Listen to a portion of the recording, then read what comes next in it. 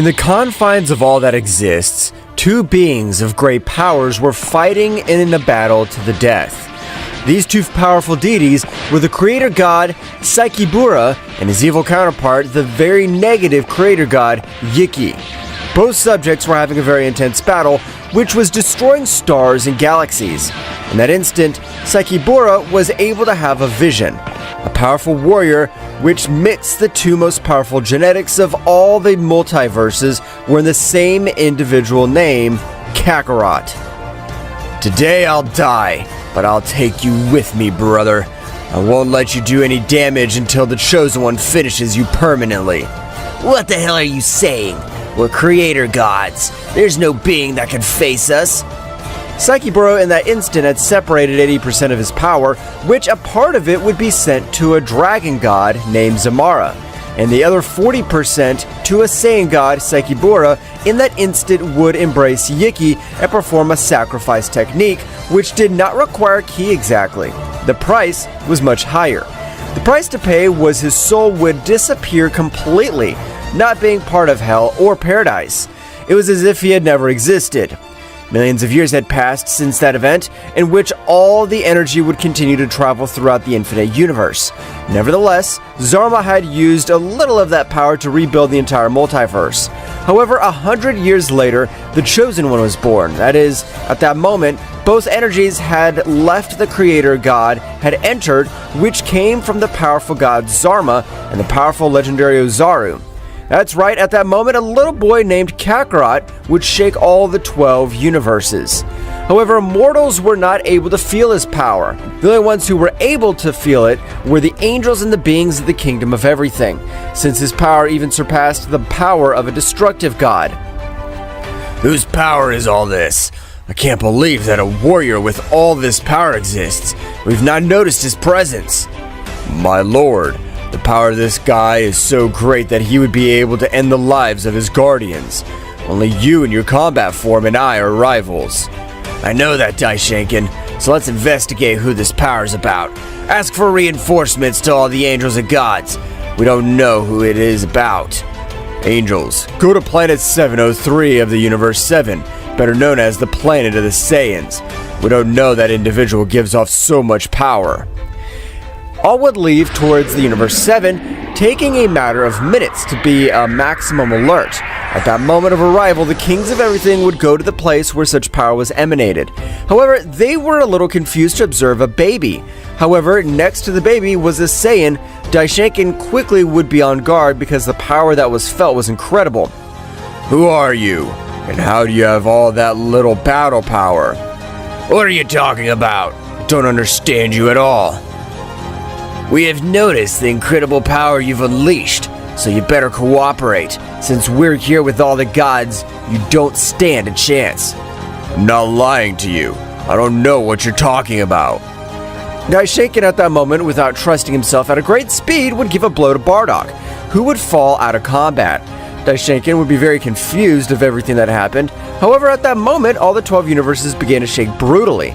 That's right, the baby boy who was in the incubator had moved a little, and by not controlling his power, even the entire Saiyan planet was involved in a great chaos. Daishankin at that moment would realize that the true bearer of all that power would be the little boy. I can't believe this. Is that little child the being that's releasing such abominable power? We will finish with that little child, because if just being a baby releases so much power, that child will be the annihilation of the entire multiverse. Both guardians would throw themselves against the incubator machine of the little Kakarot. Nevertheless, in that same instant, a surprising pressure would fall all over the place. That's right, in that same instant, a gigantic Ozaru of a silver color would appear. It would seem to be able to be observed from all the universes due to its bestial size. In that moment, it would begin to speak, leaving all those present surprised. If you take one more step, I swear that I'll finish with each one of you. And now that you finish with the life of my bearer, you'll be the salvation of this small multiverse. All the divine beings had been surprised when they realized that the beast had spoken. However, the guardians, without caring anything of what the Ozaru said, likewise began their attack. But it was the worst mistake they could make. because at that moment the Ozaru at an incredible speed would teleport behind each of them, and from its mouth would create spheres of energy, leaving no trace of both of them. Does anyone else want to be eliminated? What are you supposed to be? And how is it that all that power can be in the body of that little Saiyan boy? I understand that you are the king of everything, but that's none of your business. You better leave this planet if you don't want me to finish you all off. I won't let you treat me like this. I'm the king of everything, and I deserve respect. Let me see what you think of this damn beast. Zeno at that moment would begin to increase all his power, being able to surpass to his combat form. That's right, the powerful king of everything, Zeno-sama, was able to transform, and in the same way he would throw himself against the immense Ozaru. However, he would be surprised to hit him with all his strength, and only have been able to move a little the snout of the giant Ozaru. Is that all you can do? Don't make me laugh. Oh, I thought the king of everything was a being of power, hard to reach, but you're nothing more than a poor worm. The Ozaru at that moment would give him a powerful blow with one of his hands, making the king of everything return to his normal state. That's right, that beast was able to make the king lose his combat mode with a single blow. I didn't end your pathetic life, because if a king of everything dies, the whole multiverse will die with him. So for that simple fact, I'll let you live. But if you threaten me again, I'll end this multiverse myself. We understand that you have great power, but please, tell us what is that you're looking for in this multiverse? Knowing so much about multiverses, you must know that this is one of the weakest multiverses of all. That's right. I know it's one of the weakest of all.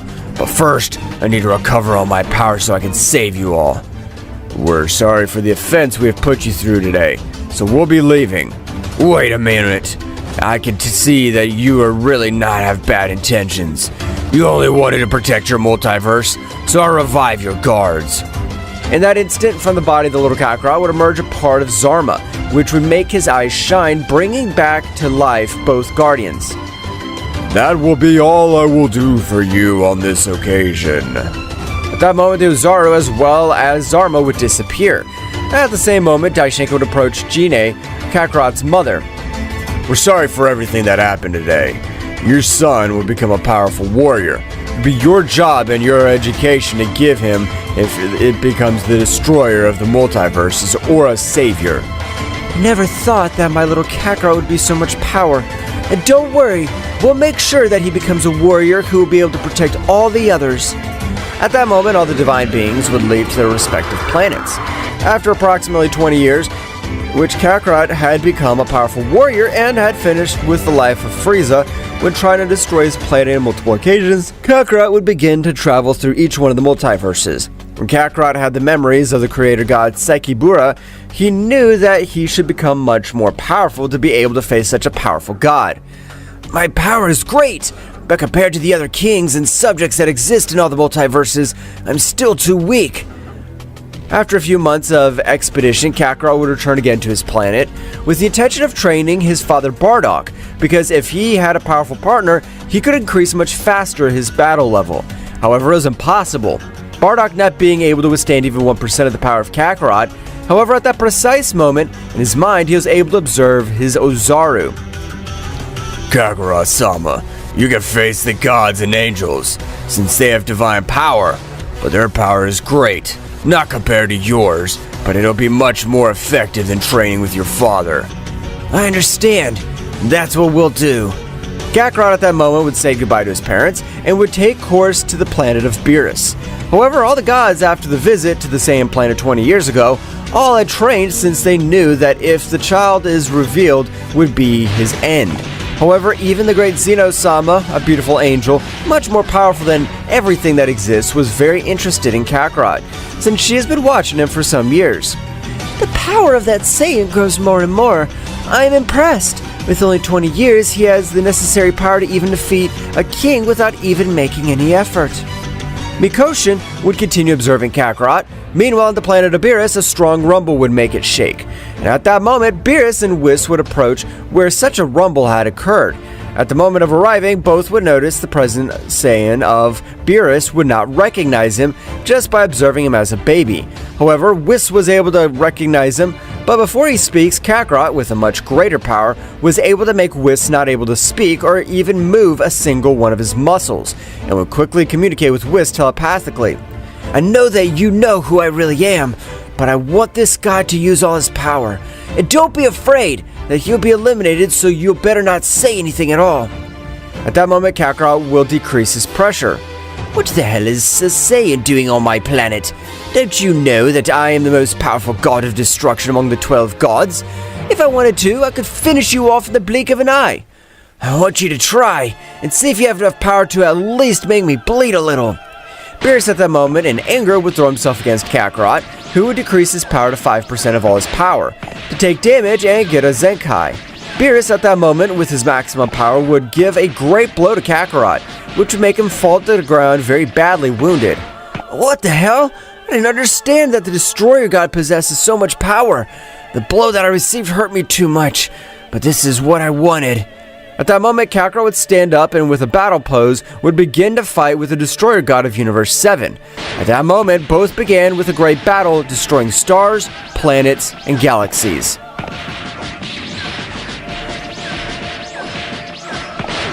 The battle of Kakarot and Beerus would continue in its climax. That's right, the power of Beerus had surprised Kakarot, which did not imagine that Beerus would be so powerful. In the moment of the battle, Kakarot was able to end it by increasing his power to 25%. However, to his surprise, Beerus was able to dodge the blow that almost knocked him out of combat. For a Saiyan, you are very powerful. You're worthy of observing 100% of all my power. So let's see what you can do against it. At that moment, Beerus would begin to raise its power to the maximum. Even his appearance was changing. That's right, the power of Beerus was even shaking the entire Universe 7. At that moment of a great explosion of energy, Hawkeye could be observed Beerus in his new transformation, which would leave surprised Kakarot. Beerus at that moment would be launched against Kakarot. Goku was not able to dodge his powerful blow because he was only transformed into Super Saiyan. At that moment, Kakarot, knowing that even with all his ordinary transformations, he would be no match for that god, would begin to increase his power, accessing the Super Saiyan Blue. That's right, at that moment, Kakarot with a serious look would stand in front of Beerus. You turned out to be a worthy opponent, so I'll show you my power. Kakarot and Beerus at that same instant would disappear from the whole place, starting to move at a great speed, starting to disintegrate every planet in the universe. That's right, when colliding with their blows were so powerful that they were not able to neutralize them completely. Meanwhile, with Mikoshin, she was equally very surprised to realize how a God Destroyer possessed all that great power. This is incredible! Zeno-sama's multiverse has increased in power in an amazing way. I can't believe how much power they have achieved in such a short period of time. Meanwhile, in the realm of the whole, Daishinken was also watching the battle, being a little amazed at the power Beerus had obtained. The god power Beerus had increased in an incredible way. He should be considered a supreme god. He has the power to back it up. At that moment, one of the guards would approach Daishinken. Daishinken, you are still watching the battle of that Saiyan? I don't know how a god was able to match him. If at that moment he was born, he was able to make everything around him tremble. I don't know, but his power doesn't compare to the moment of his birth. How strange. What they did not know was that Kakarot's power was hidden. That's right, Kakarot only used what was necessary so that the other beings would not know his true battle level. Returning to the battle of both, Beerus and Kakarot were a little injured. However, at that moment, Kakarot would give a big smile and laugh. You really are a powerful god. You've earned my respect. I, the most powerful Saiyan of all the universes, recognize you as a worthy opponent. What do you mean by this? Are you giving up? Of course not. In this instant, I'll demonstrate to you the power of which you'll not be able to surpass, no matter how hard you try. Kakarot in that same instant would access to Ultra Instinct. That's right, in the same moment, Kakarot, with a powerful and accurate hit, was able to make Beerus fall to the ground, losing his transformation and being out of combat. Angel of the Universe 7 Whis, I thank you for keeping my secret and excuse my behavior. I know that maybe you don't trust me, but a danger is approaching. Don't worry, Kakarot-sama. All the divine beings have given you the vote of confidence. Be sure that you'll not regret it. I'll do whatever it takes to protect this multiverse that I love so much. Kakarot in that moment would leave it to an inhospitable place of all the Universe 7. That's right, Kakarot would begin to meditate, since for beings who broke the laws of power, it was of utmost importance to meditate. After a while on the planet of Beerus, he would wake up a little confused by everything that had happened. Whis, what happened? Was I defeated? That's right, Mr. Beerus. The Saiyan named Kakarot defeated you. I can't believe I lost to a puny Saiyan. This can't be a damn nightmare. Of course not, Mr. Beerus. You lost to the best. I know you don't remember, but you just fought the Saiyan that was born 20 years ago. Was I able to fight against that gigantic power? That's right, Mr. Beerus. It seems that your power has grown so incredibly, you were able to face that powerful god and was even able to be recognized him. This only motivates me to become much more powerful. I won't fall so far behind that Saiyan. I want to have a rematch and defeat him in the next one. Meanwhile, in a place far away from all the multiverses, one of Yiki's subordinates had awakened when he felt the essence of the protagonist god. Well, well, this seems very interesting to me. That's the power of a creator god. Better go and investigate. At that moment, a guy with horns on his head would stand up and at an impressive speed would begin to head towards the multiverse of Zeno-sama at an impressive speed that no king at all would be able to perceive it. Meanwhile, on the same planet, Bardock was also training because he didn't want to be so far behind the power that his son had. I know that I was not born with great genetics of my son, but even if it costs me 100 times more to increase my power, I'll make it an effort. Bardock at that time would begin to train to increase his power and be of help if a new enemy approaches the planet. Meanwhile, in the Kingdom of Everything, Zeno-sama for 10 years ago had not given signs of his life. That's right, Zeno-sama had suffered such defeat, was very bad, and for 10 years Zeno-sama entered one of the rooms of the Kingdom of Everything, and nothing was known about him until today. That is, Zeno-sama at that moment would come out of that room, but the power he gave off was extremely unreal. At that moment, even the high priest would fall to his knees on the floor. What is this pressure? Has a new enemy appeared? At that moment, Zeno-sama will decrease all his pressure, making everyone present in the whole realm able to move freely. Don't worry, it was only my pressure, because I'm not able yet to control, but you must all increase your power because something very negative is on its way to this multiverse. What do you mean by that, Zeno-sama? One thing that Ozaru is right about is our multiverse is under an incredible threat. I don't understand, Zeno-sama. The Guardians like me are trained to become much more powerful. Alright, I don't know what's going to happen, but I'll try not to let my multiverse be annihilated. Meanwhile, on the planet of Beerus, which still possessed a little of the essence of a creator god, a subordinate named Reich had arrived in front of both deities. However, unlike when Kakarot arrived to the planet, this time an incredible pressure seemed to be suffocating them since they could not even breathe.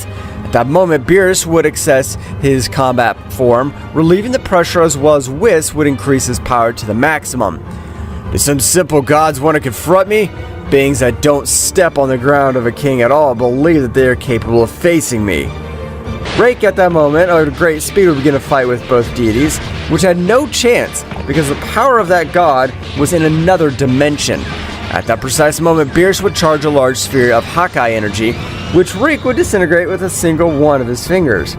This is incredible. The power of that guy is even greater than that of Kakarot-sama. Reich at that moment took the battle a little more seriously and started to beat them both. That's right, the power of his blows was so powerful that even the whole planet was destroyed.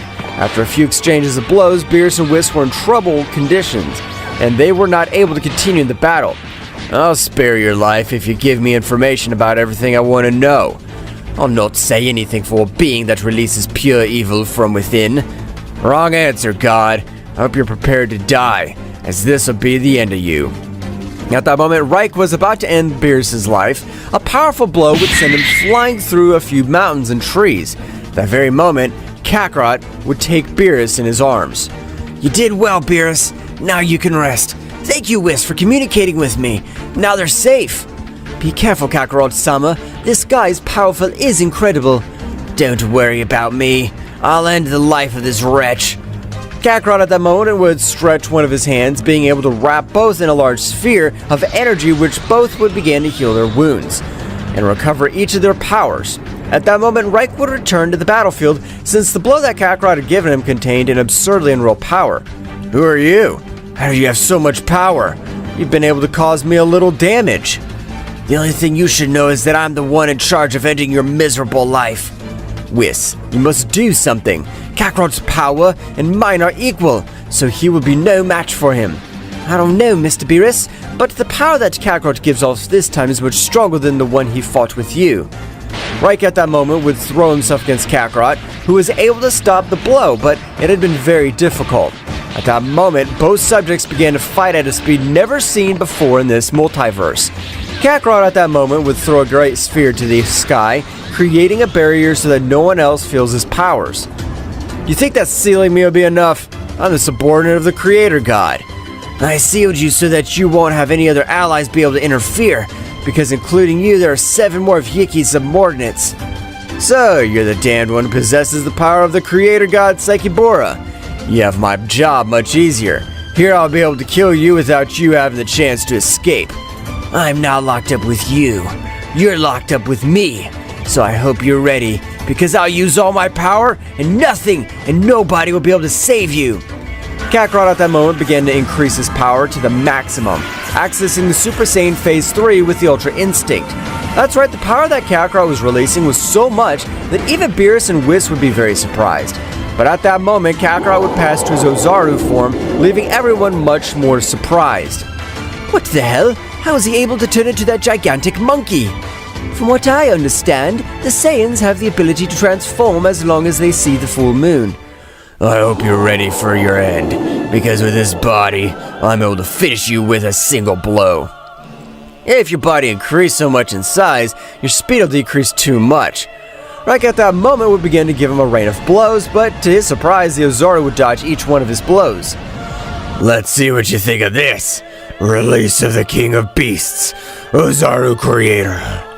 At that moment, a pentagram and a seal would be formed all over the place, being completely destroyed and beginning to increase its power much more, making all the universes tremble.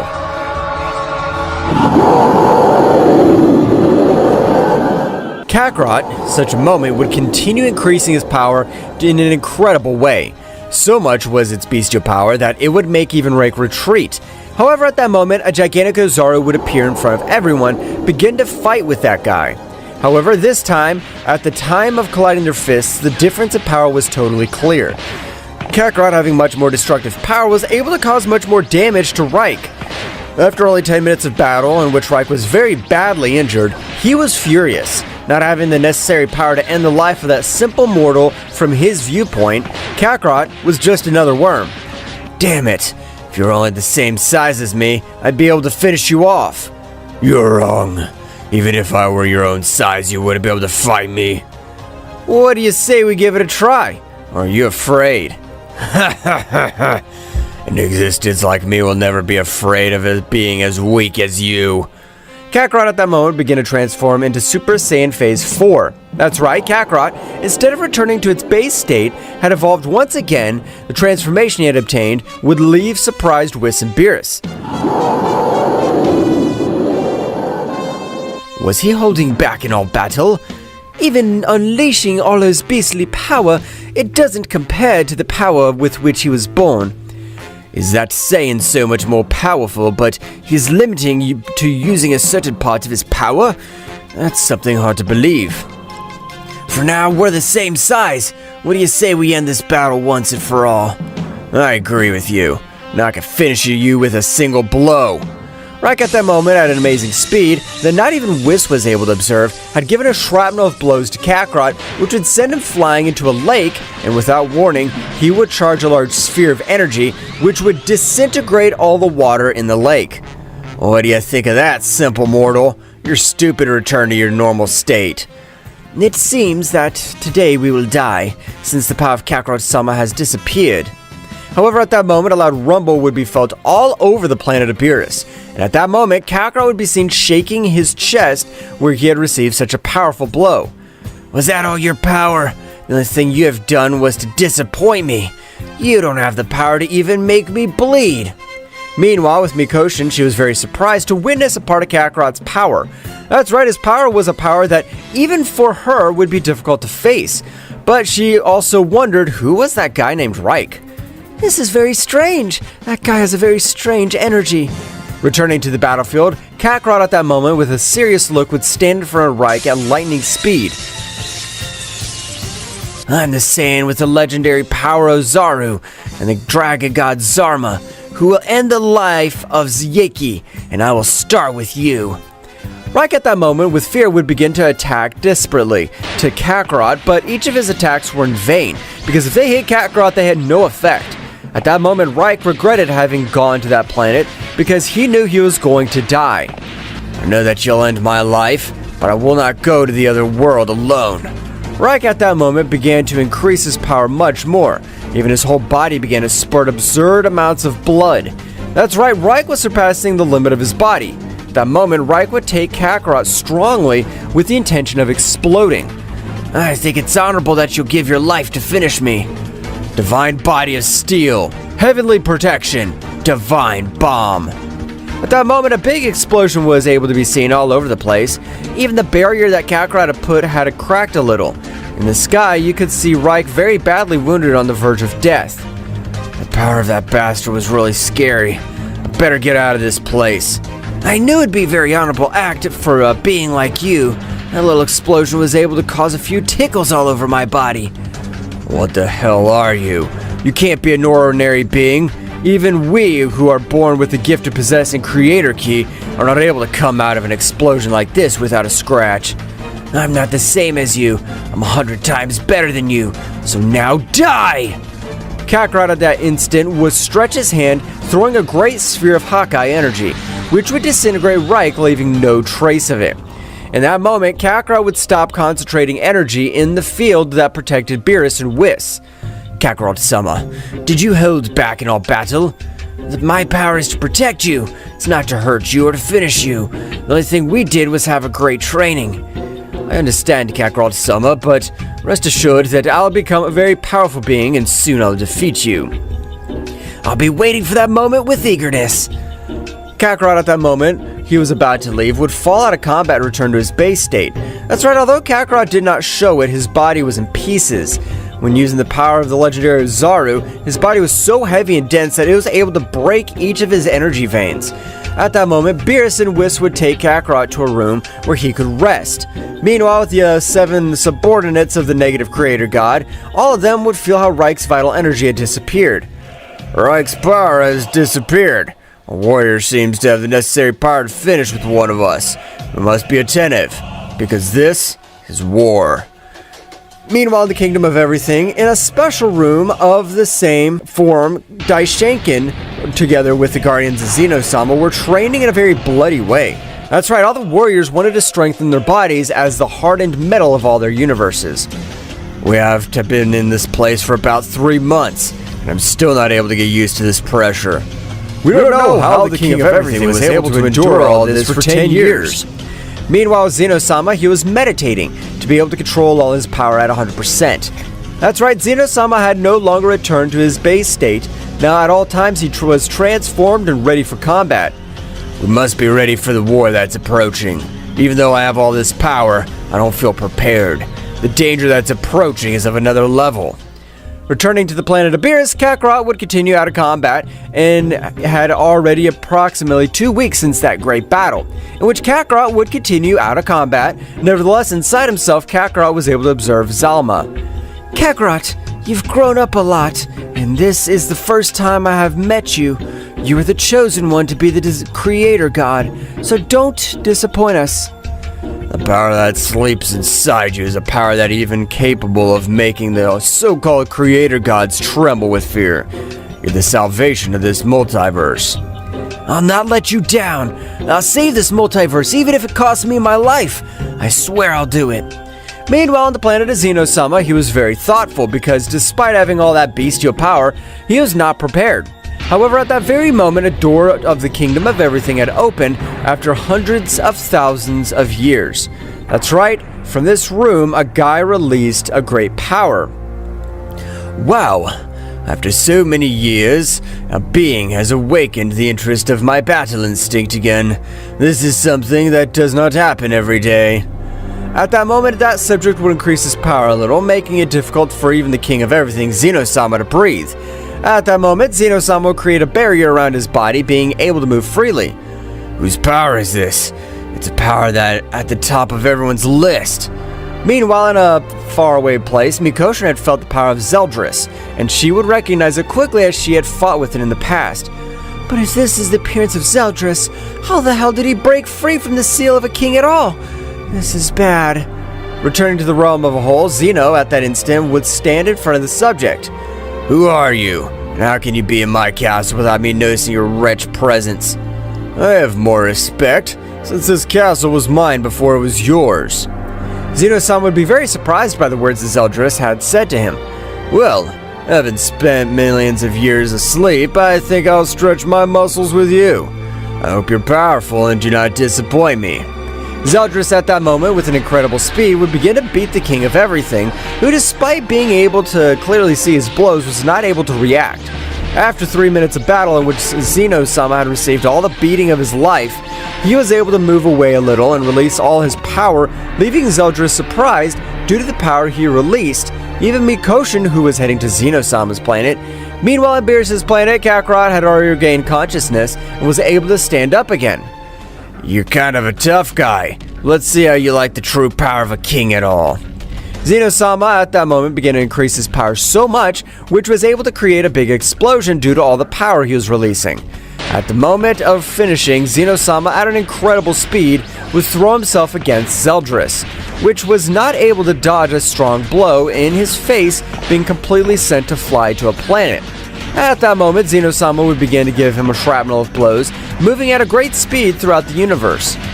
Receive this, punishing sword of gods, spiritual destroyer.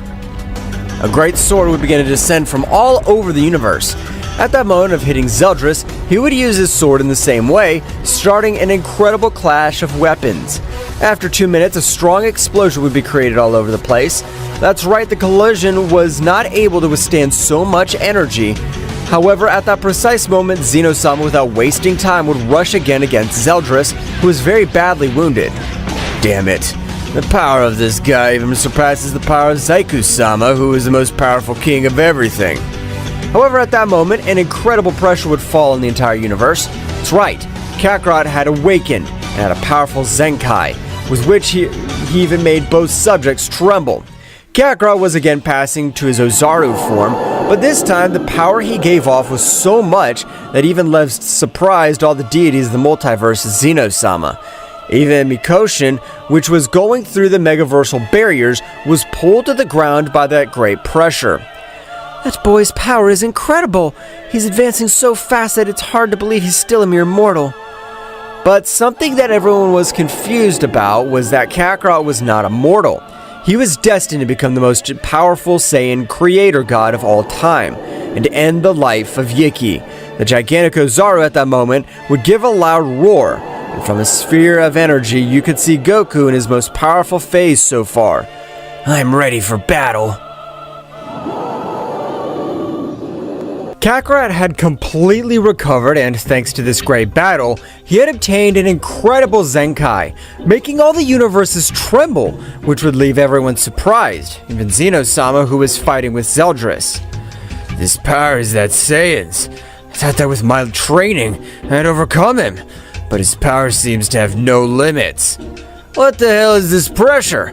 I can't believe it. I can't even move. I'd understood that Zeku-sama was the most powerful being of all the multiverses, but I was totally wrong. Meanwhile, in a different universe, Mikoshin was equally surprised since the power of Kakarot even surpassed the power of Zeldrris, which millions of years ago caused problems even to the super kings of the whole multiverse. This is incredible! The power of a simple Saiyan is able to reach this level. He will be a great ally for us, so we must unite to finish with the subordinates of the negative creator god Yiki. Returning to Universe 7, Kakarot was in his transformation of Super Saiyan Phase 4 Celestial, but the moment he regained consciousness, he would stop releasing such incredible power, since he was able to destroy everything around him. Oh, sorry, Beerus and Whis. I was not able to control my power. That's the power that was felt 20 years ago. At last you have shown your attentive power, Kakarot-sama. So that's the your true power, Kakarot-sama. I never really stood a chance against you. Never say such nonsense, Beerus. The limits will only be set for ourselves, because if we strive every day, our power will be gigantic. Beerus was much more excited with the words of Kakarot, was determined to increase to an incredible level, a destructive level. Meanwhile, returning to the planet of Vegeta, Father Bardock had been able to master the Super Saiyan, even obtaining the variables up to Super Saiyan Phase 3. My son has yielded excellent results. Now I'm able to train with my son. However, in a place far away from all these universes, the 5 subordinates of the negative creator god Yiki were forming a plan to eradicate Kakarot, who was able to the end of the life of one of his brothers in battle. Even if I have to send 3 more gods of death, I will do it. Supreme Gods 3, 4, and 5. Go and finish with that wretch. At that moment, the 3rd, 4th, and 5th Supreme Gods would go at amazing speeds towards the planet of Beerus.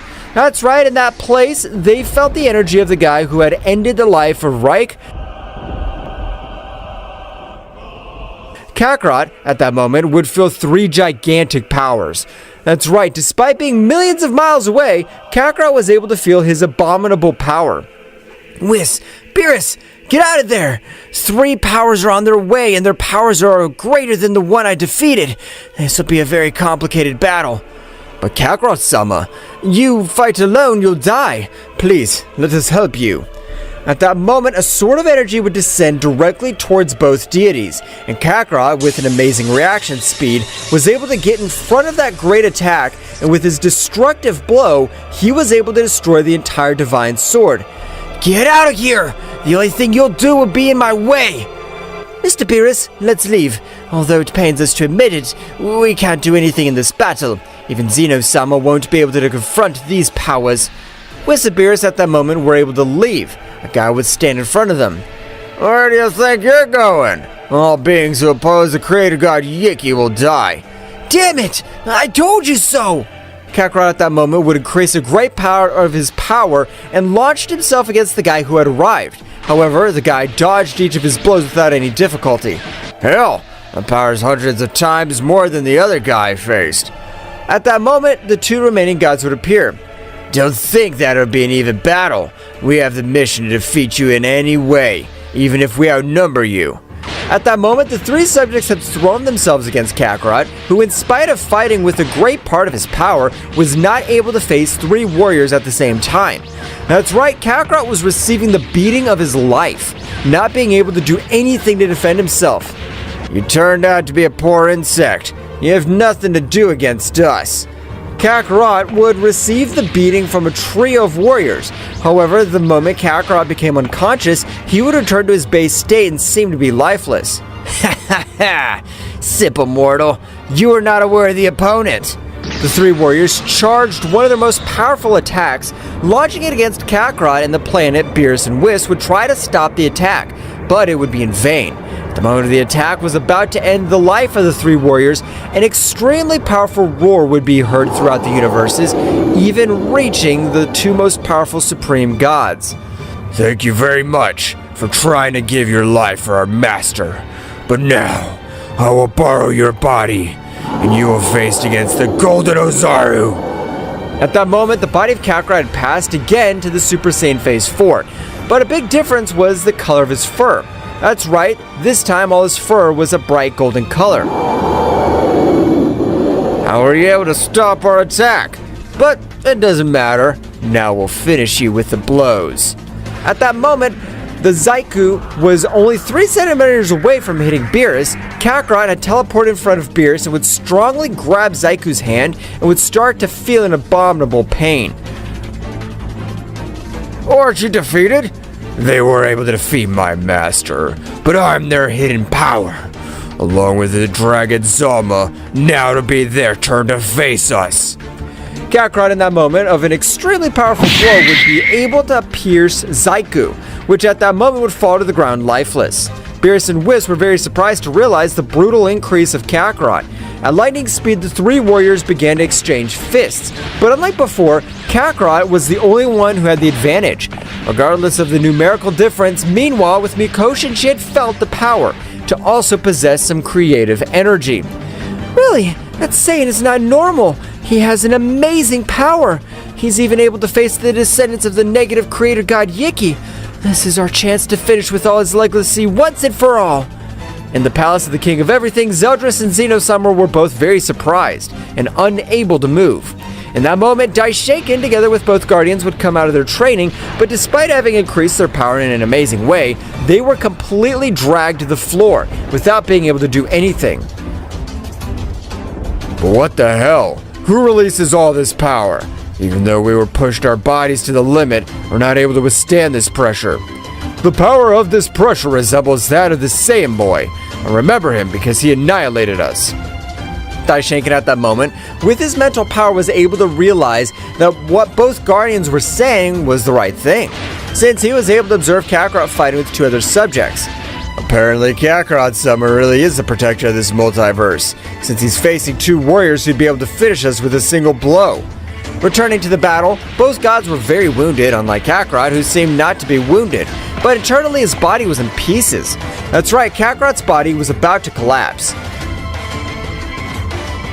At this moment, I'll finish you off. I'm tired of playing games. Kakarot began to increase all the remaining power he had left over, but even his energy veins were tearing from such an effort. At that moment, Kakarot would even activate Kaioken, making all his bones break from the energy drain. This is the end of you cursed ones! You should have never faced me! Kakarot, without giving him time to charge their attacks, launched into the attack against both, giving them a great beating. A powerful energy slingshot had reduced them to mere atoms. However, Kakarot had also fallen out of combat, but at that moment, Beerus would take him in his arms. You're really amazing. I can't believe the power you have. Beerus and Whis would again come to Kakarot to rest, but this time, all the power of the god Ozaru was merging with Kakarot so that he would be able to use it at will. The final battle is very near, and we must be ready for all of the sake of all that's created by our creator god Psyche Bura. Meanwhile, in the Kingdom of Everything, all the subjects were able to move freely, but at that very moment, a beautiful woman would arrive. King of Everything, Zeno-sama, I can see that you're the most powerful king of everything in your combat form, being even able to defeat Zeldrris. Thank you for the compliment, Mikoshin. But who's Zeldrris? How was he in my palace? In short, Zeldrris is an ancient demon who is sealed by all the other kings of the world. This would surprise Zeno-sama, who didn't know all this. But Mikoshin, why did you come here? I no longer doubt that you have come here to give me this information. You're right, Zeno-sama. We must unite all the other kings of the whole, along with the Saiyan named Kakarot, since the final battle is about to begin. Final battle? What the hell do you mean? I don't understand anything. Zeno-sama, the creator gods really exist. They're not simple legend as it is believed, and apparently Kakarot was born with a great part of the powers of the creator god in order to end all the evil of these universes. Zeno-sama would be very surprised by what Mikoshin said, since the legend of the creator gods was a simple rumor from millions of years ago. So the creator gods really exist. It's incredible. Can't believe it. That means we must train even harder. Indeed, Daishinkan, we must increase our powers because from what I've investigated, the powers of the last two supreme gods are abominable. But how will we end the life of the creator god? I don't understand that. The moment we wipe out all their offspring, it's said that the portal to Yiki's dimension will be observed, and we must defeat them in their world. That's a damn suicide mission. How are we going to face him in this world? Because if we face him here, his energy is capable of spreading to the other multiverses and reincarnate again. Meanwhile, with Kakarot, he was deeply asleep, but the legendary Zalma was repairing each one of his energy veins since he needed his carrier to be 100% to support both powers. At that moment, Kakarot was able to wake up in a part of his subconscious observing Zalma. Zalma! What happened? Did I die? Of course not, you didn't die. Since your mission is to end the legacy of the creator god Yiki, and only you'll be able to do it. I'm willing to give my life to accomplish it, but I don't know if I have enough power to do it. At that very moment, the creator god had appeared in front of Kakarot and Zalma. But this is impossible. My creator Sekibura-sama is in front of me. Tell me, Lord, what do I owe this honor? After millions of years, my power has chosen a Saiyan who will put an end to all my dear brother's greed. So you're the creator god. I promise you that I'll not let anyone get away with it. I'll even give my life just to put an end to all the evil. I'm sure of that. So, I come to give you the battle knowledge that I have. Sekibura at that moment given him the divine knowledge of battles. That's right, the creator gods fought in a very different way than the mortals. With this knowledge, he'll be able to face anyone. Thank you very much for trusting my great god Zalma and legendary Saiyan god Ozaru. At that moment, a great light would illuminate all around him, and Sekibura had disappeared from Kakarot's mind. I'm not allowed to lose. Zalma and Ozaru, the three of us will be victorious in this war. Of course we will.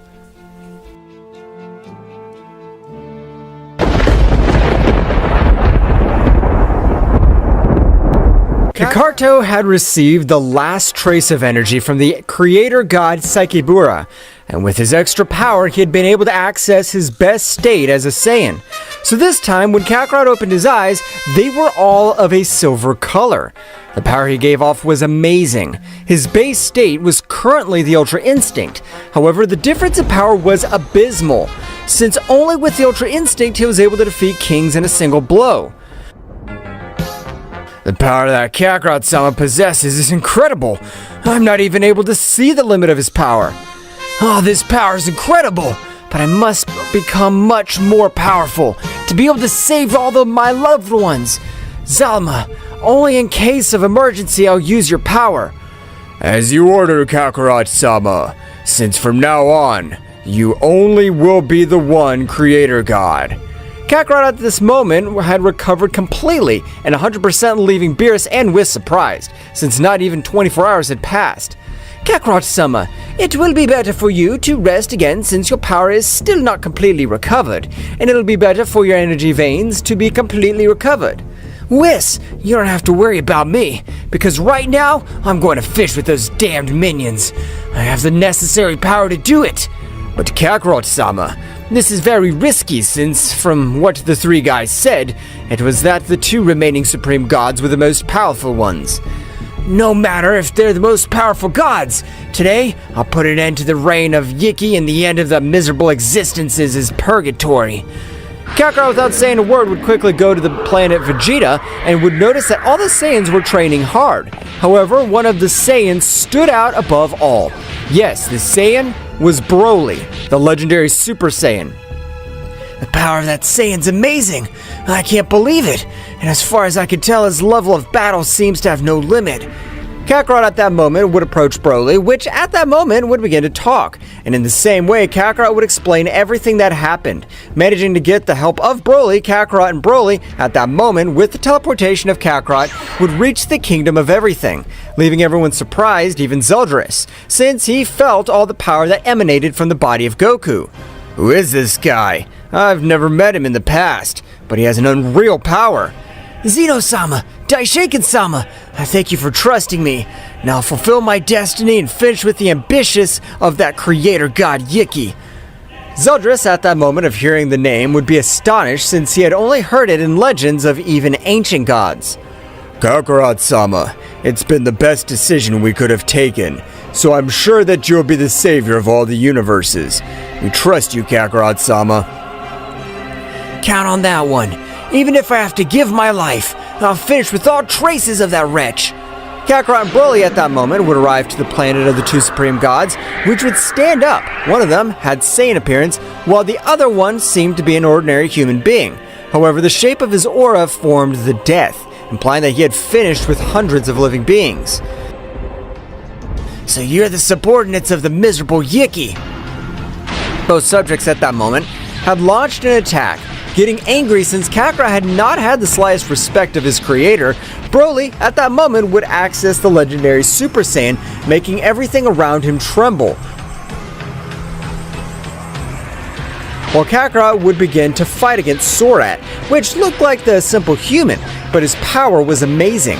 While Broly was facing Tarble, the battle that both were having was a brutal battle.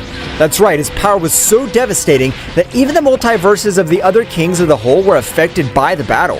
Kakarot was the one who totally dominated the battle, unlike Broly, who was receiving a beating from Tarble. However, his power was increasing while the battle was going on, until the moment in which Tarble would direct a powerful blow, which Broly would stop with only one of his hands. You've had enough fun. Now it's my turn to attack.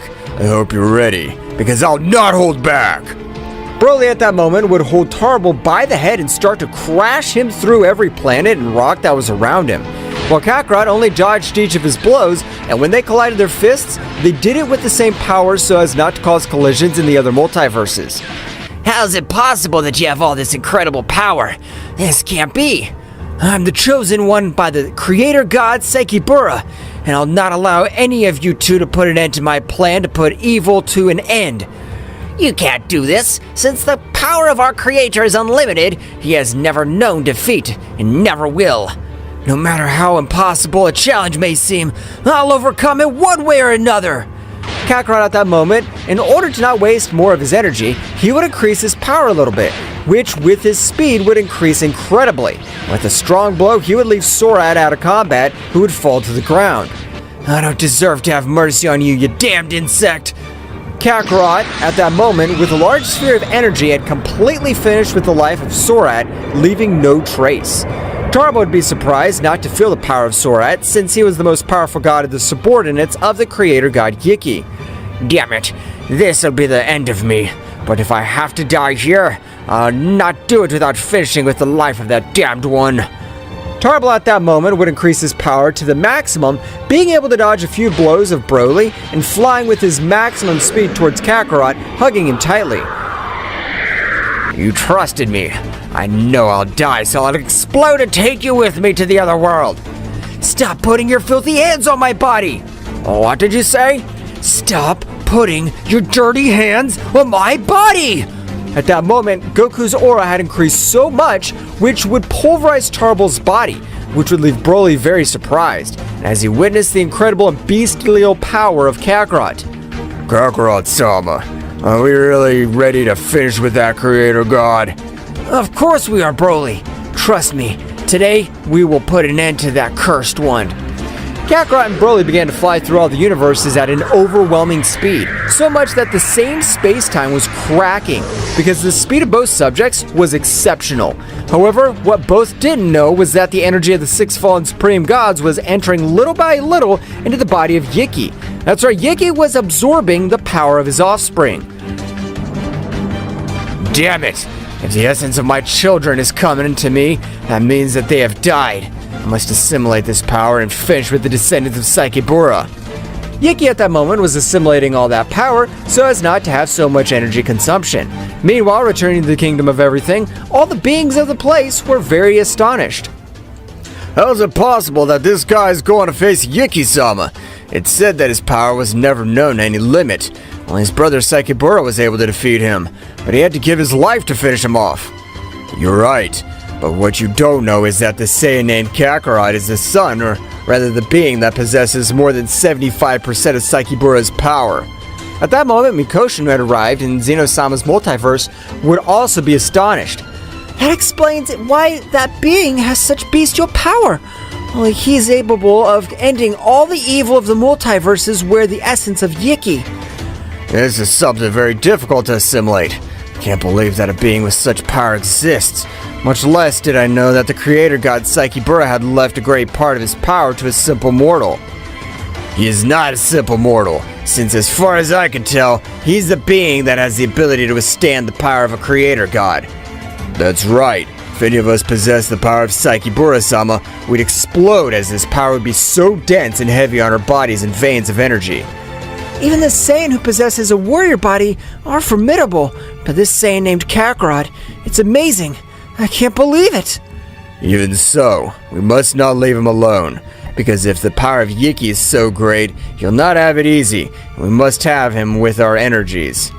Meanwhile, in Universe 7, Beerus and Whis were very thoughtful about everything that had happened, since this time Kakarot had been wounded much more than the last battle, and had a much bigger Zenkai, and his wounds healed at an amazing speed. Whis, is everything going normally? I don't know why, but I feel that something's very bad about to happen. I felt the same way, Mr. Beerus, but we can't do anything, because the power of Kakarot-sama even surpasses a king at all. At that moment, the voice of the High Priest Daishinkan-sama would resound throughout the universes. Destroyer gods and guardian angels of all universes. I want you to be aware that if Kakarot-sama needs our powers to Venicure in this battle, we'll give him the last drop of our energies. As you command, Daishinkan-sama!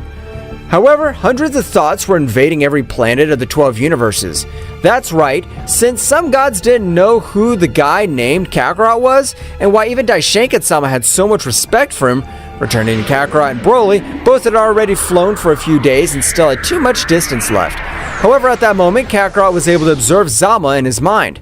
Master, if you wish, I could teleport you to that place. Of course, only if you feel ready to go. Of course we feel ready. Just one favor. Give us back our energies to go 100% of our power. Of course, Master. That won't be a problem. At that moment, Zama's eyes would shine, making Kakarot and Broly to be at 100% of their power, and at that moment, they'd be teleported to a similar hell. That's right, everything around them was chaos, and even the air was too thick to breathe easily. What the hell is this place? I can't believe that a being is able to live here. At that moment, a loud voice would echo through the place. Are you making fun of this place? You should thank the damned Sakibura. With that as his last power was able to seal me in this damned place. But when I finish with you two, I'll be able to finally return to the world of the living. That'll be impossible, because if we're in this place, it's because we know that we can defeat you, even if it costs us our lives. Today, we will end your existence completely. At that moment, Kakarot would take a step forward and would pass to the Celestial Super Saiyan 4, which at this time emanated an amazing pressure. And Broly at that moment would access the Super Saiyan Legendary. Both would be launched against Yiki, but to the surprise of both, Yiki was able to stop a blow of Broly and a kick of Kakarot with each of his hands, which would leave surprised both Saiyans, which didn't believe in such bestial power that he possessed. Did you think that you're the only ones who trained? I knew that my stupid brother's offspring would be difficult, and that he would choose a worthy opponent, so I trained as well. Yiki at that moment would expel a great part of his power, making both of them retreat to begin to hit him. They didn't know there were so many blows came from. Yiki in a moment would throw both of them to the ground, very badly wounded. What the hell? I thought that was the power I possessed would be enough. But the power of that guy is incredible. Kakarot! That guy's power is way beyond us. I'm really sorry, Broly, for getting you into this situation. I'll create an opening. I want you to leave this place. I'll never do it, Kakarot. If I have to die, I'll do it by your side. Kakarot at that moment threw himself against Yiki, starting to exchange blows, while communicating telepathically with Broly. Broly, I appreciate your help, but I need you alive. When you leave this damn place, go to the planet Vegeta. Ask all the Saiyans to give me their power. But Kakarot, getting to planet Vegeta will take me days, or even weeks. At that moment, Daishinkan had interfered with their mental communication. Don't worry, Broly. I'll keep an eye on your power, and when you leave that place, I'll take you quickly to the planet Vegeta. I don't know how you have interrupted my mental communication, but thank you, Daishinkan. Is that all you can do? You're nothing but a simple worm. Now I can use all my power. Doesn't matter if my body's in pieces. I'll exterminate you! Kakarot at that moment would pass to its definitive golden phase, which mixed with the power of the legendary Ozaru and Zama. Kakarot at that moment would give a strong roar, with which he was able to open a portal and making Broly leave that place. So you've let your partner escape. That doesn't matter to me, because when I leave this place, I'll finish with every living being in the universe outside. Yiki and Kakarot at that moment began with an intense battle, which could not observe a clear winner. This time, the power of Kakarot's fist caused great damage to Yiki. At the moment that Broly left Daishoken would take him quickly to the planet Vegeta, and Broly would begin to explain everything that happened.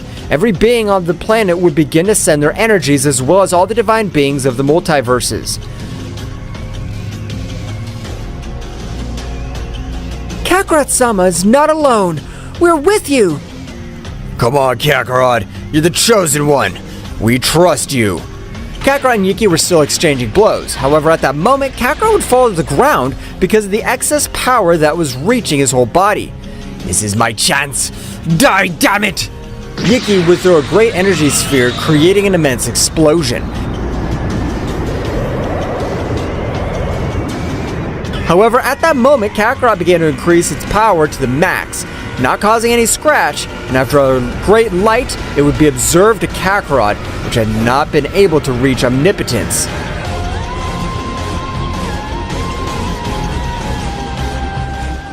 In this state, I only have 1 minute to finish you. This is impossible. Kakarot at that moment would charge all his power in the last blow. Receive this! Attack of the Dragon God, Celestial Divine Dragon, die! The incredible attack would pulverize all existence of Yiki.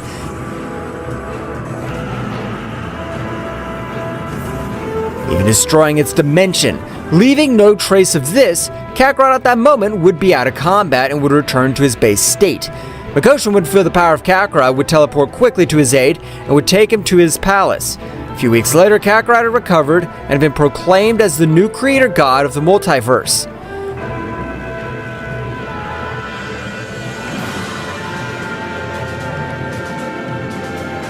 Thank you all very much. Without you, this would not have been possible.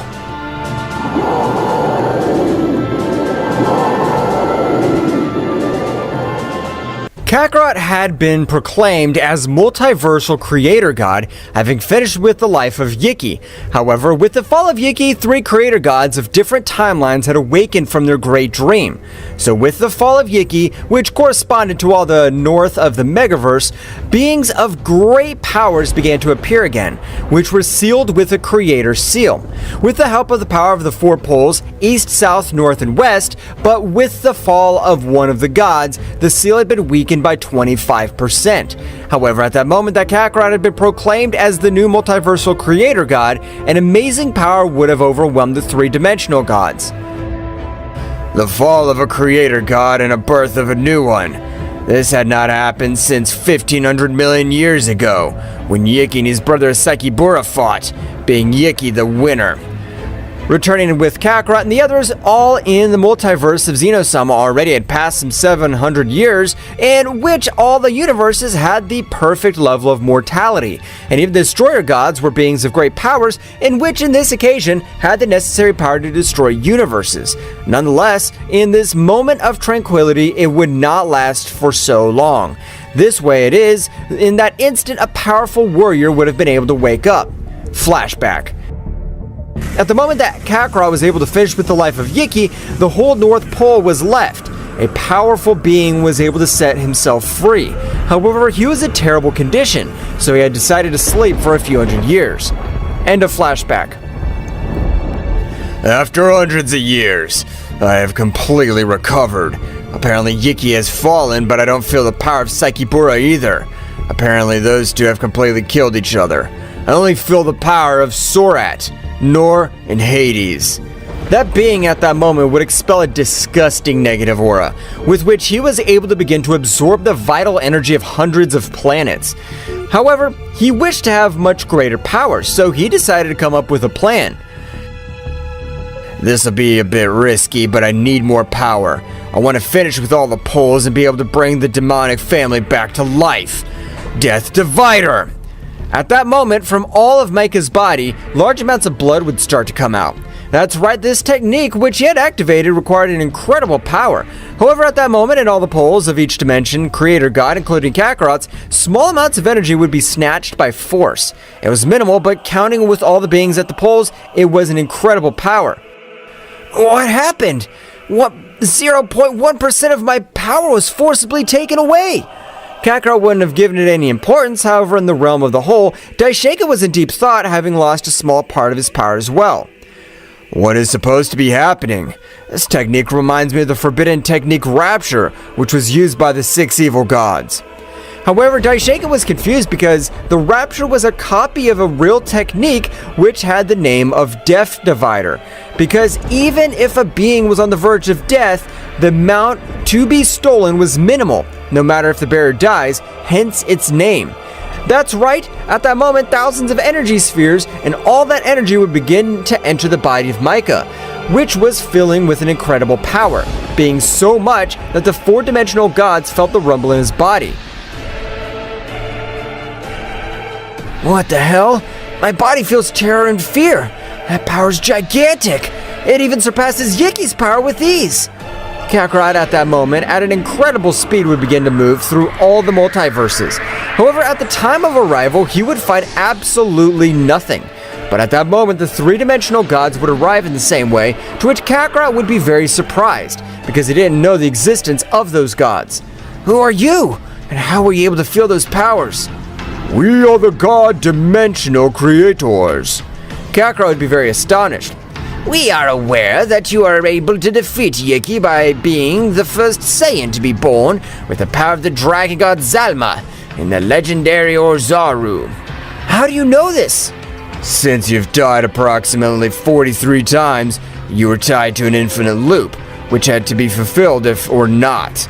I don't understand what you mean. In a few words, you were chosen by the power of Psyche Bura. You had to defeat his counterpart. However, before defeating him, you were defeated 43 times. It was said that when you defeated Yiki, everything would be destroyed, since in the premonition that we dimensional gods had in this battle, you would sacrifice yourself. I always told them that we should not trust in premonitions, because the future of us cannot be foreseen, and we have the power to change it. Kakarot was very astonished by everything that the 3-dimensional gods had told him. This means that I was always destined to end the life of Yiki. That's right. And until you succeeded, we don't know what would happen from here on. Because as we have told you, you should have died in that battle, so that the whole North Pole disappears with it, even 25% of the Creator Seal. Creator Seal? What's that? We must explain many things to you, otherwise, this being will be able to finish with all of us. And if we die, we'll not be able to put a balance to the god of death. I don't understand anything at all. Is there also a god of death? That's right, the god of death. He feeds on the souls of the beings that go to the other world, be it paradise or hell. He keeps their powers. Well, what can happen if you die? The power of the god of death would be so powerful as to destroy the earthly, angelic, and infernal world. At that moment, Kakarot would invite them to his multiverse so that even the destroyer gods are informed of this situation, which represents even greater threat than Yiki. In that instant, the 4 warriors at incredible speeds would arrive at the planet of Zeno-sama, and Kakarot would inform all the gods and angels in an emergency meeting. After 10 minutes, all divine beings of all universes had come to the planet of Zeno-sama. Why this emergency meeting, Kakarot-sama? At the moment, Hades, who is the most powerful dimensional god among the 3, would step forward. King of all, priest, angels, and gods. My name's Hades, and I'm the dimensional god, and the reason of this meeting is due to the amount of energy that was stolen from us. At that moment, hundreds of comments would be heard from all the gods and angels. Apparently, even when I defeated Yiki, the very old seal was weakened, being able to escape a being, which even exceeds the power of Yiki. The most dangerous thing is not that, since according to legends in that dimension, there's a demonic race, which is capable of killing a creator god with a single blow. At that moment, all the gods began to panic. How is it possible to kill a creator god with a single blow? They're only legends, but in every legend or rumor, there's always some truth. For that reason, I've sent you, gods. I want you to continue training as you have done so far. But if you noticed any anomaly, inform us. This is a galactic-level threat. Understood, Kakarot-sama. Meanwhile, in a very different place, thousands of shadows, negative energy, were around a single being. That's right, it was Micah, who, seconds before Kakarot arrived to this place, was able to use a three-dimensional change, with which he is able to disappear his ki completely. That was close. The power of the three-dimensional gods is strong, but the power hidden in that guy is amazing. From what I was able to hear, that guy was able to end Yiki's life. Mike at that moment would begin to assimilate all the power, which at every moment caused deeper into his sea of energy. Even the dimension where he was, energy spread, which caused stars and also destroyed by excess of energy. The power of that guy is amazing. Despite only stealing 0.1% of all his power, my body's heavy and hurts. I have to bring my family to finish with those bastards. Returning to the realm of Whole, all the gods at that moment had moved to each other in the universes, training every day more arduously. Meanwhile, on the planet of Zeno-sama, Kakarot, together with the three-dimensional gods, stayed talking for a few more minutes. Kakarot, that's your name? I wanted to test your power, and to know if we have a chance against that power that has been felt recently. Of course we'll fight, and we'll defeat whoever it is. I'll not let my multiverse be destroyed again. Daishinkan at that moment, with his great power, would create a platform in which only Kakarot and Hades would remain. You may begin. At that moment, both subjects had amazing speeds, which were even complicated, for Daishinkan began to connect multiple blows. While exchanging blows, Hades was very confused. What is this? The power of the past versions of Kakarot is amazing. This power is miserable. There's no point of comparison. However, as Hades was very distracted in the battle, Kakarot at that moment would increase his power to 100% in the state of Ultra Instinct, connecting thousands of blows, which would make the powerful Hades spit blood. Those blows hurt me. Are you hiding your true power? That's right. I don't like to call attention with my power. I always prefer to keep it at rest so that my opponents trust me and finish them quickly. You're different from all the versions of you that I've known in the past, since they were confident in their power, unlike you, which quickly ends with their enemies.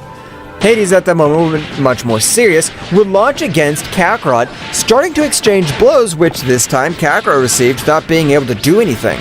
However, after 3 minutes of Kakarot not being able to defend himself, he would use a little more of his power, accessing Ultra Phase Instinct 3. I've rarely used this transformation since I usually access my celestial form. Do you have much more power than this? I do, and all this time I've been able to achieve a new transformation, but it'll be used on a worthy opponent. Kakarot at the moment, at an astonishing speed that no dimensional god was able to observe, would knock out Hades, the most powerful dimensional god. I can't believe it! Kakarot was able to defeat Hades! At that moment, Kakarot would return to Ultra Instinct, which he had taken as his base state. After a few hours, Hades would wake up a little confused. I seem to have lost. Your power is amazing. I'm not able to assimilate it, but we must still be ready.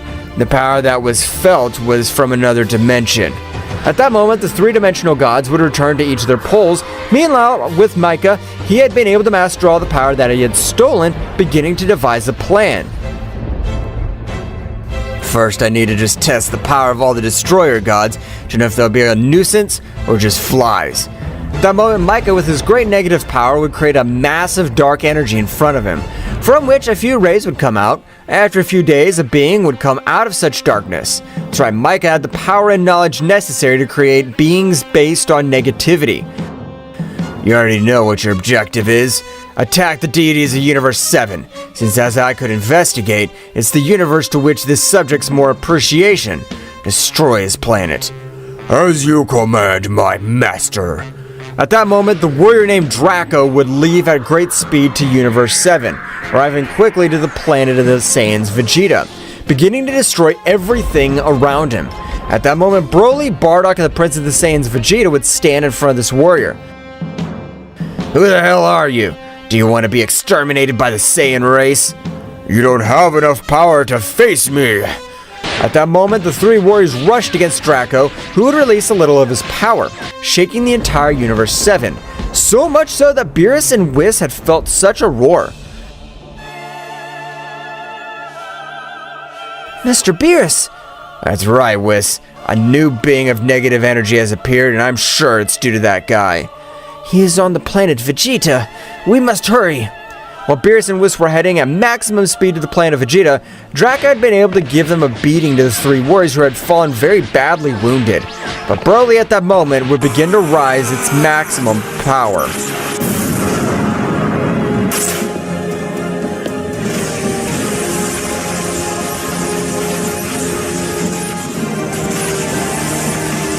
Broly was taking his body and his power beyond its limits. That's right, Broly was increasing his power to the maximum to be able to face that power, which surpassed even Yiki.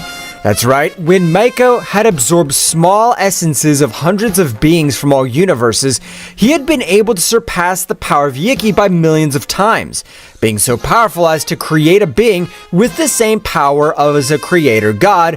Broly would continue increasing his power to the maximum, and in the same way, thousands of planets were destroyed by a great power of Broly. However, Draco was very calm, as if the power of Broly meant nothing to him. However, at that moment, something incredible would happen. That's right, Broly had been able to access the Ultra Instinct. In this transformation, I'm not able to raise my power level much more. But let's see what you think of this dam.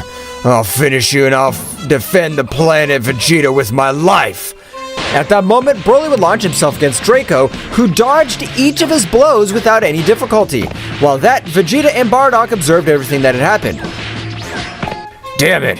Broly won't be able to defeat him. The enemy is pressing him every moment with his defense. Damn it!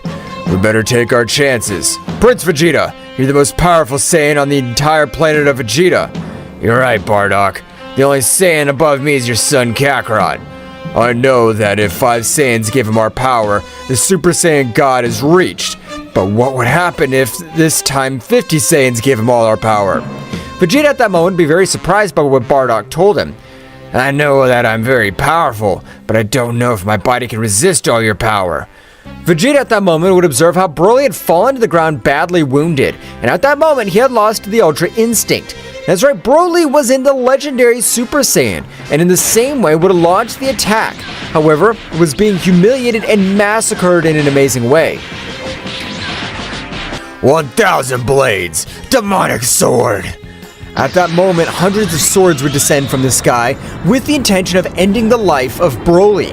However, at that moment, Beerus and Whis would face those thousands of attacks. That is, Beerus and Whis had increased their power to the maximum. This planet and all of Universe 7's protected by me. I'll not let you, a being of pure negative energy, destroy it.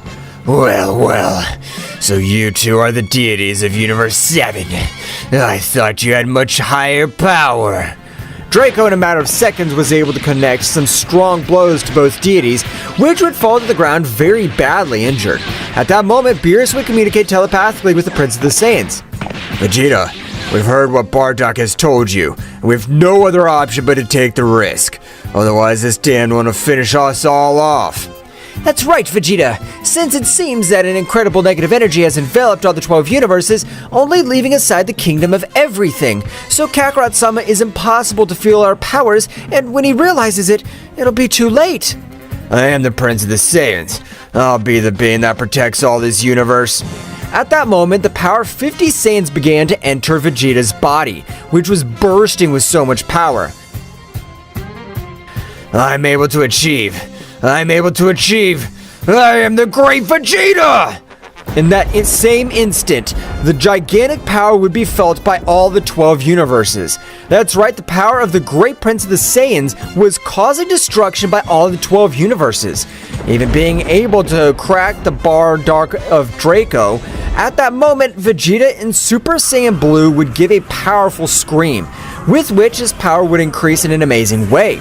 and in the same way his hair had changed to white, it would seem that he had mastered the Ultra Instinct, but it was something very different. That's right, in that moment of a great explosion would be observed Vegeta in the transformation of the Omni-God. That's right, Vegeta had been able to transcend to what beyond a king of everything. This is amazing! The symbols that Vegeta has on his forehead only represent one thing. He has been able to surpass the power of an ordinary king of everything. This is time the Prince of the Saiyans, will be your enemy. Draco would notice the essence of that Saiyan was releasing, being very surprised due to the pure energy that he was releasing. Well, I don't know how you got all that power, but now I'll devour you, because your energy will serve to make me more powerful. Draco and Vegeta at that moment would begin to exchange blows at an incredible speed. That's right, this time neither of the two was behind the other, since this time Vegeta had been able to overcome the power of a creator god in the same way. Meanwhile, in a faraway place, Micah was observing everything that happened, being a little surprised by the power of that Saiyan was releasing. That's right, the power of Vegeta had even called the attention of Micah, the being that was able to end the life of a creator god with a simple one of his hands. The power of the deities of the universe is insignificant, but if that Saiyan is incredible, I can't believe that he's not the god of this universe. This will be a lot of fun. Meanwhile, in the Kingdom of Everything, Goku was very thoughtful talking to Daishinkan. However, he would hear the voice of his father Bardock. My son, an incredibly powerful being has arrived on the planet. Beerus and Whis have been defeated. At this moment, Prince Vegeta's fighting. Although they are having an even battle, I'll let you know. Thank you, Father, for letting me know. At this moment, I'll be on the planet Vegeta in case something gets complicated. Don't worry. Kakarot-sama, is something wrong? Why are we not able to feel the power of the other universes?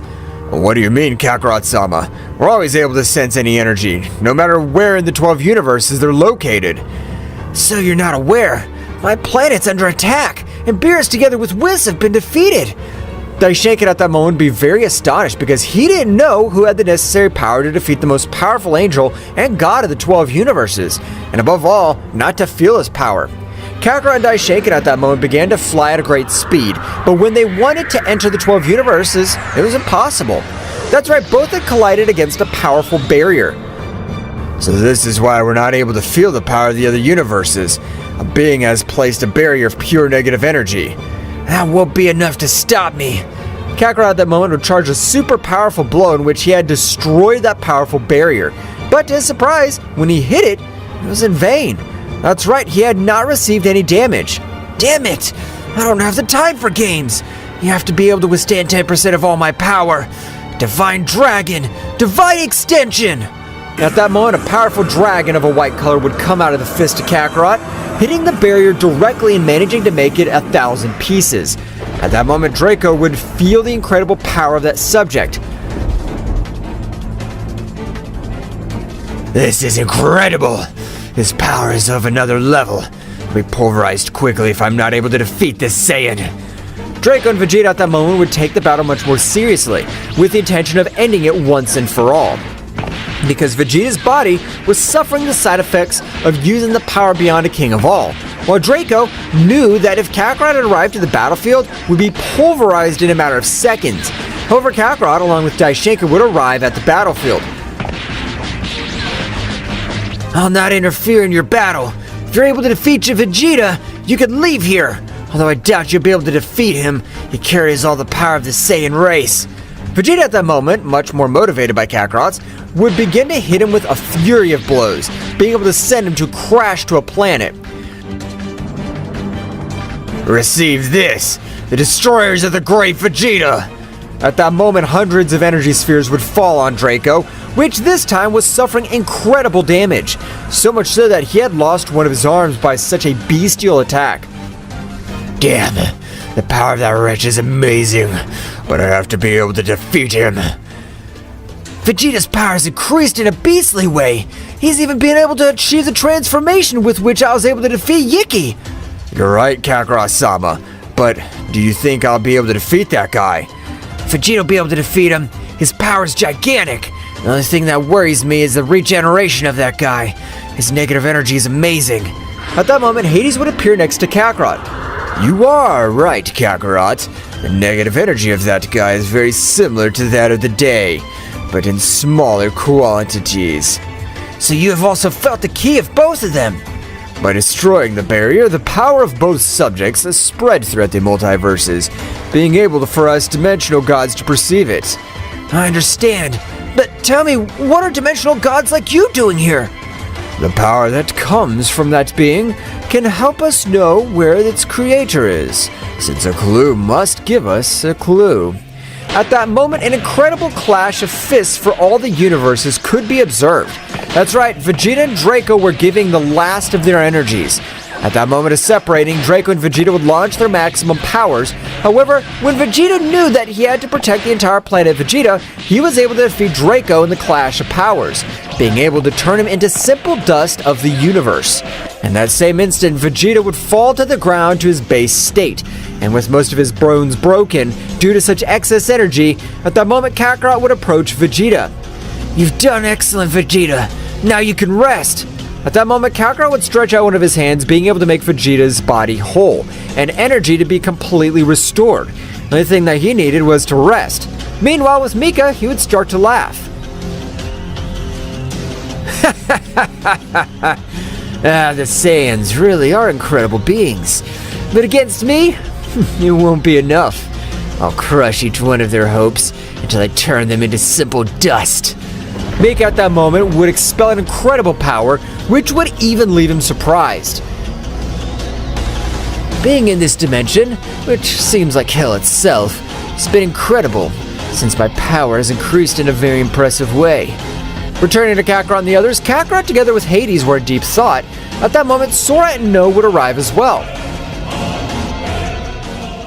My bad, that's because that guy was able to create warriors at the level of a creator god. No matter how much power we have, he'll be able to pulverize us. Before he creates more warriors with that power, we'll be better to finish with him once and for all. Nora's right! So one way or another we have to get to that wretch to end his life once and for all. However, at that moment, thousands of energy spheres would fall on all those present who would realize it in time. Define Reflector! At that moment, all the attacks would return to the whole universe. You don't need to look for me, because very soon, I'll come for each one of you. And no matter what you do, I'll finish with all the divine traces.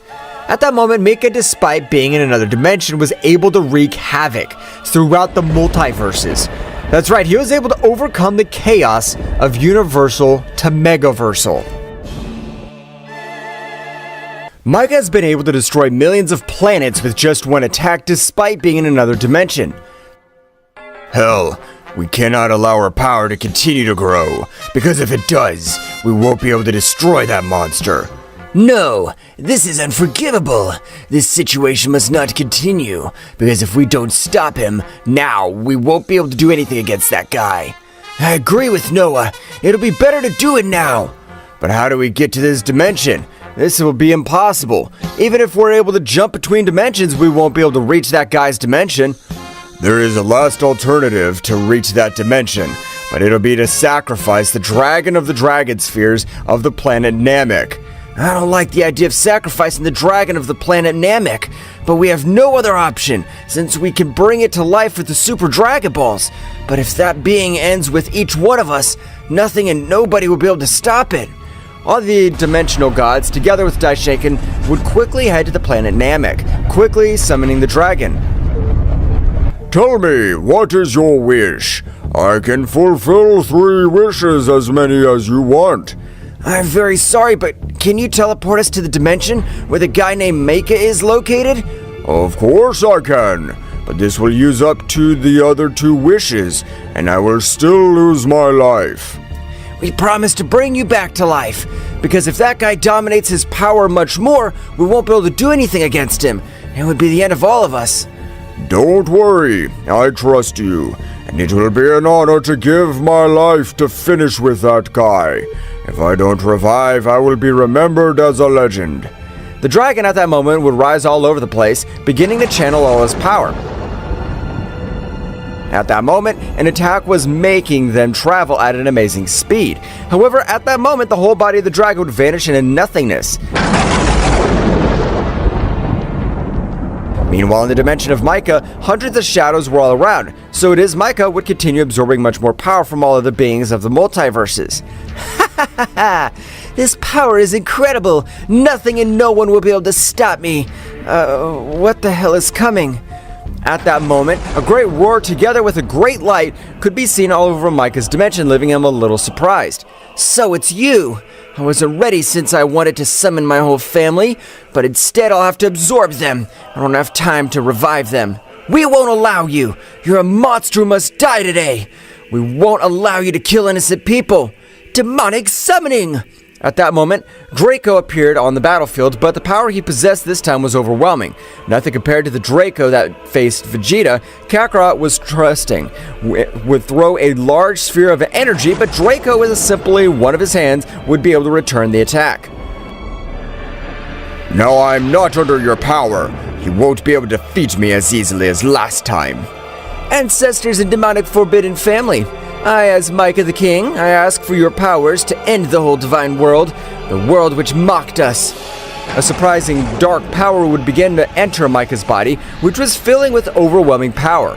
That's right, the power that the entire demonic race was entering his spiritual sea of energy, beginning to charge him immediately. Oh, this power hurts, but it's a pleasant pain, knowing that I'll finally be able to finish with every divine being that humiliated us in the past.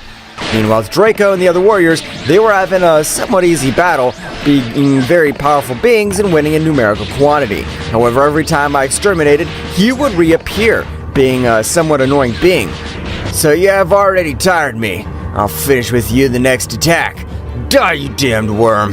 Megaversal Atomic Destroyer! An attack from the form of a red dragon would ram them completely, which was disintegrating him little by little, and Draco was not able to do anything. Now we must stop Micah! At that moment, the warriors threw themselves against him, but an incredible pressure would be put on them to their knees, even breaking the bone of Daishaken being the weakest of all. Kakarot, with great difficulty, would be able to create a barrier to Daishaken to be able to withstand the pressure a little. Micah at that moment would give a loud scream. This power is unbelievable!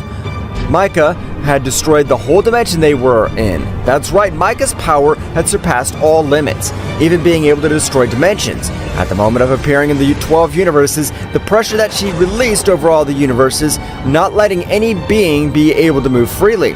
What the hell? Why do I feel that my body's so heavy? I don't know, Mr. Beerus, but the same thing happened to me.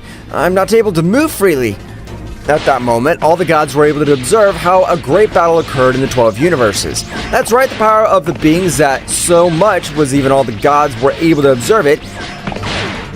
Meanwhile, Daishaken-sama, with his maximum power, was able to reach the realm of everything to report everything that was happening.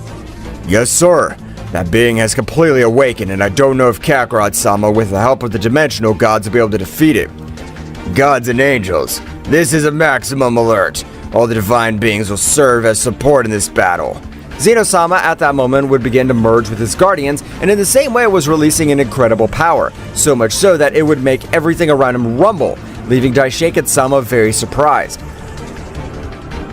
I didn't understand that the King of All possessed all that beastly power, but it'll be of great help. Returning to the battle, even though the dimensional gods used a great part of their powers, they were not able to scratch that being who had surpassed a creator god by hundreds of times. It will be better for you to resign yourselves. If you swear loyal to me, I can have you as my slaves. Hades, who had never been humiliated in this way, furious, threw himself against Micah, who, at that moment, would give a big smile and at an incredible speed, was able to give him a blow, which would make him fall back hundreds of meters and fall to a badly wounded planet. This being's worthy of using all my power. Kakarot at that moment would begin to increase his power to the maximum. That's right, Kakarot had access to his Omni-transformation, which would leave everyone present surprised by the power that Kakarot was releasing. Is that the true power of Kakarot? His power is abominable. I knew you had much more hidden power. Now fight me, as equals we are, since the rest are just flies. Don't trust Micah. This isn't my full power. I still have one more transformation, but I'm not able to master it 100%. Micah and Kakarot at that moment launched themselves to the attack. The collisions of their fists were incredible, since their speed had increased even 1,000 times more. At the same time, the beings of the Kingdom of Everything arrived, and also a being that emanated an incredible power. That's right, it was the fusion of all the gods and angels. The power of Kakarot-sama is amazing. He'll be able to defeat them. No, Micah's only pressuring him with his defense. The more Kakarot-sama attacks, the more he weakens. On the contrary, Micah's powers has not diminished at all. Kakarot at that moment was able to hit him with a very powerful blow, which made him fall to the ground very badly wounded. What did you think of that? Didn't you see it coming?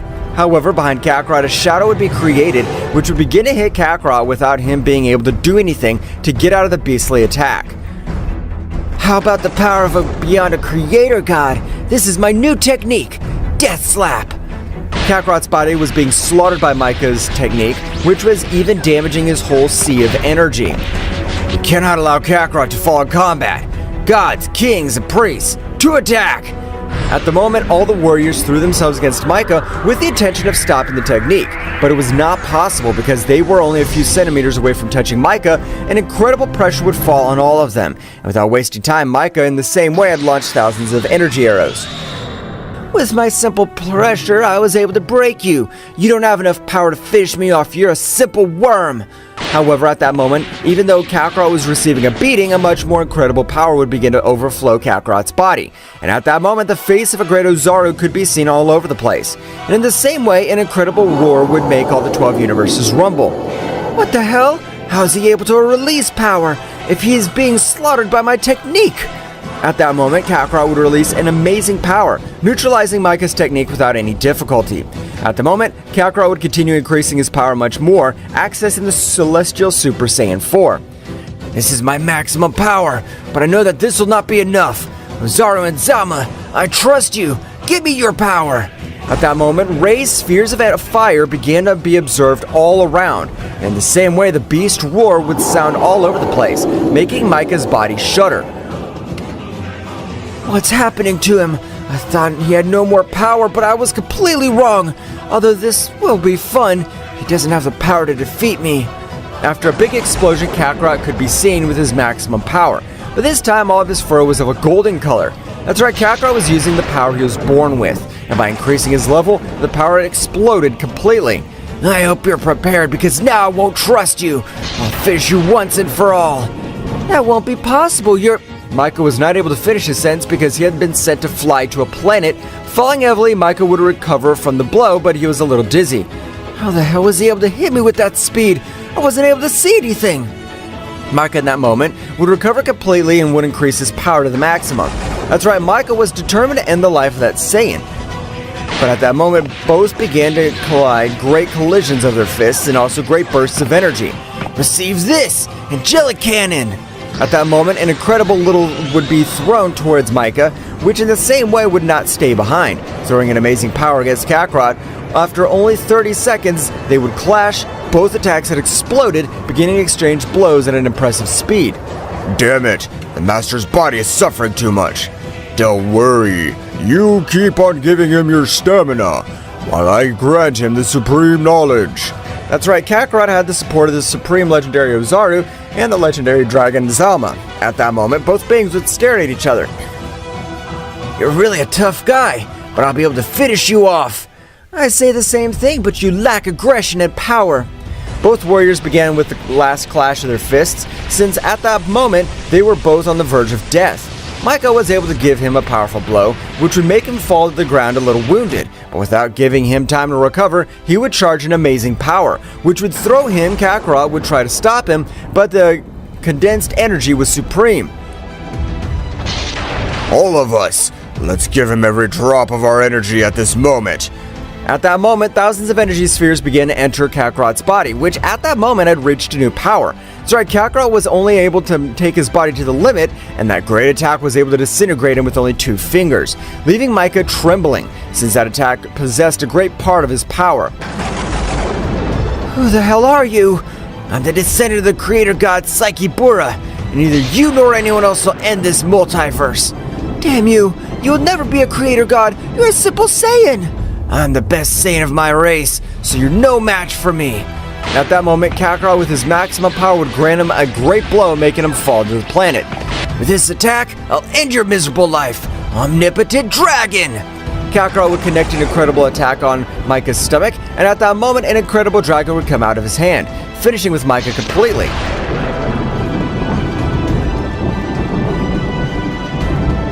At that moment, Kakarot would return to the Ultra Institute, since the power would beyond of a creator god was overwhelming. At that moment, an incredible golden light would appear all over the place, and would begin to take form of a man, which would leave everyone surprised.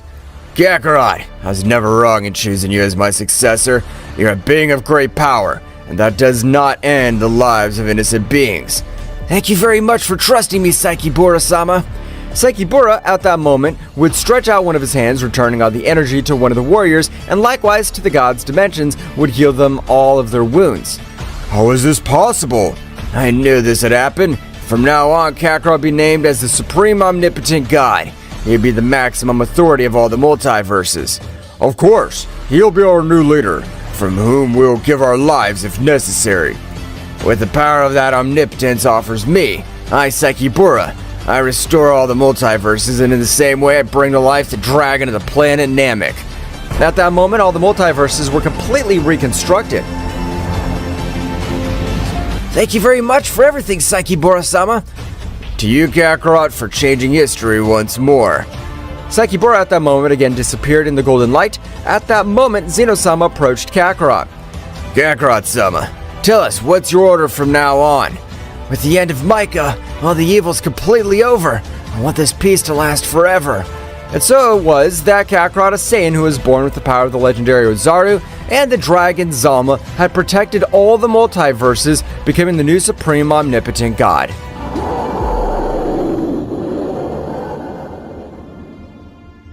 It was a normal day in the life of the inhabitants of planet Earth. People were eating in restaurants, walking with their families.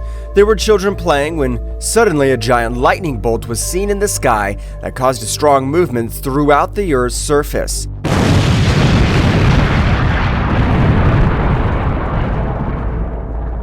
Buildings collapsed. People could not stand up. Windows exploded. All this resulted in car accidents and injuries. At the moment, a child was going to be pierced by a giant glass that fell from a building. Very close by, we see how a being that we cannot distinguish who it is flies through the skies at great speed, rescuing people who were in danger due to the strong movement. At the precise moment when the child was about to die, that being rescues him, seeing how a huge piece of glass explodes against the ground. We see how this hooded being stands up from behind, revealing that it was none other than Goku, who had been hidden for a long time because Daishinkan and the angels wanted to see him dead. Goku, with a different appearance than the one we all know, after rescuing the boy, is amazed by the energy that emerges from the earth to the sky. We can see how Vegeta arrives at the place where Goku is together with the Z Warriors, who were still saving people from the disaster. Vegeta looks at Goku face to face and says, Kakarot, insect, where have you been all this time? At that moment, Gohan and Goten arrive and tell him, Dad, where have you been? What happened to you, father? All this happened while Piccolo, Krillin, Trunks, and Android 18 were rescuing the people affected by the movement. After having finished saving them, they arrive to where they are reunited with Goku and look at him very surprised. In a head-to-toe scan, we can see Goku's face very emaciated, with wounds and pronounced cheekbones because he had not tasted any kind of food for a long time. At that moment, we go back in time about 20 years ago. We see how Goku and his son Goten are walking together in the forest. Goku, talking to his son, says, Hey Goten, are you ready to fish today? To which Goten replies, Yes, Dad. Will you show me the fastest way to catch them? Goku, happy for his son's enthusiasm, replies, Of course, Goten, but this time I'm going to try something different. Watch this. Goku dives into the water and after a short time comes out with a big jump with a huge fish moving on his hands. Goten, very surprised, says to his father, Wow, Wow, Dad, how did you do that? Goku, showing a very happy expression, says, When I was little like you, Goten, I had to find my own food in order to live. You should try to give it a try. Goten, very excited, says to his father, I'll try. And so Goten dives into the water to the joyful sight of his father, to which, on the first attempt, Goten fails to catch any fish. Seeing Goten's sad face, Goku encourages his son, saying, Don't worry, Goten. It's a matter of practice and patience. The key is to be quick and not scare the fish. So Goten dives in again, but this time it takes a long time to come out. When suddenly Goku feels a very powerful ki very close to where he was. Because of this, Goku worried about his son's dives in search of him. Once in the water, he sees Goten fainted and next to him a very strange artifact. Goku, worried about the state in which he found his son, swims to rescue him. At the moment, he was about to lift his son in his arms, ready to go to the surface. The strange artifact begins to emit a very sharp sound that only Goku hears. Wu, with a face of confusion and pain, tries to lift his son, but suddenly the artifact comes off the ground and permeates his chest. Once on his chest, the artifact stops emitting that strange sound and Goku stops feeling the ki of a moment ago. Goku does not take importance to what had happened to him and worried about his son. He lifts him up to get him out of the water. Once outside, Goku puts his son on the ground to revive him, but suddenly an unknown being appeared to him. This being had a greenish coat, blue hair with black tips, and it was a very strange appearance. But it did not seem to be something real. It looked like an illusion. Goku, upon realizing this being, became alert and put his son in good protection.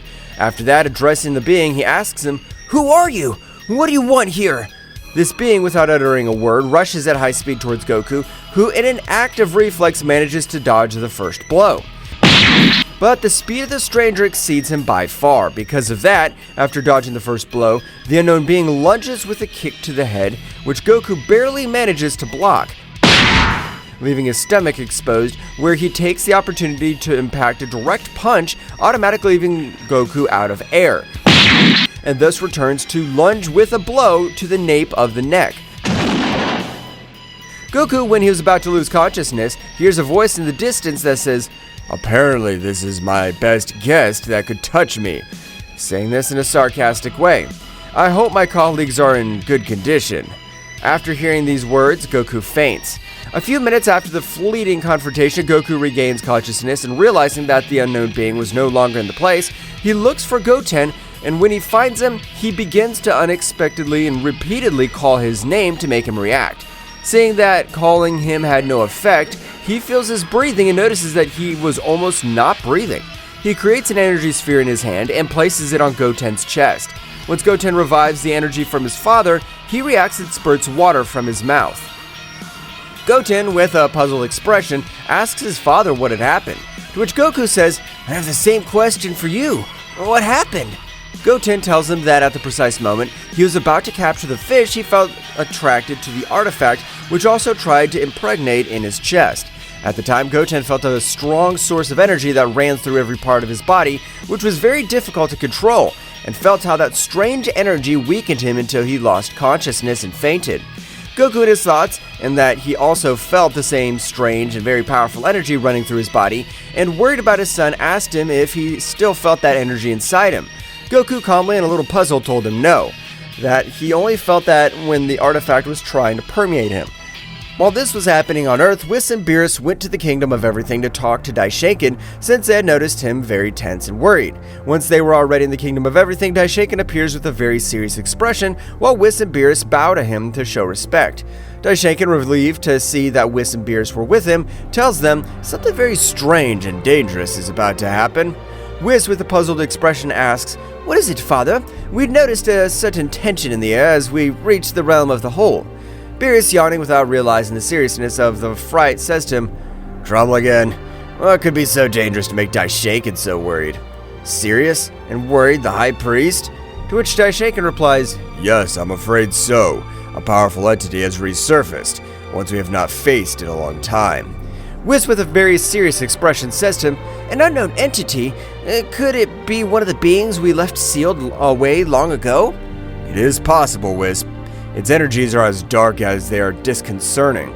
I cannot identify the source with certainty, but its power is overwhelming. Beerus, frowning, says, Why should I worry about it? If it's that strong, I'll go and destroy it. Daishinkan, with a very serious expression, explains, It's not that simple, Lord Beerus. This entity seems to have the ability to change even the most ancient gods. We cannot underestimate it. Whis thoughtfully asks his father, how do you suggest we deal with this situation, Father? We need to gather information before we act rashly. Whis, Beerus, I trust you with the task of investigating. Find out all you can about this entity and any weaknesses it may have. Beerus, smiling confidently, exclaimed, Good, good. A little action won't hurt. Nodding, Whis replies, We will be on our way, Daishinkan, but be aware that if this entity threatens our universe, we will not hesitate to take drastic measures. I understand, Whis. May wisdom guide your actions, and may you return with the information we need. After that conversation, Whis and Beerus depart for the hitherto unknown destination, while Daishinkan watches with concern, aware of the gravity of the situation looming in the realm of everything. As they were on their way back to Earth to ask for Goku and Vegeta's help, Whis recalls that when they were on their way to the realm of everything, he sensed a very strong and dangerous key on planet Earth. Halfway through his quest in the universe, he stops and, confused, Beerus says to Whis, What's wrong? Why are you stopping? Whis, very serene, says to Beerus, Oh, my dear Lord Beerus, it turns out on our way to the realm of everything, I detected a rather intriguing presence. Yawning, Beerus asks, A mysterious entity. We didn't need to get any of what Daishinkan told us. Whis, with a nervous smile, replies, Don't worry, Mr. Beerus. This time it doesn't seem to be a direct threat. I just felt a fleeting flash of power, something that crossed our path. Beerus frowns at Whis. And you didn't give it any importance? Isn't that what Daishinkan was talking about? Well, the truth is, I didn't consider it an immediate threat. It was like a flash of power energy, but it disappeared as quickly as it came. It didn't seem to have any hostile intentions. Beerus, thinking about the situation, asks, So what shall we do then? Does Daishinkan want us to investigate something like this? Yes, but I think the best option is to go ahead with our main mission, to find out what the entity has surfaced. The fleeting presence may be a mere detail compared to what awaits us. So Whis and Beerus went on their way through the universe, looking for the entity Daishinkan mentioned without giving so much importance to what happened on Earth. Back on Earth, the precise moment Goku rescued his son Goten, Goku, confused by what had happened to his son and the strange artifact that had impregnated in his chest, told Goten, Let's go home immediately. As they flew on their way home, Goku tries to sense Vegeta's ki so he could teleport with him, as soon as he left his son with his mother Chi-Chi. At that moment, we see how Vegeta was already gathered by the Z Warriors, Krillin, Android 18, Piccolo, Tenshinhan, Chaos, Gohan, Future Trunks, and Master Roshi, who were talking about the strong and dark energy they had felt. Goku and Goten arrive home, and his mother, worried because they had taken a long time to return, runs to Goten and says, Goten, son, are you alright? To which Goten replies, Don't worry, Mom, we're fine. Chi-Chi raises her head to Goku and notices that he's very serious. She lowers her gaze a little and notices the strange artifact he had on his chest. Chi-Chi asks him, Goku, what's that you have there? Are you alright? Goku immediately changes his expression with a fake smile reply. Oh, don't worry. It's nothing important.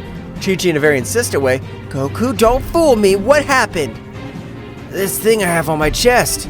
This very strange artifact I have on my chest. Well, it's a strange artifact, but I'm fine, really. I'm going to find out what it is and we'll get on with our lives. Chi-Chi, worried about Goku, hugs him and says, Promise me you'll come back, Goku. To which Goku, with a smile, answers her yes. While he was about to make the teleportation, Goku says goodbye, saying to Goten, Take care of your mother. I'll be right back. He teleports. Moments before Goku arrived to meeting the Z Warriors, as they were at Bulma's house, they were talking about what they had felt a moment ago. Vegeta, with a very serious expression, asks, Did anyone else feel that dark energy? I can't identify it, but it's disturbing. Piccolo, frowning, replies, Yes, I felt it. It's as if it disappeared immediately as soon as we felt it. Something's not right. Gohan, very worried, says, Dad, Goten are with my mother. We should look for them. At that moment, Goku appears in front of them through teleportation and says very seriously, Guys, I felt a strange presence. Something happened with Goten, but I rescued him. Piccolo, analyzing everything that happened, notices something strange on Goku's body and asks him, Goku, what's that artifact on your chest? That's what I want to find out. but before that, I need to tell you something.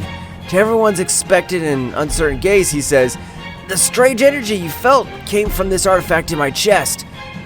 Vegeta frowns and asks, How's it possible? Does that device emit that energy? Goku, somewhat worried, nods and says, It seems so.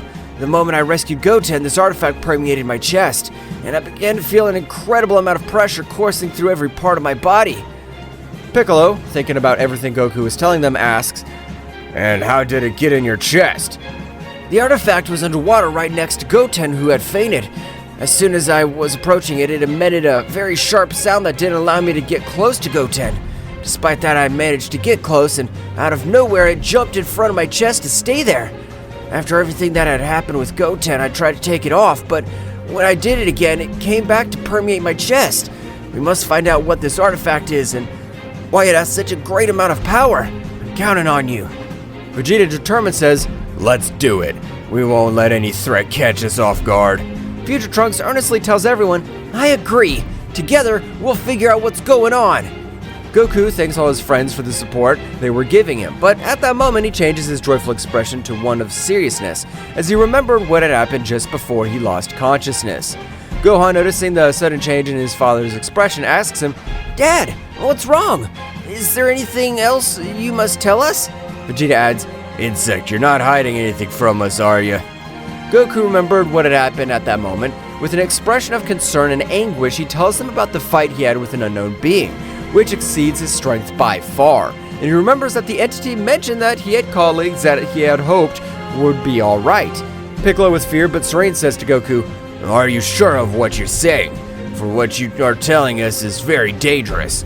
If he surpasses your strength by far, in that case we wouldn't stand a chance against him. We'd be a hindrance rather than a support, Goku. Goku, after hearing that, tells him what he felt in the confrontation. The moment the unknown being appeared, I felt the same amount and type of power and the dark ki that ran through my body as the strange artifact permeated my chest. As soon as Goku finished telling what had happened, as soon as he got out of the water, Piccolo came up with an idea. It wasn't that far-fetched, but he could explain what the strange artifact was and why he was facing the unknown being. Piccolo, observing the artifact, turns to Goku saying, This looks familiar. It may be like a containment urn, like the ones we used at the Mafuba to seal powerful beings. Surprised Goku, Really, Piccolo? Do you think this could be something like that?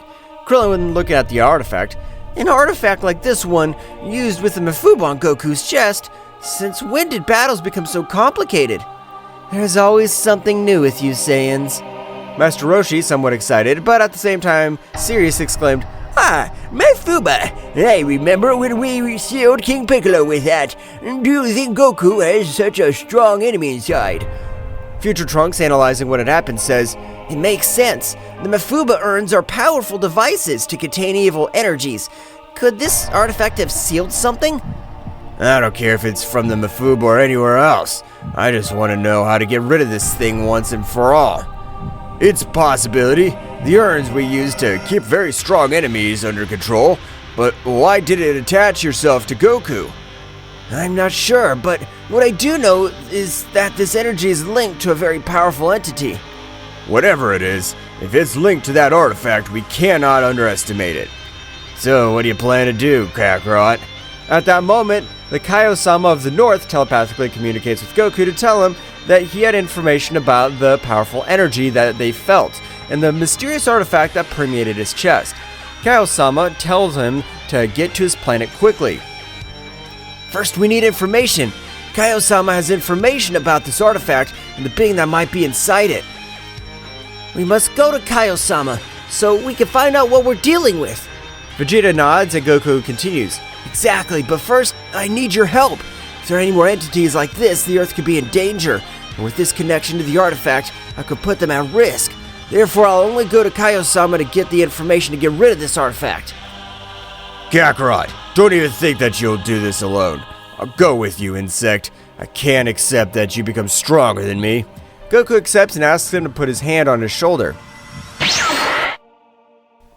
Once Goku and Vegeta left, the Z Warriors sensed unknown presences on the planet, so they split into groups and flew off at high speed to go investigate. With the reevaluation that the artifact at Goku's chest might be like a containment urn, similar to those used in Mafuba, the Z Warriors faced an increasingly complex and dangerous situation. Uncertainty about what such an artifact contains and how it is connected to the mysterious dark energy fills them with worry. While Goku and Vegeta were to where Zeno-sama and the Z Warriors went to investigate the unknown presences they had detected in space, Whis and Beerus, after having traversed much of space, felt a strong amount of dark energy, so they immediately head to where it was. As they are about to reach the source of the dark energy, the pressure in the air becomes more intense as they get closer, and the unknown entity awaits their arrival. Why do I feel like this is going to be more complicated than we thought? Mr. Beerus, the information we gain here could be crucial to understanding the threat we face on Earth. The unknown entity, surrounded by a dark aura, reveals itself in front of Whis and Beerus. Its presence is overwhelming and a sinister laugh echoes in space. Unknown entity mockingly welcomes them, saying, I expected your arrival. You took longer than I expected. Do not underestimate the gods. We're here to stop any threat that endangers our universe. Before any confrontation, can you tell us who you are and what you're doing here? Oh, that's funny. I'm known as Ryuk, disciple of the Devourer of Worlds. I have come to free the Master, the most powerful being who ever lived. The expression on Whis' and Beerus' faces become much more serious upon hearing Raiku's name. Raikou, that name rings a bell. Raikou is an ancient threat, Lord Beerus. His master, he and the other disciples were sealed away a millennia ago due to his unquenchable thirst for power and destruction. So it looks like we have a problem. This time it won't be as easy sealing him again. The space fills with palpable tension as Ryuk, surrounded by a dark and malevolent aura, confronts Whis and Beerus. The dark energy emanating from him seems to distort the very fabric of space around him. Problem, you say? You are correct, little god. The Master has been patiently awaiting your release, and now with my arrival, that time has finally come. Beerus moves into combat stance with a determined expression on his face, while Whis remains composed but alert. I have no time for games. If your master is a threat, we'll stop you here and now. Tell us more about your master. Understanding his motivations might help us find a peaceful solution. Ryuk chuckles mischievously, revealing his sharp fangs, that disappears in a dark flash before reappearing behind Beerus with astonishing speed. There's nothing they can do to stop the Master's inevitable resurgence, but before that, they could entertain me. The battle begins. Ryuk throws a swift punch towards Beerus, but the Destroyer guy nimbly dodges and responds with an energy punch that Ryuk blocks easily. Meanwhile, Whis watches carefully, waiting for the right moment to intervene. Ryuk's speed is impressive, but Beerus manages to keep up. They exchange blows and energy blasts in a combat that seems to defy the laws of space itself. Ryuk's dark energy distorts reality around him, making its impact more dangerous and intense. Lord Beerus, your speed is amazing, but that dark energy is problematic. I suggest you be careful with your movements. Beerus nods as he dodges an enemy attack and counterattacks with an energy wave. Ryuk, undeterred, vanishes and reappears in front of Whis, challenging him to enter the fight. And you, assistant of the god, will you dare to face me? Whis smiles serenely and disappears in a flash, only to reappear behind Ryuk. I have no intention of fighting, but if that's what you wish. Before Whis finishes his sentence, Ryuk turns around and launches his fierce attack towards him. Whis, with his extraordinary speed, dodges each blow with grace. Space convulsed with the fury of the cosmic confrontation between Whis, Beerus, and Ryuk. Each move shattered reality itself. As Ryuk's dark energy and the god's divine blast intertwined in a demonstration of opposing forces, Ryuk, his ominous figure shrouded in a dark aura, moved with breathtaking speed. His sinister left echoed through the emptiness of space, challenging the gods who faced him. This guy's faster than I thought. As Beerus' words fade away, Ryuk disappears in the blink of an eye and reappears in front of him with a punch charged with dark energy. Beerus manages to block the attack, but the force of impact sends shockwaves through space. Ryuk breaks away from Beerus with a smirk, and in a flash lunges towards Whis. His movements were fluid. Whis, on the other hand, moves gracefully, dodging each blow with the grace of a cosmic dancer. This dark power is intriguing. but it is out of balance. Ryuk, frustrated by Whis' evasive ability, concentrates his dark energy in his hands and launches it as a flare. Whis responds by creating an energy barrier, but the resulting collision sends shockwaves through space, shaking nearby stars. Beerus takes advantage of Ryuk's distraction and lunges at him with a punch charged with divine energy. Ryuk blocks the blow, but the resulting force causes an explosion that creates the ephemeral supernova in the cosmos. The fight continues with unmatched speed. Ryuk demonstrates his skill in anticipating the gods' moves, while Beerus and Whis unleash their divine power to counter the darkness that threatens to engulf them.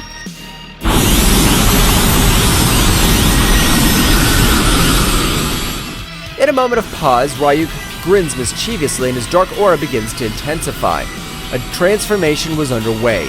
The darkness concentrates around his body, forming a sort of dark cocoon that breaks, revealing a transformed figure. Now Ryuk has evolved. His previous form pales in comparison to the manifestation of his current power. His figure has become more imposing, with twisted shadows dancing around him as if they were extensions of his own essence. Sharp fangs glow with dark radiance, and his eyes emit a malevolent light. Ha ha ha! This is just a glimpse of my true power. Beerus and Whis exchange a worried glance. The pressure in the air becomes even more intense. Ryuk, now in his transformation form, launches himself towards the gods with outstanding speed. Beerus tries to counterattack with a sphere of divine energy, but Ryuk dodges each projectile with ease, moving through the bursts of light with supernatural agility. Meanwhile, Whis stands in reverse, watching the fight with analytical eyes. In a quick blink, Ryuk appears in front of Beerus and unleashes a series of vicious blows. The sonic sounds of punches and echoes kicked through space as the gods and devourer of worlds, discipled, plunge into a frenzy of combat. Beerus, struggling to keep up with Ryuk's speed, takes a direct punch to the stomach that sends him drifting into space. Before he can recover, however, Ryuk lunges at him and blasts him with a barrage of blows. The situation becomes even more complicated when Ryuk, in a ruthless act, concentrates dark energy in his hand and drives it through Beerus' abdomen. The Destroyer God lets out a roar of pain as darkness spreads from the point of impact. Whis, seeing the stark reality, springs into action. His figure flashes in space as he stands in front of Ryuk, blocking his attacks. I cannot allow you to harm my lord in this way. Whis' divine energy collides with Ryuk's darkness in a show of cosmic power. The battle intensifies and the fate of the universe hangs in the balance as the confrontation between light and darkness reaches its climax. The confrontation between Whis and Ryuk intensified as space became the stage for their fierce cosmic battle. The clash of divine and dark energies echoed in the void of the universe, creating ripples that stretched to the far reaches of space. You think you can stop me, Whis? The master of divine martial arts, Whis, maintained his serene composure as he resisted the onslaught of the devourer of worlds disciple. His divine aura glowed brightly, fighting against the darkness that threatened to envelop him. Whis, with a wave of his hand, unleashed a blast of divine energy that forced Ryuk back momentarily. However, the smile on the dark being's face revealed that he was far from giving up. Ryuk, your quest for power will only lead to destruction. Ryuk, releasing a sinister laugh, launched himself at Whis with renowned furiosity. Each exchange of blows was like a clash of titans, with the fate of the universe hanging in the balance. Meanwhile, Beerus was recovering from the wounds inflicted by Ryuk, watching the battle with critical eyes. The darkness that had pierced his abdomen was beginning to dissipate thanks to divine regeneration, but the experience had left an indelible mark. This creature's more formidable than I imagined. And determined not to be a mere spectator, Beerus joined the battle with renowned determination. His figure flashed with divine energy that rivaled Whis', creating a spectacle of light and shadow in space. The three powerful beings engaged in a cosmic dance, with flashes of divine and dark energy illuminating the vastness of the universe. Ryuk, without losing his smirk, took advantage of his transformation to increase his speed and strength, challenging the gods with every move. The combat reached new levels of complexity when Whis, in a flash of cunning, unleashed a divine teleportation technique. He moved at the speed of thought, appearing and disappearing at different points in space, keeping Ryuk on the defensive. You can't dodge me forever, Whis. As Whis and Ryuk clashed in space, Beerus focused on channeling his divine energy. The Destroyer God sank into a meditative state, concentrating on unleashing his true power. Beerus' transformation was gradual but impactful. His figure was enveloped in a golden aura, and his eyes shone with the intensity of a star. Divine power flowed through him, manifesting in a form that only the mightiest gods could attain, allowing the grievous wound left by Ryuk to be healed. It's time to put an end to this. The reborn Beerus lunged towards Ryuk with unparalleled speed. Each blow he delivered was imbued with overwhelming divine energy. Ryuk, though powerful, was overwhelmed by the onslaught of the Destroyer God. Meanwhile, Whis continued his cosmic ballet, defying the laws of space and time with his speed and agility. Every move was calculated, every blow strategically executed. The battle reached its climax as Beerus and Whis coordinated, combining their attacks to create a symphony of divine energy that enveloped Ryuk. The pressure in the air became almost tangible, and the cosmos itself seemed to rumble with the intensity of the conflict. "Do you have anything to say, Ryuk?" Ryuk, gravely wounded but still defiant, let out a shrill laugh. His figure writhed as the dark energy tried to resist the overwhelming pressure of the gods. This is not the end, gods. My master will be released, and his darkness will devour all.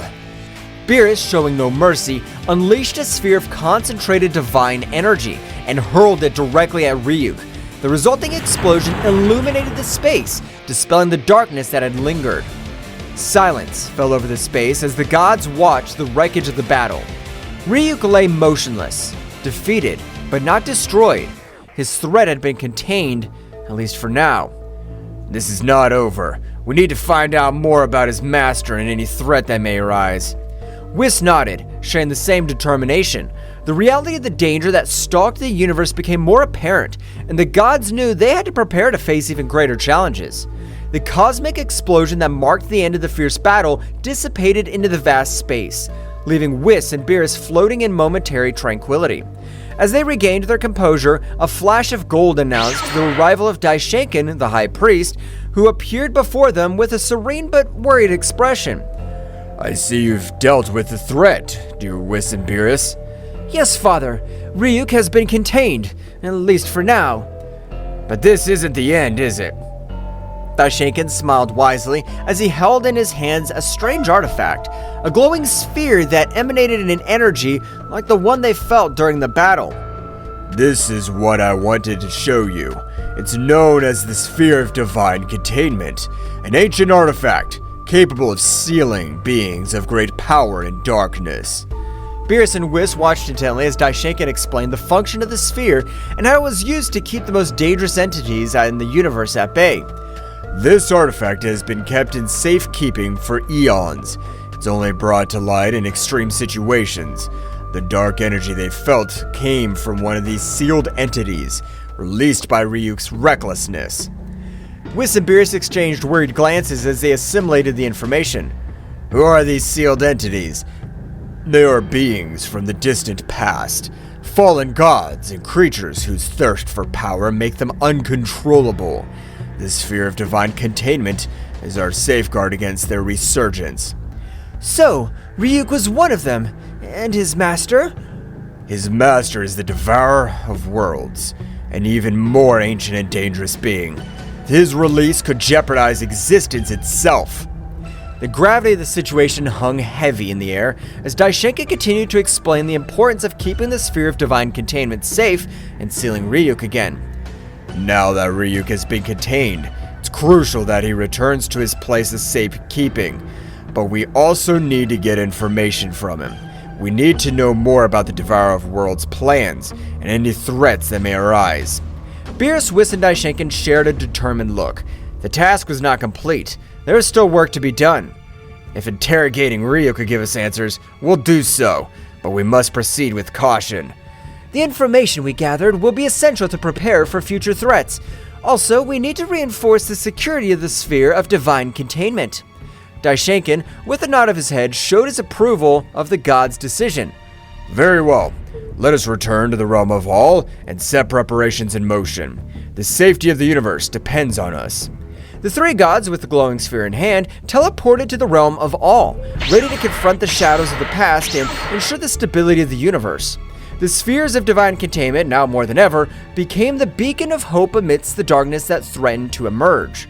Meanwhile on Earth, the Z warriors, divided into groups, scattered into the sky in the direction of the unknown presences they had sensed on the planet of the northern Zeno-sama. In the air, they moved at impressive speeds, ready to face any threat that crossed their path. On Kaio-sama's planet, Goku and Vegeta appeared thanks to teleportation, scarring Kaio-sama with serious and determined expressions. Kaio-sama, who was waiting for them, welcomed them with nervous gestures. Goku, Vegeta, I'm glad you came so quickly. The information I have is crucial. We need to know what this artifact is and what threat it poses. We don't have time to waste. What do you know? Kaio-sama nodded and led the Saiyans to his small home on the planet. Once inside, they unfolded an ancient scroll that revealed information about a mystical artifact known as the Cosmic Core of Containment. He explained that this artifact was used by the ancient gods to seal entities of great evil and power, preventing them from wreaking havoc in the universe. This artifact is so ancient that there are hardly any records of its creation. It was thought to be lost, but apparently all this time it was hidden on planet Earth. And how is it supposed to be sealed? Tell us at once. Kaio-sama explained that the Cosmic Core of Containment could be opened by a being of great power, but in doing so, the seal would be transferred to the first being it encountered. If the seal was not broken immediately, it would merge with that being, granting it power, but also binding it to the duty of keeping the evil sealed. And how the heck did it end up in Goku's chest? That's the puzzling thing. It seems that this artifact shows Goku as its carrier. Goku, with an expression of astonishment, began to grasp the magnitude of the situation. He was now the bearer of an artifact containing an entity of indescribable evil.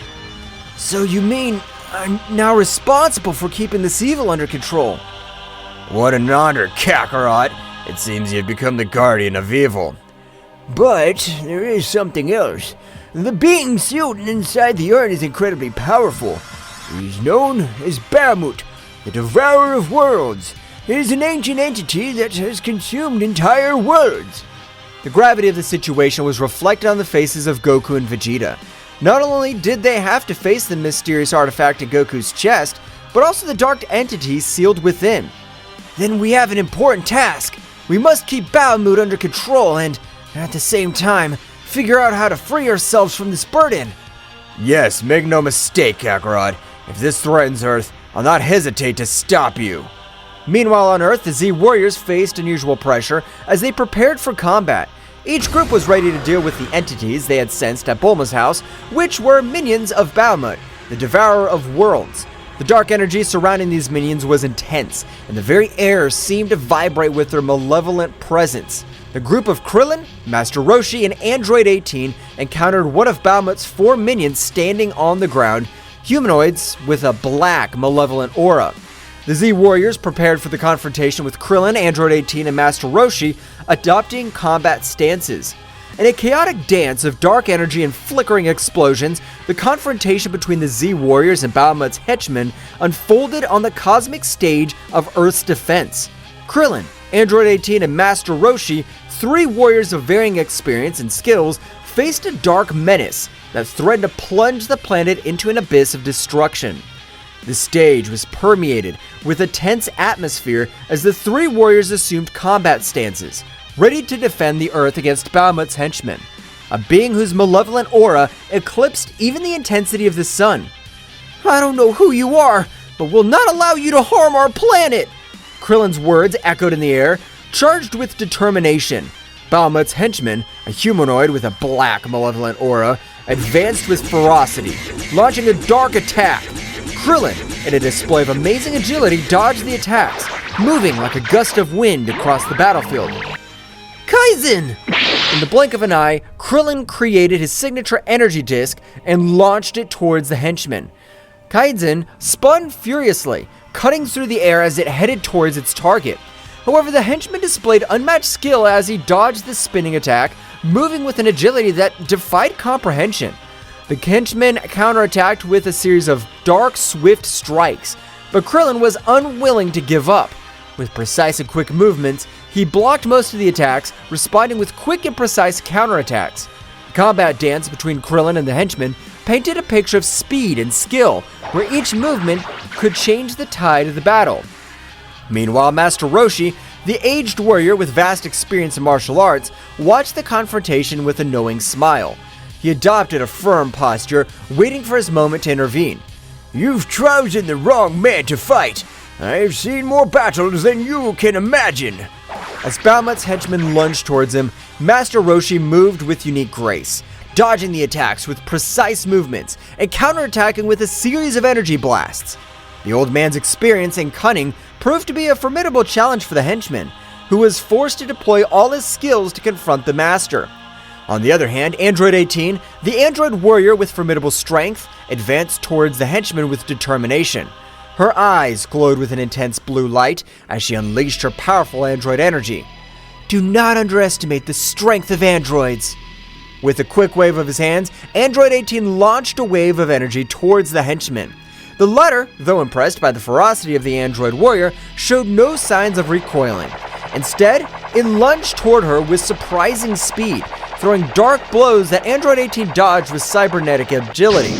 The battle between Android 18 and the minion was a display of strength and speed, the bursts of energy lighting up the sky. Both fought with an intensity that could shake the foundations of the universe. Meanwhile, Android 18, a formidable warrior created by Dr. Gero, was ready to demonstrate her immense power.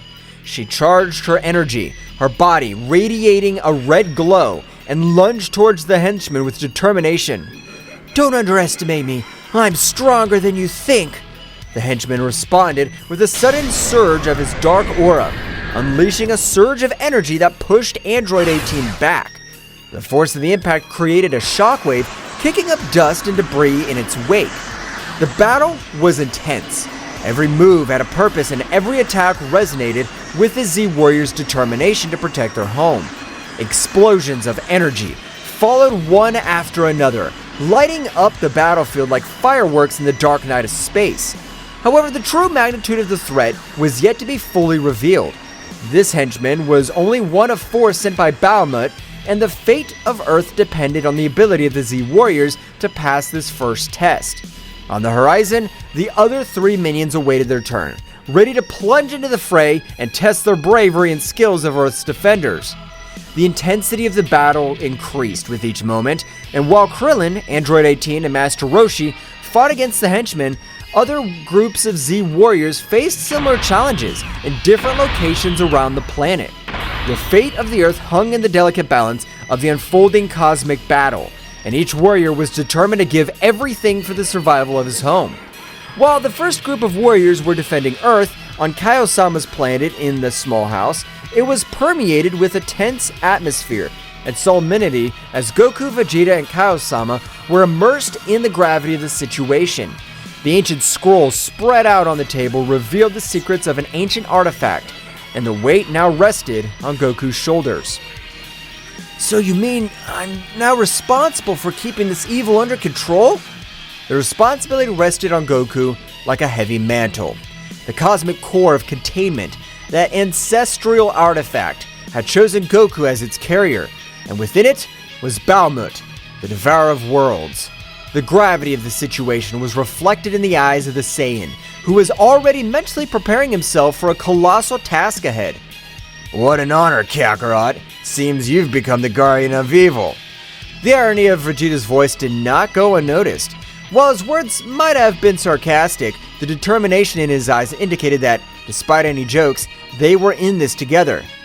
But there's something else. The being inside the artifact is incredibly powerful. The information left Goku and Vegeta silent.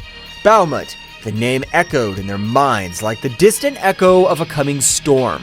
Consuming entire worlds was a threat they could not underestimate.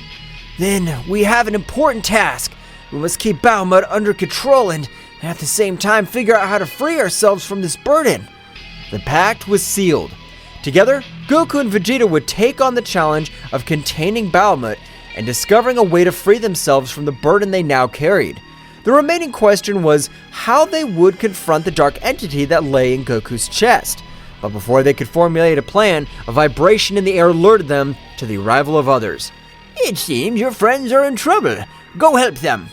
Goku and Vegeta nodded in a gesture and understanding and, with serious expressions, headed for the door. With a mighty leap, they launched themselves into the sky, ready to join the battle raging on planet Earth. At the moment that Kaiosama gave the information to Goku and Vegeta, on Earth appeared another henchman of Bahamut who met with the duo of Tenshinhan. This henchman of Bahamut seemed to be an expert in dark martial arts. He moved with supernatural agility, challenging the Z warriors with swift and lethal movements. Do not underestimate the strength of humans! Kikoho! Tenshinhan launched his powerful Kikoho attack, creating an explosion of energy that enveloped Bahamut's henchmen. This is no ordinary enemy. I must use my powers wisely. Chaos unleashing his magic, creating illusions and distractions to confuse Bahamut's henchmen. The battle was unfolding on multiple levels, with the Z warriors fighting against this enemy who seemed to understand the combat arts in unexpected ways. At that moment, realizing that the power with which they were facing Bahamut's henchmen was not enough to stop him, thanks to Chaos's distraction, they took the opportunity to try to escape. But they did not count on the great speed of their rival who, realizing that they wanted to escape, caught up with them, disappearing from the place where he was and appearing in front of them. At the precise moment in which he was about to eliminate Chaos and Tenshinhan, two people appeared between them and their rival Goku and Vegeta. Goku and Vegeta, with their gazes fixed on Bahamut's henchmen, shared a silent understanding. The gravity of the situation was clear on their faces, but there was no room for doubt. Tenshinhan! Chaos! Go and warn the others about this threat. We need time to deal with this. We don't want them to get hurt because of us. Go! We'll take care of this. Tenshinhan and Chaos nodded, recognizing the determination in the Saiyans' voices. Wasting no time, they sped away, leaving Goku and Vegeta facing their formidable opponent. Bahamut's henchman, emanating overwhelming darkness, showed no signs of backing down. His eyes glowed with malice, aware of the battle ahead. The Z warriors were prepared to face any threat, and this would be no exception. It's clear that this won't be easy. That's what makes it exciting. Let's do it, Kakarot! Goku and Vegeta charged at Bahamut's henchmen with impressive speed. At the moment when both warriors were fighting a battle that could change the fate of Earth, this being who presented himself as Bahamut's henchman, this dark entity with a humanoid shape but a bird's head, was going to be surprised by the abilities of the Saiyan warriors. In the middle of the combat, of all the show of strength between both warriors and this dark being, Takagami, with a confused face but confident that his strength was far superior to that of these earthly warriors, thought, "I'm amazed at the strength these earthly beings possess. I guess they deserve to know who'll kill them." Then at that moment he told them with a malevolent smile, he said, "I've been surprised by warriors. That's why they deserve to know my name. I'm Takagami, sacred god of darkness, follower of the supreme god Bahamut." Goku, very surprised of what he's hearing, said, "More gods? This sounds very dangerous and it's exciting." Bug, shut up! The life of this planet's at risk, and you get excited about a being that's very powerful. The speed of the combat accelerated as Goku and Vegeta pounced on Takagami.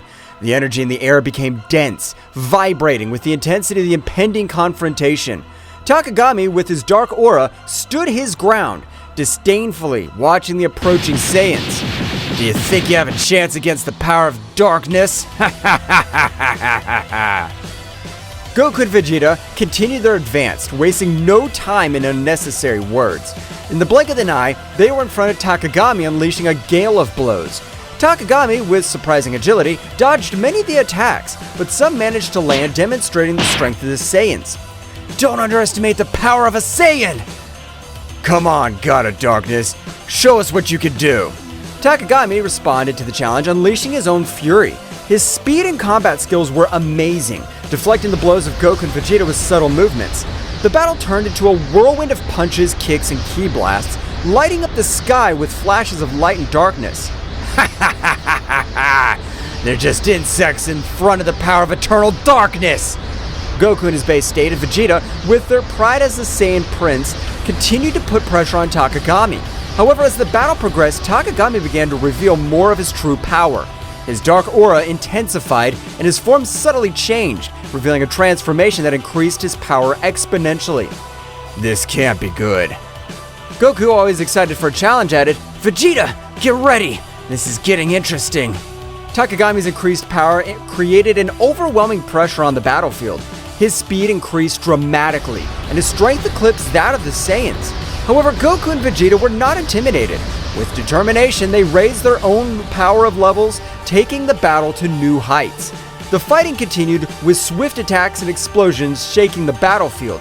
Goku and Vegeta, now in more advanced forms, kept up the pace, challenging Takagami at every turn. However, despite his efforts, the sacred god of darkness proved to be a formidable adversary. This is entertaining, but your resistance is useless. The darkness consumes everything. Goku and Vegeta, without giving up, exchanged determined glances. Vegeta, it's time to go further. Huh, of course, Kakarot. As Chaos and Ten Shin Han rushed to warn the other Z warriors, the confrontation between Goku, Vegeta, and Takagami entered a new level of intensity. The struggle for the fate of the universe was in full swing. A cosmic battle was raging on planet Earth, where darkness and light collided in a frantic dance of energy. Goku and Vegeta, the brave Saiyans, were facing Takagami, the Falcon, sacred god of darkness. The intensity of the combat resonated in the universe, and every movement threatened to tear reality itself apart. Takagami, who had increased his power, floated in the air with an imposing presence and dark aura. His eyes glowed with malice as he watched the Saiyans, who stood firm, prepared to defend their fate of the planet. In response to their enemies' increased power, Goku and Vegeta channeled their ki to the maximum, raising their power to the Super Saiyan. Vegeta, this guy's strong, but that only means that this fight will be even better. Huh, of course, Kakarot. This is our time to shine. The planet Earth vibrated with the energy released by the three contenders. The distant stars seemed to pale before the magnitude of the conflict. The clouds were dissipated by such a demonstration of power. Takagami, with his increased speed, lunged at Goku with a darkness-laden punch. Goku, using his elasticity and quickness, dodged gracefully, leaving a trail of flashes around him by the speed at which Takagami was lashing out with his nigh-speed punches.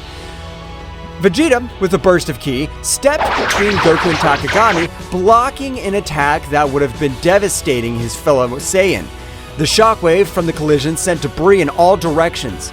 I expected nothing less from you, sacred god of darkness. Takagami defiantly unleashed a series of dark blasts towards Goku and Vegeta. The Saiyans responded with perfect timing, countering each attack with precise strikes and energy waves. The scene looked like a combat symphony, where every movement was choreographed with divine precision. Goku, with a twinkle in his eye, concentrated his energy on his hands. A bluish sphere of energy began to form, growing in size and luminosity. Vegeta, observing the familiar technique, smiled as he recognized the power that Goku was summoning. A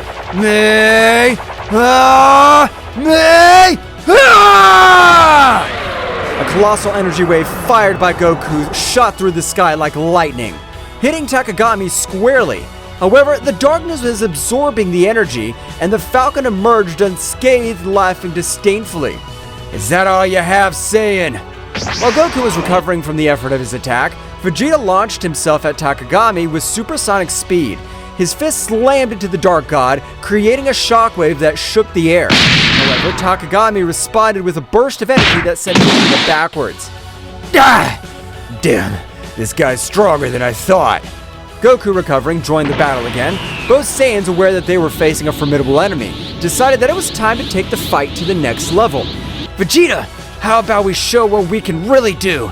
Of course, Kakarot. Let's do it. Goku and Vegeta began to accumulate energy around them. The atmosphere was charged with an intensity of their ki as they unleashed their advanced forms. Goku transformed into the Super Saiyan Blue, while Vegeta assumed his evolved form, the evolved Blue Super Saiyan.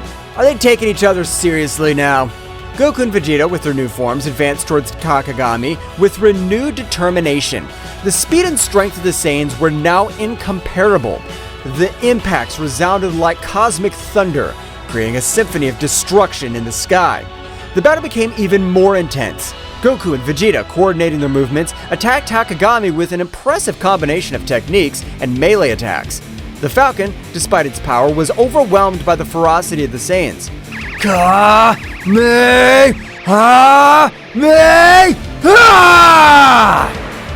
Final flash! The bursts of energy, one blue and one golden, converged into a titanic explosion that engulfed Takagami. Light and darkness mixed in a burst of dazzling colors. However, when the explosion dissipated, Takagami emerged once more, his form slightly battered, but his determination intact. His power is awesome, but I'm a god. The darkness cannot be defeated so easily. Goku and Vegeta, without giving up, continued the offensive. The speed of his combat reached levels that defied comprehension. Punches and kicks were exchanged in a split second, creating a glow of cosmic collisions. Big Bang attack! Kaioken 20 times! The energy exploded again, shaking the sky with its fury. However, Takagami, with his divine resistance, withstood the attacks. The battle raged across the cosmos, with the warriors disappearing and reappearing in flashes of light and shadow. In the middle of the struggle, Goku and Vegeta began to feel an overwhelming pressure. Takagami's darkness seemed to expand, defying even the limits of the most powerful Saiyans. Reality itself was twisting under the influence of dark energy. This darkness is incredibly strong. We can't back down now, Kakarot. We must get over this. Both Saiyans raised their powers even more. The fight reached a new peak of intensity. The Saiyan was exploding like fireworks in the vastness of the night sky, lighting up the darkness with flashes of determination and defiance. Takagami, at the epicenter of the storm, smiled ominously. Now you'll see the true power of eternal darkness. The universe trembled as the battle reached its climax. The warriors were fighting for the fate of everything they knew, and the question that lingered in space was whether the light of the Saiyans could overcome the darkness of the sacred god. The planet Earth rumbled with the intensity of the cosmic battle. Goku and Vegeta, drenched in sweat, maintained their advanced forms as they prepared for Takagami's next assault. Darkness was emanating from his figure, but something seemed out of place. The Dark God's skin had a grayish hue, as if he had not yet completed the possession of its wearer. Takagami, with a guttural laugh, seemed to notice the perplexity in the Saiyans' expressions. Surprise, Saiyans! I've not yet revealed all my power. Goku and Vegeta exchanged puzzled looks. Something was not right, and both warriors felt it. At that moment, Takagami convulsed. A new form shook, as if he was fighting against something. An invisible force seemed to pull at him from within. No, I haven't taken complete control yet! Suddenly, a burst of dark energy enveloped Takagami, hiding him from view. The Saiyans were on guard, prepared for any surprise.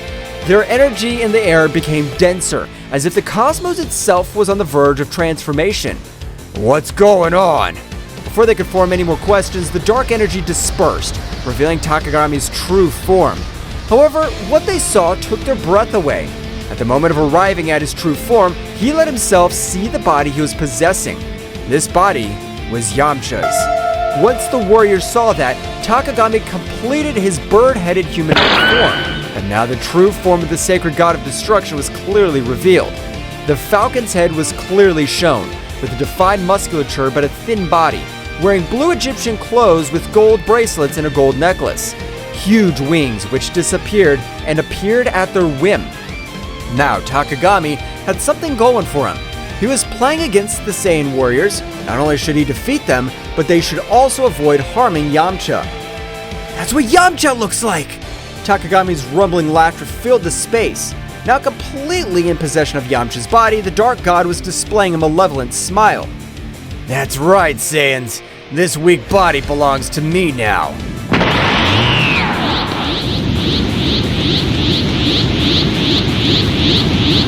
Vegeta gritted his teeth furiously. Damn it! How dare you possess one of us? It's not just one Saiyan. Soon all of you will become Bahamut puppets. The reality of the situation hit Goku and Vegeta, but the force of the cosmic impact, the dark entity they were facing was not only a dark god, but also had the power of possessing earthling warriors. Yamcha, now inside the sacred god of darkness, did not have any sign of consciousness. The god had taken control of his being completely. Ha ha ha ha! There's no escape. Bahamut will be released. and this universe will fall into eternal darkness. Goku and Vegeta shared a determined look. They knew the threat was even greater now. Not only were they fighting a dark god, they were also faced the possibility of losing their friends and allies in this fight. Vegeta, we have to find a way to free Yamcha and stop Takagami. Of course, Kakarot. But first, we have to deal with this dark god. The battle continued, but now the situation was more desperate. Takagami, with Yamcha's body, unleashed an unstoppable fury. The Saiyans struggled not only against eternal darkness, but also against the weight of facing one of their own companions. Explosions of energy lit up the sky, but the inner struggle of Goku and Vegeta was equally intense. Every blow, every burst of ki resonated with the promise of freeing Yamcha and saving the universe from the threat of Baumut. But Takagami wasn't going to give up so easily. Do you think you could beat one of the World Eater's henchmen? The dark energy intensified in the ultimate form of the sacred god of darkness. Now, the freedom to be able to use all his power launched relentless attacks. Goku and Vegeta, with their advanced forms, were fighting with all their might, but the darkness had a firm grip. The struggle dragged on. Every moment seemed like an eternity. Yamcha, although he was just a contender for Takagami, at one point during the fight showed signs of pain on his face. It was as if his very essence was fighting against the darkness that was consuming her. Yamcha, hold on! Let's get you out of this! But Goku's words were lost in the storm. Takagami, with a maniacal laugh, continued his assault. The Earth, witness of this cosmic conflict, trembled before the magnitude of the confrontation between light and darkness. Somewhere far away, Chaos and Ten Shinhan, after learning the other Z warriors about the threat, returned to the battlefield. Seeing the situation, Ten Shinhan's face filled with fury as Chaos clenched his fist determinedly. Takagami, I'll make sure you pay for this! Both warriors joined the fight, but even with their abilities, facing a dark god who possessed one of his own would not be so easy. The battle turned into a desperate struggle to face Yamcha and stop Baumut before he was released. During the chaos, Goku and Vegeta shared a look of determination. The darkness could be powerful, but the light of the Saiyans would shine even in the darkest moments. The battle for the fate of the universe was far from over, and Earth's heroes were ready to face any challenges that stood in their way. Taking a trip to the past, one day before the strange artifact was impregnated into Goku's chest, after rescuing his son Goten, Yamcha, oblivious to the imminent danger that was coming, was exploring an ancient Egyptian pyramid during an archaeological expedition. The atmosphere was charged with mystery and the promise of amazing discoveries. Deep inside the pyramid, Yamcha stumbled upon an ancient artifact that was glowing with a dim light. It was an Egyptian bracelet decorated with intricate hieroglyphs. Fascinated by her beauty and attracted by an inexplicable force, Yamcha could not resist and placed the bracelet on his wrist. The moment the bracelet touched his skin, a strange sensation enveloped Yamcha. It was not painful or threatening, but rather captivating. An ancestral connection was established between the earthly warrior and the Egyptian artifact. What Yamcha didn't know was that this artifact contained an ancient power linked to the age of gods and legends. As the light from the bracelet merged with Yamcha, an ancient presence awoke. It was the essence of an ancient god that was lying asleep inside the artifact. However, this being was neither malevolent nor benevolent. It was simply an ancestral force seeking to join a mortal existence, or at least that was what Yamcha felt at that moment. The god, by merging with Yamcha, granted him abilities and knowledge beyond his comprehension. Yamcha felt with a strength and connection to the story itself. The fusion, although puzzling at first, resulted in a unique symbiosis between the earthly warrior and the divine entity. Yamcha didn't know what the bracelet actually was. Returning to the battle, every moment became more challenging for Goku and Vegeta and the earthly warriors. Takagami, now completely liberated, unleashed a destructive force that tested even the most powerful Saiyans. In an effort to turn the tide of the battle, Ten Shinhan and Chaos joined the fight. Both warriors, aware of the threat possessed by Takagami, threw themselves into the fray bravely. His unique skills and determination added a new dynamic to the conflict, but even with his intervention, the darkness persisted. Ten Shinhan, keep the pressure on. We cannot allow this darkness to take over our world. Ten Shinhan nodded, concentrating his energy on coordinated attacks with Goku and Vegeta. Despite their combined efforts, Takagami remained a relentless adversary. As the battle reached its peak, Goku and Vegeta, exhausted but without losing their determination, shared a look of mutual understanding. They knew they needed an extra power to face Takagami at his finest. Instantly, an idea crossed their minds of the Saiyans' fusion. Vegeta, I know it's not something you prefer, but I think it's our only option. I don't like to admit it, Kakarot, but I agree with you. If we want to stop this monster, we need all the power we can get. Both warriors assumed the necessary postures to perform the fusion dance. The energy of Goku and Vegeta intertwined in a brilliant flash, and within seconds, an entirely new warrior emerged. Gogeta in his base form, the supremely powerful fusion of the two Saiyans. It seems the occasion requires it. Now, Takagami, get ready. So you think a ridiculous fusion will be able to stand up to my power? Gogeta rushed towards Takagami with amazing speed. The matchup that followed was an unmatched display of skills. Gogeta dodged Takagami's attacks with grace, fighting back with overwhelming force. However, the darkness that enveloped the Dark God proved to be a formidable challenge. During the intense battle, Tenshinhan and Chaos continued to bravely fight, but the price of a confrontation was already becoming apparent. Takagami, taking advantage of the distraction, launched a devastating attack that left Tenshinhan and Chaos seriously injured. Goku and Vegeta, seeing their companions in danger, felt a surge of rage. Gogeta redoubled his efforts, attacking with renewed ferocity. However, Takagami, aware of the situation, diverted his attention to Tenshinhan and Chaos. Feeling the despair, Saiyans? Soon this world will witness its end. Goku and Vegeta, full of rage and determination, increased their speed. They knew they needed to do something before Takagami carried out his threats. The battle reached its climax when Gogeta launched a massive attack on Takagami, seeking to break his resistance. However, the darkness surrounding Takagami intensified, revealing a surprise resistance. It was then that Tenshinhan and Chaos, still on the ground, exchanged a determined look. They knew that whatever they had to do to give Gogeta a chance to defeat Takagami. Goku, Vegeta, you need time. I'll take care of holding this monster. I'll come with you, Tenshinhan. Together we'll be the barrier they need. Goku and Vegeta, although reluctant to lose their friends, went at full speed to avoid what they had in mind. Don't do it, Tenshinhan, Chaos. Tenshinhan and Chaos stood up, ignoring the pain coursing through their bodies. With determination, they faced Takagami, resisting his attacks with all their might. Gogeta, seeing the situation, understood the magnitude of the sacrifice they were making. We cannot disappoint this sacrifice. We have to win this. While Tenshinhan and Chaos bravely fought Takagami, Gogeta continued his assault with the intensity intact. The battle was taking place on two fronts, with the Earth Warriors sacrificing themselves to provide the necessary opening. Goku and Vegeta, as he approached, their hearts were filled with sorrow and gratitude towards Tenshinhan and Chaos. Gogeta, with supersonic speed, approached the scene where Tenshinhan and Chaos were bravely facing Takagami. His gaze reflected the mixture of determination and regret, knowing that the sacrifices of his teammates were the key to victory. Hold on a little longer, guys. Let's put an end to this.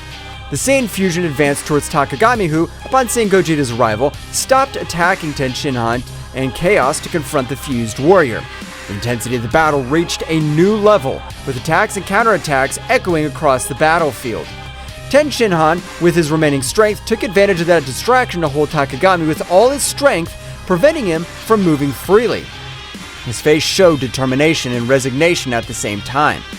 Chaos, this is your chance. Make every second I hold this monster worth it. Chaos, next to Tenshinhan, nodded weakly. His body showed the ravages of the battle, but his eyes were shining with all the will to do the duty. Tenshinhan is right, Gogeta. The light will always prevail over the darkness. Remember that. Goku, Vegeta, take care of our world. This is our last act. At that moment, Chaos accumulated an immense amount of energy to sacrifice himself.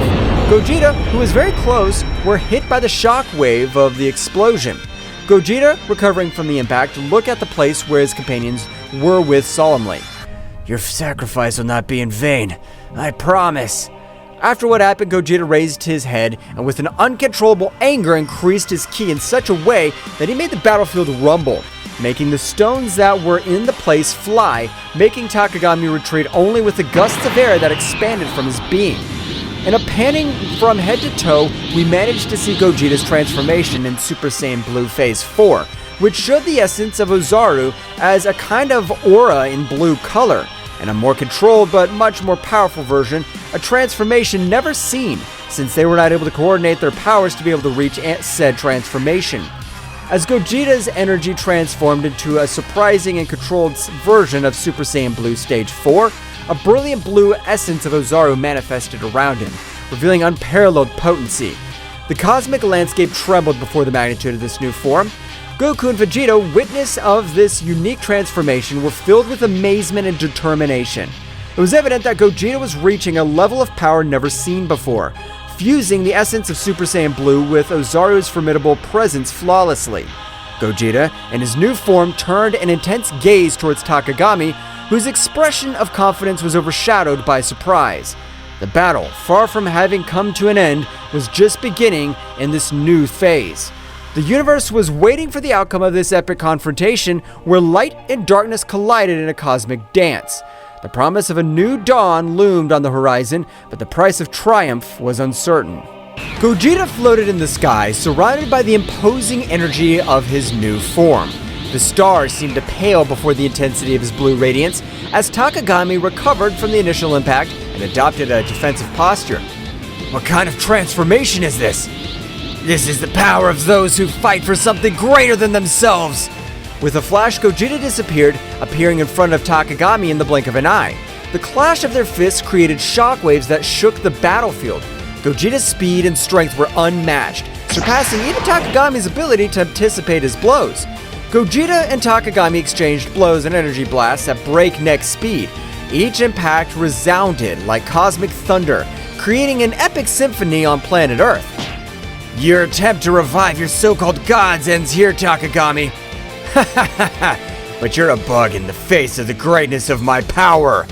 In an instant, Gogeta unleashed a burst of concentrated energy, enveloping Takagami in a whirlwind of light and force. When the light dissipated, Takagami emerged unharmed, but with a more serious expression. Interesting, but not enough. The battle was reaching cosmic levels, with ripples of energy spreading across the far reaches of the universe. Meanwhile, the other Z warriors watched the sky, appreciating Gogeta's great power of display and Takagami's resilience and viciousness. The roar of battle echoed in every corner of the universe. Gogeta and Takagami, wrapped in an endless dance of energy, continued their titanic confrontation. Space twisted and trembled under the influence of their powers, creating distortions itself. Bursts of energy expanded like lightning, illuminating the darkness of the night sky with dazzling flashes. Each blow between the two contenders seemed to release an explosion of energy that spread in concentric waves, setting the frantic pace of the cosmic battle. Away from the battlefield, the others watched in anguish and admiration. Bulma, with a mixture of fear and hope in her eyes, clung to the hope that Gogeta would prevail. Come on, Gogeta, you must win! For all of us! Meanwhile, on the battlefield, Gogeta and Takagami continued their fierce exchange. Determination burned in Gogeta's eyes, while Takagami maintained a defiant smile, though his expression hid a growing unease. This is for the price you pay for defying the peace of the universe. With a swift movement, Gogeta vanished and reappeared behind Takagami, launching an energy-charged punch straight at his back. But Takagami, anticipating, quickly spun around and blocked the attack with the dark energy shield. Haha! Is that all you got? In response, Gogeta intensified his assault, unleashing a continuous flurry of punches and kicks. Each impact resounded like thunder. But Takagami, though outmatched in speed, resisted with his dark power, countering the attacks with deft movements.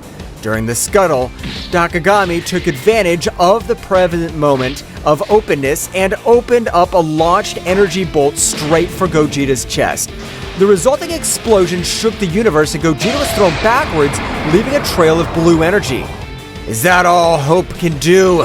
Gogeta recovered quickly, stood up with determination. The glow of his transformation increased even more. This is far from over. The battle continued, leading them again to display an ever-increasing amount of power. In this fury, Gogeta unleashed power that defied the laws of the universe, and Takagami, despite his arrogance, began to show signs of concern. The tension was palpable. The Z warriors felt the intensity of the confrontation, even when they were a long distance away from where the battle for the future of the planet was taking place.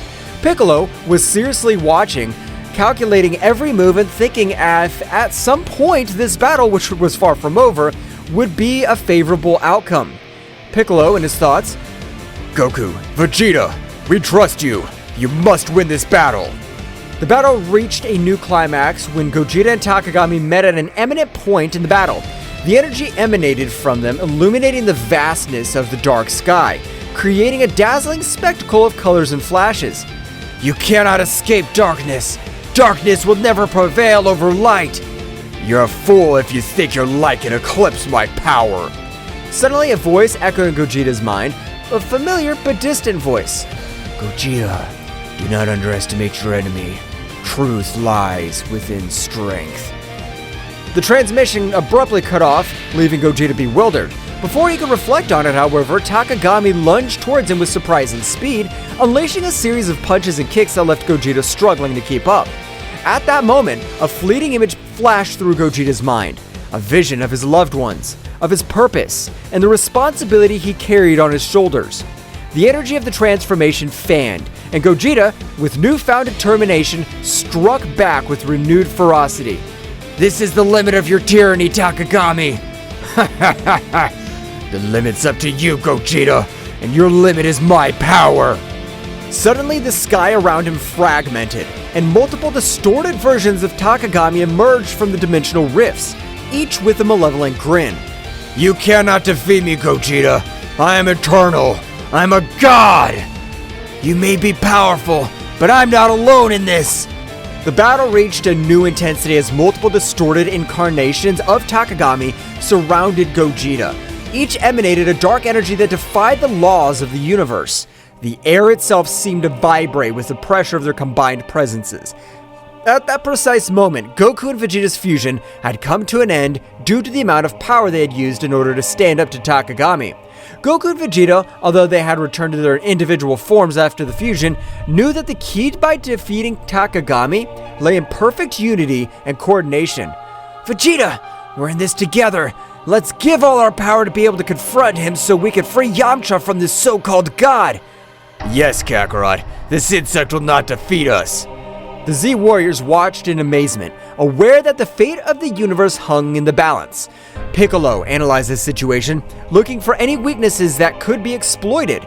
The others prepared to act if the opportunity presented itself.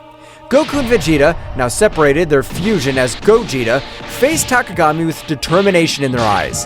The dark presence of the supposed god loomed over them, but the Saiyans were determined to free Yamcha and put an end to the threat he posed.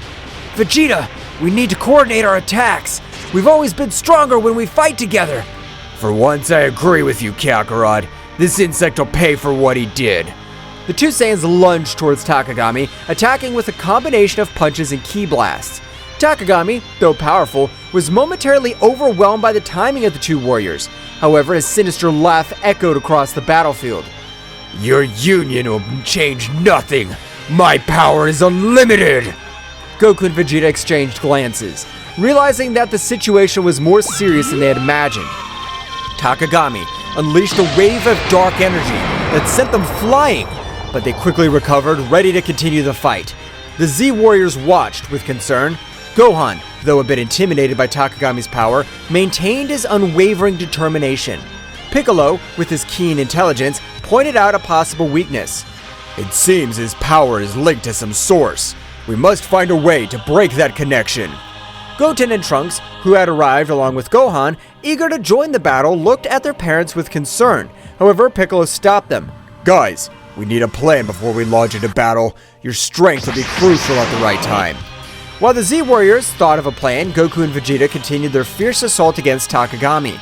Every time it seemed they were about to defeat him, his power increased and the evil emanating from him intensified. Ha ha ha ha! Your resistance is useless. My power thrives on despair and suffering. Then we must find a way to change that. Vegeta, we need to attack together, but with a strategy. You're finally thinking clearly, Kakarot. Let's do it! The two Saiyans, coordinating their movements, executed a series of synchronized attacks. Although Takagami was defending himself skillfully, he began to show signs of discomfort. The connection between his power and the external source seemed to be faltering. At that instant, Piccolo noticed the opportunity. Now is the time. Gohan, wait for the opening we'll give you so you can attack. Goten, Trunks, follow me on my signal. Gohan nodded, conveying a look of confidence to his friends. Goten and Trunks prepared to act on Piccolo's directions. Everyone, let's send our energies to Goku and Vegeta. We must strengthen their connection and weaken Takagami's source of power. The Z Warriors gathered their energies and, with a coordinated effort, sent a stream of ki skyward. Goku and Vegeta, sensing the surge of power, seized the opportunity. They're doing it! Come on, Vegeta! The connection between Goku, Vegeta, and the Z Warriors created a unique synergy. Energy flowed through them, strengthening their resolve and weakening Takagami's external source of power. This can't be happening! The darkness surrounding Takagami began to dissipate, due to the large amount of energy they were receiving from their friends. Piccolo, Gohan, Goten, and Trunks, observing the battle, noticed the opportunity to intervene. Now, guys, let's go! Goten and Trunks took flight into the sky where Goku and Vegeta were, joining the fight against Takagami. With the energy of the Z Warriors strengthening the connection between Goku and Vegeta, the real battle was about to begin. The fusion of powers of the Saiyans between father and son created an explosion of energy that enveloped Takagami. The fight intensified, but now, with hope and determination as their allies, Goku, Vegeta, Goten, and Trunks were ready to face the Dark God and free the universe from his evil domain. The burst of energy that enveloped Takagami reverberated throughout the universe. The fusion of the powers of Goku, Vegeta, and his sons created a symphony of forces, illuminating the sky with a brilliant radiance that defied the darkness Takagami had tried to impose. Takagami, enveloped in the luminescence of the combined energy, struggled to maintain his composure. The connection between his power and the source of his power, Yamcha, was weakening with every second, and his sinister laugh began to turn into growls of frustration. We're making progress, Vegeta! Yes, but let's not let our guard down. It's not over. As the Saiyans continued their coordinated offensive, Goten and Trunks and their Super Saiyan forms joined the battle. The pressure on Takagami intensified, as he now faced not only the two adult Saiyans, but also that of his sons. The coordination between them was impressive, and every move was backed by the combined strength of the Z Warriors. Dad! Vegeta! We're here to help! Let's show this guy that the Saiyan family is unstoppable!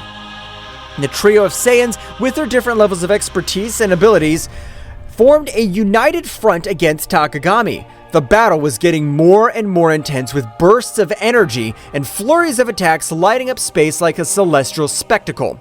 Piccolo, Gohan, Krillin, and the others channeled their energies to strengthen the connection between the Saiyans and, at the same time, searched for weaknesses in Takagami's defense.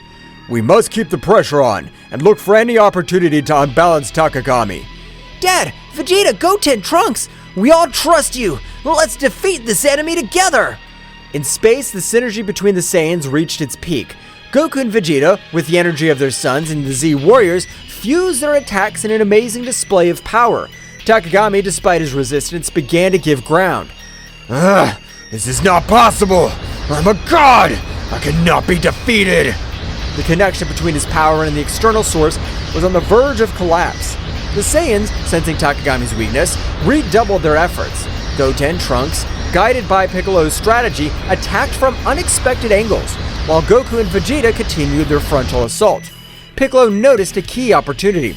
Now, Gohan, it's your time! Gohan, in his final form ready to take advantage of the opportunity, concentrated his energy and launched himself into the confrontation. With surprising speed, he joined the fight alongside Goku, Vegeta, Goten, and Trunks. Let's finish this, Dad! The symphony of energy between the Z Warriors and the Saiyans reached its climax. Takagami, beset on all sides, struggled to stand, and the skies erupted in an explosion of light and darkness as the heroes joined forces to confront the Dark God. The battle reached its climax, and every move decided the fate of the universe. The Z Warriors from Earth watched with eagerness and hope, knowing that victory was within reach, but also aware that the final fight was yet to come. With the Saiyans and the Z Warriors facing Takagami in a cosmic confrontation. However, amidst the chaos of battle, a small distraction allowed Takagami to strike back with furiosity. Goten and Trunks, focused on following Piccolo's strategy, attacked from different angles. However, in a moment of minimal distraction, Takagami seized the opportunity and launched a surprise counterattack. With quick and precise movements, the Dark God managed to evade Goten and Trunks' attacks, countering them with punches and energy blasts. Ha ha ha! Your efforts are useless, children! I'm the all-consuming darkness! Goten and Trunks, though agile and powerful, found themselves in a precarious situation. Takagami, with his speed and cunning, left the young Saiyans struggling to keep up.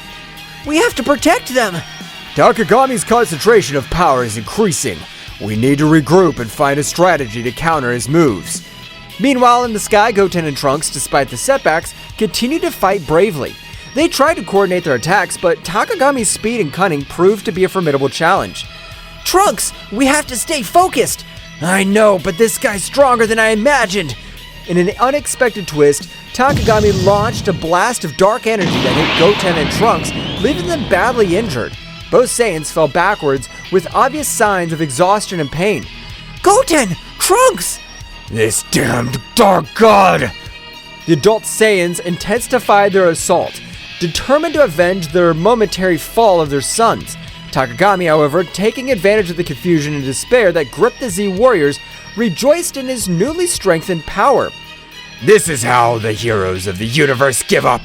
They may fight, but in the end, darkness will always prevail. The result was becoming even more tense. The Z warriors, though determined, were facing the reality that their fight was far from over. Goten and Trunks, wounded but not defeated, were struggling to recover and rejoin the battle. We need a new approach. Takagami's strength increases with each passing moment. We'll protect Goten and Trunks. We'll not let the darkness prevail.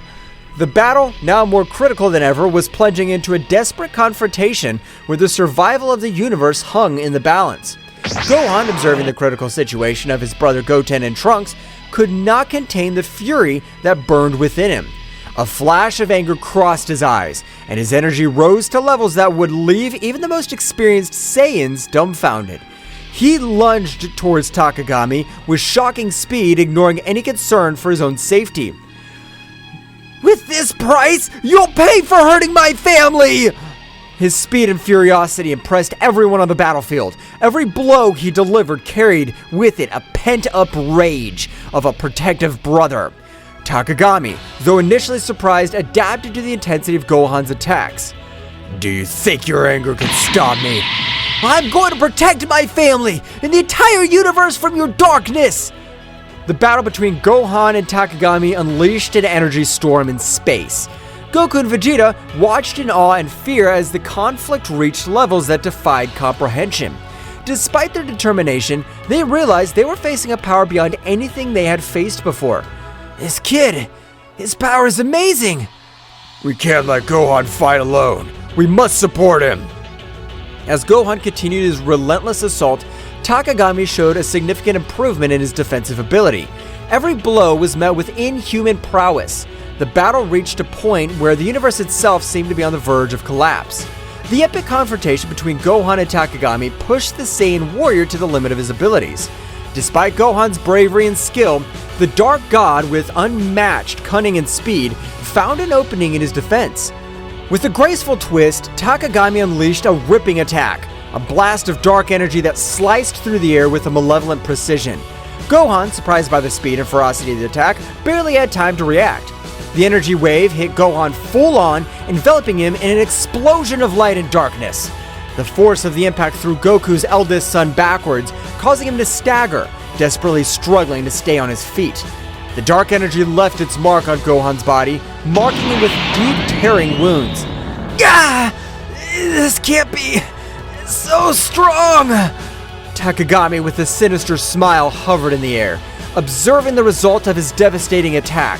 The black energy around him seemed to vibrate with satisfaction as Gohan tried to recover. This is the power you praise so much? You're no match for me, Gohan. Goku and Vegeta, witnessing the scene from a distance, gritted their teeth helplessly. The situation was becoming more critical with each passing moment.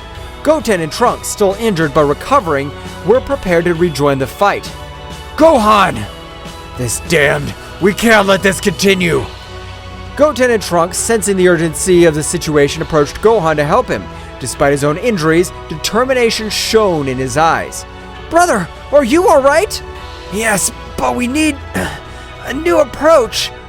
We're not going to let this guy get away with this! Meanwhile, Piccolo and the other Z Warriors were also assessing the situation, looking for any opportunity to change the course of the battle. The pressure on them was mounting, and the need to find an effective strategy was becoming more apparent. We have to work together. Gohan, can you keep fighting? Gohan nodded, ignoring the pain coursing through his body. His determination had not dulled, on the contrary. Takagami's imminent threat stoked it. I can't give up, but we need a strategy. Something that could surprise him. Surprise him, you say? As the Z Warriors immersed themselves in strategy to counter Takagami, a small distraction took over the battlefield. Goten and Trunks, aware of the need of a different approach, exchanged determined glances. Without saying a word, they assumed the familiar fusion dance stance. The other warriors, immersed in their tactics, barely noticed the sudden disappearance of Goten and Trunks as they performed the fusion. The energy around them condensed into a brilliant flash that revealed Gotenks, Super Saiyan, the powerful fusion of the two young Saiyans. Ready to give this guy a surprise! With impressive speed, Gotenks launched himself towards Takagami, who was momentarily startled by the new presence on the battlefield. Gotenks, with his characteristic air of self-sufficiency, began to unleash a series of swift and agile attacks, challenging the Dark God with renewed energy. Here I come! Takagami, however, far from being intimidated, smiled sinisterly. With a casual gesture, he deflected Gotenks' attacks as if toying with him. Is that all you've got, you little fused insect? Gotenks persisted, intensifying his attacks, trying to find an opening in Takagami's defense. However, the Dark God, with a graceful move, countered each blow with ease. Come on! It can't be! In the moment of distraction, Takagami took advantage of the situation. With impressive speed, he launched a blast of dark energy that enveloped Gotenks before he could react. The resulting explosion threw Gotenks backwards, knocking him to the ground unconscious and disfigured. Gotenks! This is worse than we thought. Takagami, now more confident of his superiority, hovered in the air, glaring at the defeated warriors. Goten and Trunks, still unconscious, lay on the ground as Takagami revealed in his moment of victory. Ha ha ha ha! Is this all you offer, Z Warriors? Your desperation only increases my power. With the outlook darkened by Gotenks' momentary defeat, attention turned to Gohan, who, badly wounded but driven by an inner strength, began to radiate intense energy. The pain in his body seemed to fuel his determination, and a wild golden glow enveloped as his ki reached never-before-seen levels. In the blink of an eye, Gohan transformed into Super Saiyan Phase 3, a form of awesome power that surprised even Takagami. Gohan's hair grew out of control, his muscles swelled, and his expression reflected a mixture of pain and fierce determination. What is this? A new trick? Gohan, with a wild roar, launched himself towards Takagami with shocking speed. The force of his blows and the intensity of his attacks shook the battlefield, creating a storm of energy around him. The conflict between light and darkness took on a new dimension as Gohan challenged the limits of his own power. You're going to pay for what you've done! The confrontation between Gohan in his Super Saiyan Phase 3 form and Takagami marked a drastic change in the intensity of the battle. The skies, previously serene, witness of the confrontation, darkened with the energy unleashed by both combatants. And each blow resounded like thunder in the vast and silent cosmic space, defying the tranquility of the stars watching from a distance. The explosions of energy briefly illuminated the darkness, creating a chaotic and majestic spectacle at the same time. The flashes of light and shadow intertwined in a frantic dance that reflected the ferocity of the combat. The shockwaves spread out in the distance, distorting space itself and recalling the magnitude of the power unleashed on that battlefield. Each movement was a ballet of strength and dexterity, with Gohan and Takagami challenging each other in a battle that transcended the physical, entering the realms of the mystical and the epic. Their cries of determination were lost amid the din of battle, but their spirits echoed in every exchange of blows, making it clear that this confrontation was not just for dominance or survival, but for the legacy of their lineages and the protection of their worlds. Gohan, his eyes shining with an indomitable determination, channeled all his power in every movement, leaving a trail of energy that shimmered with a force that defied the limits of the unimaginable. His taut muscles, his golden aura glowing with intensity, made him an unstoppable force that sought justice and protection for all those he loved and defended. You will not escape my justice, Takagami! My determination's like an unbreakable torrent that'll sweep away any darkness you try to sow. Every blow I throw carries with it the strength of all those I protect and defend.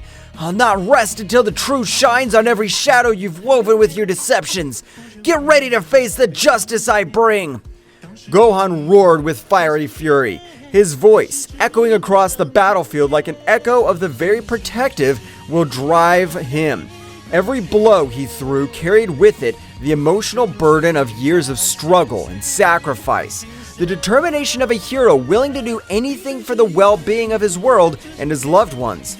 On the other hand, Takagami, with his characteristic agility and calculated cunning, dodged Gohan's attacks with fluid and precise movements. His cold and calculating gaze contrasted with the ferocity of the Saiyan, unveiling an enemy who did not underestimate the threat he faced. Interesting. I see that the power of the Saiyan pride still burns deep in your being, Gohan, but let me tell you this. However intense it may be, will not be enough to defy the chains of your inevitable fate.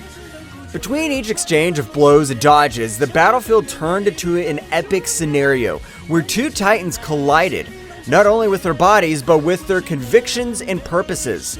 The fate of both was intertwined in a deadly dance where determination, skill, and strength merged in a conflict that transcended the physical and went deep into their warriors' souls. The clash of energies was so intense that the Z warriors felt the pressure and overwhelming weight of the unfolding confrontation. The magnitude of the conflict resonated in every corner of the known universe, like an echo of power that transcended planetary barriers and penetrated the very heart of those who were fighting for survival and justice. The fluctuations in ki were palpable, even to those watching from a distance, like a symphony of opposing forces colliding in a chaotic but harmonious dance. Every member of the Z Warriors could feel the electricity in the air, the tension that preceded every strategic move and every heartbreaking blow. The earth trembled under the influence of the unleashed energy, as if the world itself was responding to the duel of titans being waged on its surface. The skies darkened even more, as if the universe itself was holding its breath at the magnificence and terror of that epic contest.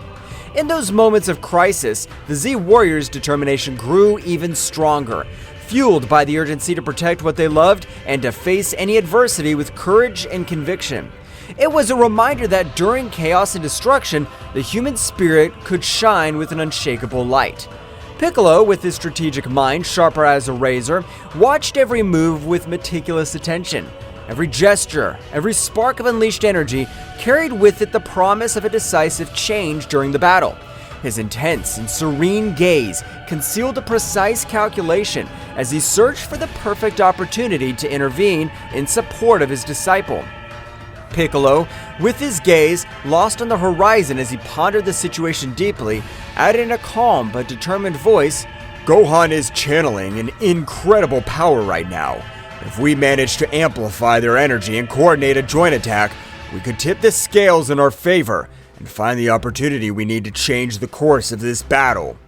His mind worked like a meticulous clock, evaluating possibilities and strategies during the chaos that was unleashed in front of him. Meanwhile, at the epicenter of the conflict, Gohan and Takagami continued their titanic duel, each determined to impose their will and determination on the other. Gohan's transformation into Super Saiyan Stage 3 not only gave him enormous strength, but also imposed a demanding tribute in terms of energy and physical endurance. Gohan, his breathing agitated by the effort and intensity of the moment, expressed with determination in his voice between short breaths, "His power! It's overwhelming! But I must stand firm! I can't fail!" Every word resonated with an unwavering commitment as he prepared to face the ordeal ahead of her, his aura glowing with a mixture of exhaustion and relentless resolve. His spirit stood like a burning flame during the storm, braving adversities with a determination that sprang from the core of his being. On the other hand, Takagami, with his arrogant smile and calculated movements, responded to every attack of Gohan with an inordinate confidence in his own dexterity and power. Takagami, with a voice imbued with superiority and a tone that denoted his absolute confidence in his words, defiantly replied, "Admiral, but naive. Your determination's remarkable, Gohan, but you must understand that no force in this universe can change your destiny." His voice resonated with an assurance that seemed to defy all opposition, marking a gap between confidence in his power and Gohan's will. His self-assurance was as impenetrable as the toughest steel, a psychological barrier that defied even the storms of energy roaring around him. The confrontation was coming to a head as the Z warriors, with a mixture of worry and palpable hope in their hearts, prepared to intervene at the precise moment that could change the course of the battle. Vegeta, with his intense and analytical gaze, watched every flash of power unleashed by Gohan with a mixture of admiration and concern in his eyes. Vegeta, with his analytical and sharp mind, was muttering to himself in a barely audible tone due to the palpable tension in the air. "Gohan's unleashing an incredible power." His words were a whisper, charged with respect and concern, acknowledging the magnitude of the power that Gohan was unleashing at that critical moment. "But he must maintain control if he wants to survive this," he added with a seriousness that reflected his experience in past battles and his understanding of the dangers of losing control over so much unleashed energy.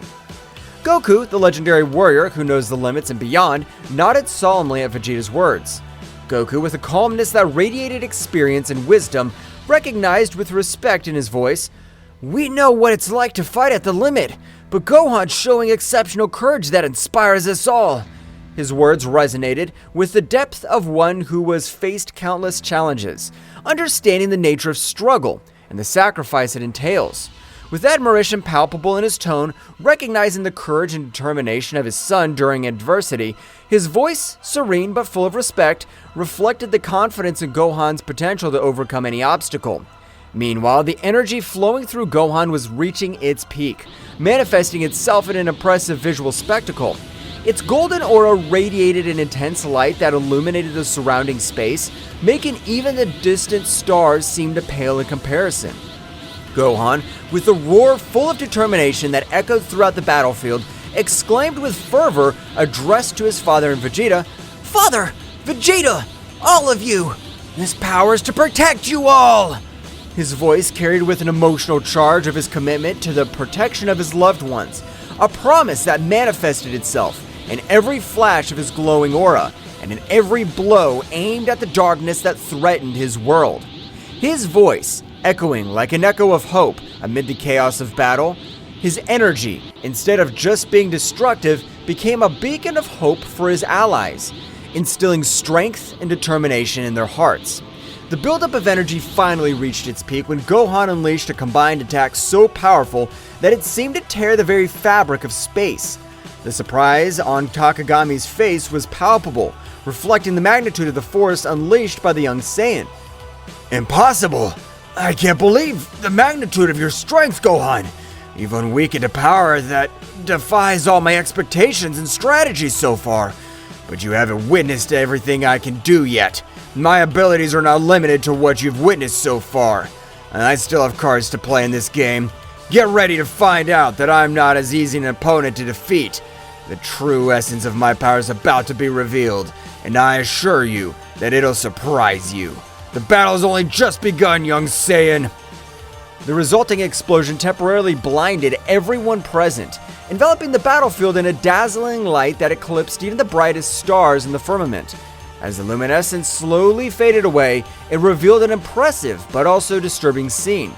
Gohan, still in his Super Saiyan Stage 3 form, was still standing, his figure slender but visibly exhausted at the limit of his strength. "What? Was that enough?" He was panting between short breaths, his eyes reflecting a determination that defied the fatigue that overwhelmed him. But Takagami emerged from the rubble with a defiant smile on his face, was making it clear that the battle was far from over. "You're barely scratching the surface, Gohan. Your power is awesome, But you can't beat the darkness that is hanging over you. Your determination's commendable, but the real battle is beyond what you can imagine. My shadows are deeper, and my power is vaster than you think. Get ready to face the true essence of the dark power. Gohan's energy was fluctuating, a clear sign that his transformation was reaching its limit. The Z warriors watched with anxiety and determination as the battle reached a critical point. Victory seemed elusive, but their fighting spirit remained unwavering in the darkness that threatened to devour them all. No! I can't give up this power! It's to protect everyone! To my family! To the earth! Each word came out between agitated breaths, but charged with an unwavering determination, revealing the deep sense of responsibility and love that drove their struggle. His voice, though weakened by the effort, resounded with a firmness that defined the adversities he faced. Oh, what a pathetic nobility! Do you think you can fight my darkness with simple desires for protection? Your strength is impressive, but your naivety condemns you. Don't you understand that in this world, nobility and desires for protection are as fragile as glass in front of the tide? No matter how much power you possess, the darkness will always find a crack through which to infiltrate and corrupt everything you value. It's only a matter of time before you realize the futility of your efforts, Gohan. Gohan, his aura flickering, braced himself for another assault, feeling every fiber of his being burning with determination. However, the accumulated fatigue and the marked wounds on his skin were beginning to take their toll, weighing like chains on his struggle. Every move was a battle against exhaustion and pain, a test of endurance that tested his courage and perseverance. The vision of Takagami, his implacable enemy, distorted slightly before his fatigued eyes, reflecting not only the tumult of the physical battle, but also the dark and twisted connection Takagami maintained with the source of power that fed him.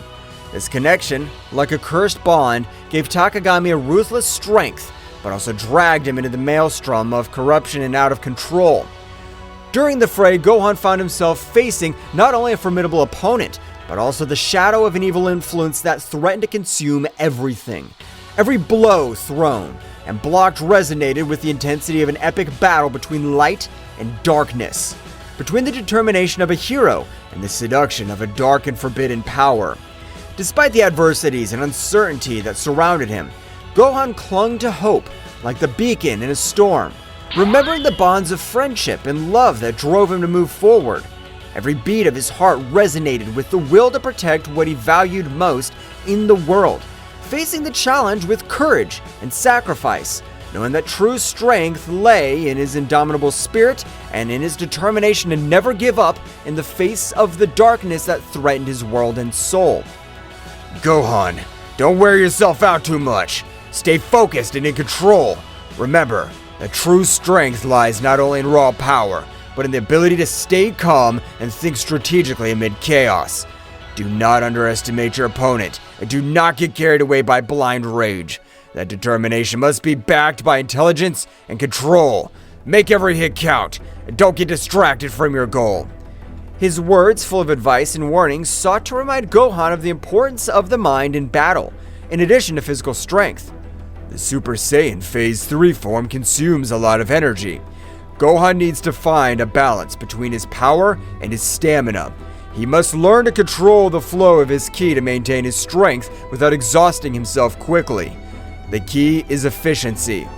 Every movement must be precisely calculated and executed to maximize the impact without wasting energy. It's a challenge to master this state, but if Gohan manages to find that harmony, his potential will be truly formidable. His words, full of experience and knowledge, sought to guide Gohan towards a better understanding of how to use his power without compromising his endurance in battle. As Gohan and Takagami continued their confrontation, Goku's eyes, a symbol of hope for everyone, shone with determination during the intense strife. His strategic mind was working at full speed, analyzing every move of his son and enemies to find the perfect crack in Takagami's defense. Every glimmer in his gaze reflects years of training, epic battles, and an unwavering desire to protect those he loved. In the distance, Vegeta stood in a fighting position, his Saiyan pride burning like an unstoppable flame. His defiant aura and combat experience combined into a formidable force, ready to unleash his power at the precise moment. Piccolo, with his calculated serenity, was watching the battle with sharp eyes, ready to strategically intervene and balance the scales in favor of his comrades. Meanwhile, Goten and Trunks, the young warriors, were in the middle of the recovery process after the intense confrontation against Takagami. Despite their damage received, his determination did not waver. Both focused on channeling their ki with precision, taking advantage of every breath to restore their energies and strengthen their bodies. Goten, with his indomitable spirit and his face marked with determination, closed his eyes with concentration as he felt the flow of vital energy revitalize his fatigued muscles. "We have to be ready to return to the battle at any moment," he thought to himself, remembering the responsibility he shared with his friend Trunks to protect his family and his home. On the other hand, Trunks, with his mind focused and his ki shining with renewed intensity, was striving to reach an optimal state of recovery. "We can't afford to let our guard down," he reflected, aware of the challenges they still faced and the need to be prepared to face any adversity that stood in their way. Both young warriors knew that the battle was not over yet. With determination in their hearts and their ki channeling with precision, they were preparing for the next chapter in their fight for the protection of their world. "Gohan's giving his best. His strength and determination are impressive, but we need to find an opening to channel more energy towards him and empower his power to the fullest. We must all join forces and find a way to support him in this crucial battle. Our connection as a family and as a team is our greatest strength. Let's make every hit and every effort count to protect our home and those we love." His words, full of determination and hope, reflected his confidence in the team's ability to overcome any challenge when working together. "Your resistance is admirable, but useless. My power is absolute. No matter how much they fight, they won't be able to stop me. My strength is unshakable, and my determination relentless. There is no escape from my dominion. It's time for you to give up and accept your fate under my control." Every word was loaded with arrogance and certainty as Takagami continued to unleash his dark power with ruthless ferocity. Gohan, with a superhuman effort, managed to deflect Takagami's attacks and counterattacked with a burst of brilliant energy. The collision of powers created a shockwave that shook the nearby atmosphere. "I will not allow you to destroy what I love! My bonds and my strength are greater than any darkness you could throw! I'm ready to face any challenge and overcome any obstacle to ensure a secure future for everyone!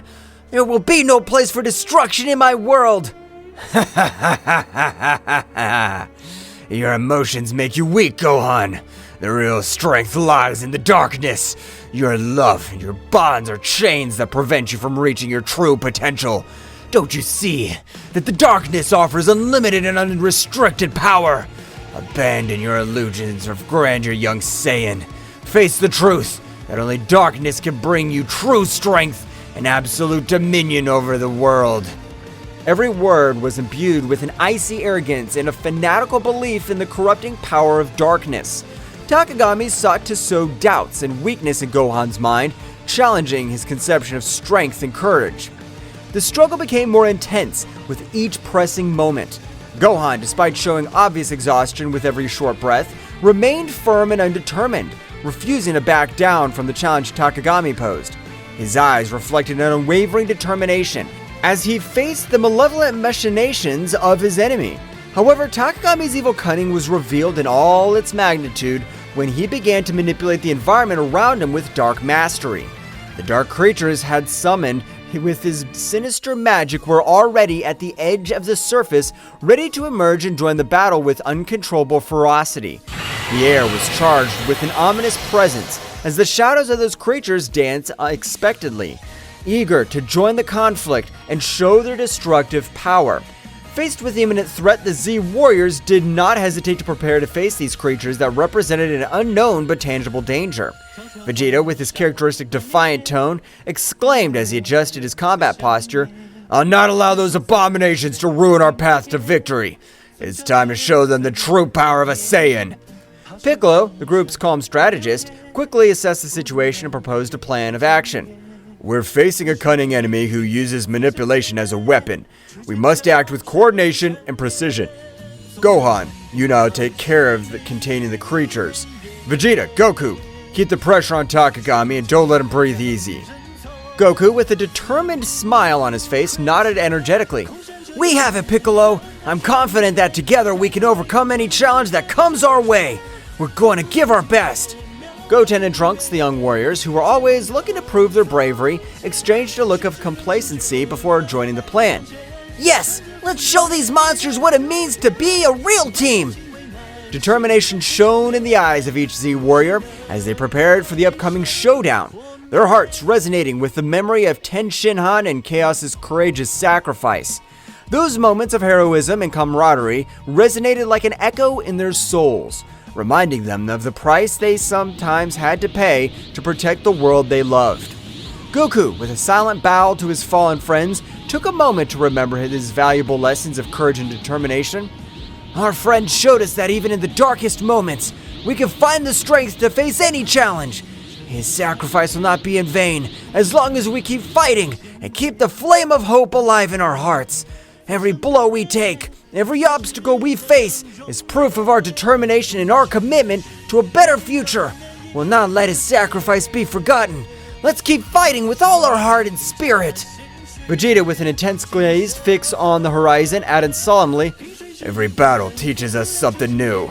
We must honor his memory by overcoming our limits, protecting this world, not only for ourselves, but for those who are no longer there. Piccolo, the serene strategist, reflected on the importance of learning from each experience. Every battle, every loss, strengthens us and teaches us to be better warriors. Let's move forward with determination and wisdom. Goten and Trunks, the young warriors, full of energy and competitive spirit, exchanged a look of respect towards the heroes of the past. We're going to make their bravery and sacrifice worthwhile. We'll fight with everything we have. The memory of Ten Shinhan and Chaos became a flame that fanned the determination and fighting spirit of the Z warriors. With their hearts united in a common purpose, they prepared to face the next challenge with the strength of those who came before them, ready to write the next chapter in the history of defending the Earth against the forces of evil. The battle reached unprecedented levels of intensity, with every move unleashing a wave of energy that shook the battlefield. Gohan, with his indomitable spirit, led the charge against the emerging shadows, channeling his ki into powerful explosions that dispelled the creatures one after another. Every flash of light harbored the determination to protect their loved ones and their home from the darkness that threatened to consume them. Mr. Piccolo, behind you! Watch your back! The enemy's trying to surprise us with sneak attacks! We can't afford to let our guard down for 1 second in this battle! Our togetherness is our greatest strength, and together we'll overcome any challenge that comes our way! I trust in your strategic wisdom, Mr. Piccolo, but I'm also here to support you in every move! Let's move forward with determination and protect what we value with all our might! Piccolo responded quickly, deflecting the attack with an energy shield. Thank you, Gohan. Your quick alertness and attention to detail are crucial in this battle. Our coordination and communication are what will keep us one step ahead in the face of our enemies. Let's keep working together. Every move counts in this matchup. By his side, Piccolo displayed his tactical ingenuity with mastery, drawing lines of defense and counterattack with pinpoint accuracy. His strategies were like chess moves on the battlefield, anticipating the enemy's moves and coordinating attacks to maximize the impact. Between them, an almost perfect synchronicity is woven, where Gohan's brute force found balance at Piccolo's strategic cunning. Vegeta, get ready for our combined attack! We can't hold any back anymore! It's time to deploy all our power and show them what we're capable of! Together, we're unstoppable, Vegeta! Let's prove once again why we're the most powerful Z warriors in the universe! Let's go! You don't need to tell me, Kakarot. I'm always ready for the combat. Our combined power will overcome any obstacle that stands in our way. Get ready to witness the true strength of the Saiyan race. Let's go! Every clash of powers, every rumble of explosions resounded like a chant of resistance, bravery during chaos. The bounds of camaraderie and trust between the Z Warriors were strengthened by adversity, reminding them that together they were more than the sum of their individual abilities. In this ballet of strength and strategy, where each movement had the weight of survival and the hope of a future in which light would prevail over shadows. Vegeta and Goku, in their eternal friendly rivalry forged in countless battles, coordinated their attacks with an almost telepathic synchronization. Like two warriors who share a unique and deep bond, their fiery determination was reflected in every move, every punch, and every burst of energy they threw at their formidable opponent, Takagami. Goku, it's time to unite our powers to take down this guy once and for all. We'll not allow it to continue sowing chaos and destruction. Our combined strength will be their undoing. Take this, Takagami! This is the end that awaits you for challenging the Z Warriors. I'm with you, Vegeta. There's no turning back now. Together, we'll put an end to this threat once and for all. Let's get him! The latter, a formidable adversary in his own right, was forced to quickly divert his attention between dodging the quick and precise strikes of the Saiyans and dealing with the strategic cunning of Gohan and the tactical prowess of Piccolo. Don't underestimate my powers, Saiyans. My abilities go beyond what you can imagine. Your determination's admirable, but it won't be enough to stop me. Get ready to know the true darkness that resides in this universe. The frantic dance of attacks and defenses between the protagonists became a ballet of opposing forces, where speed and power merged into an unparalleled combat choreography. Each shock of energy unleashed explosions of ki that lit up the sky like shooting stars on a stormy night, painting the firmament with flashes of power and determination. The battlefield was transformed into an epic scenario where the fates of the combatants were intertwined in a cosmic drama of legendary proportions. Gohan, now's your time to shine. Use this opportunity to show your true power and determination. We're all counting on you to turn the tide of this battle. Don't hold back. Give your best and make every hit count. The fate of everyone depends on your courage and strength in this crucial moment. Come on, Dad! Mr. Piccolo! We won't stop until we beat you! Our determination's stronger than ever, and together, we're unstoppable! This is our moment to show that together, we can overcome any obstacle! Let's trust in our bonds, and fight with everything we have! Meanwhile, Gohan's relentless determination and Piccolo's tactical wisdom added layers of complexity to the conflict, consistently challenging Takagami's strategies and moves. The intensity of the confrontation reached its peak, and with each hero and villain deploying their maximum potential in search of victory. Amid the chaos of battle, friendship and honor and inner strength shone as beacons of hope in a universe fraught with unfathomable challenges and dangers. Goten and Trunks, following the meticulous plan laid out by Piccolo to the latter, demonstrated a perfect synchronization that bordered on the supernatural. As young Saiyan warriors, their connection was more than a simple strategic alliance. It was the manifestation of a deep and lasting friendship, forged in countless shared trainings and battles. Every movement, every gesture, flowed between them in an innate harmony that only the strongest bonds could sustain. Goten, your task is to maintain the defensive perimeter. Don't let anything surprise us from behind. Trunks, look for any opportunity to counterattack. We need to take advantage of every gap in their defense to turn the tide in this battle. Understood, Mr. Piccolo. I'll be attentive and make sure that nothing takes us by surprise. Following Piccolo's instructions, Goten unleashed bursts of energy with the dexterity and speed typical of the Saiyan lineage. Come on, Trunks. Let's keep the pressure on. Let's not give up and take every opportunity to move forward. His attacks were precise and forceful, outlining a defensive perimeter around the group with an intensity that left his opponents breathless. Meanwhile, Trunks, a skilled wielder of the energy sword, executed precise and elegant cuts that perfectly complemented Goten's strategic defense.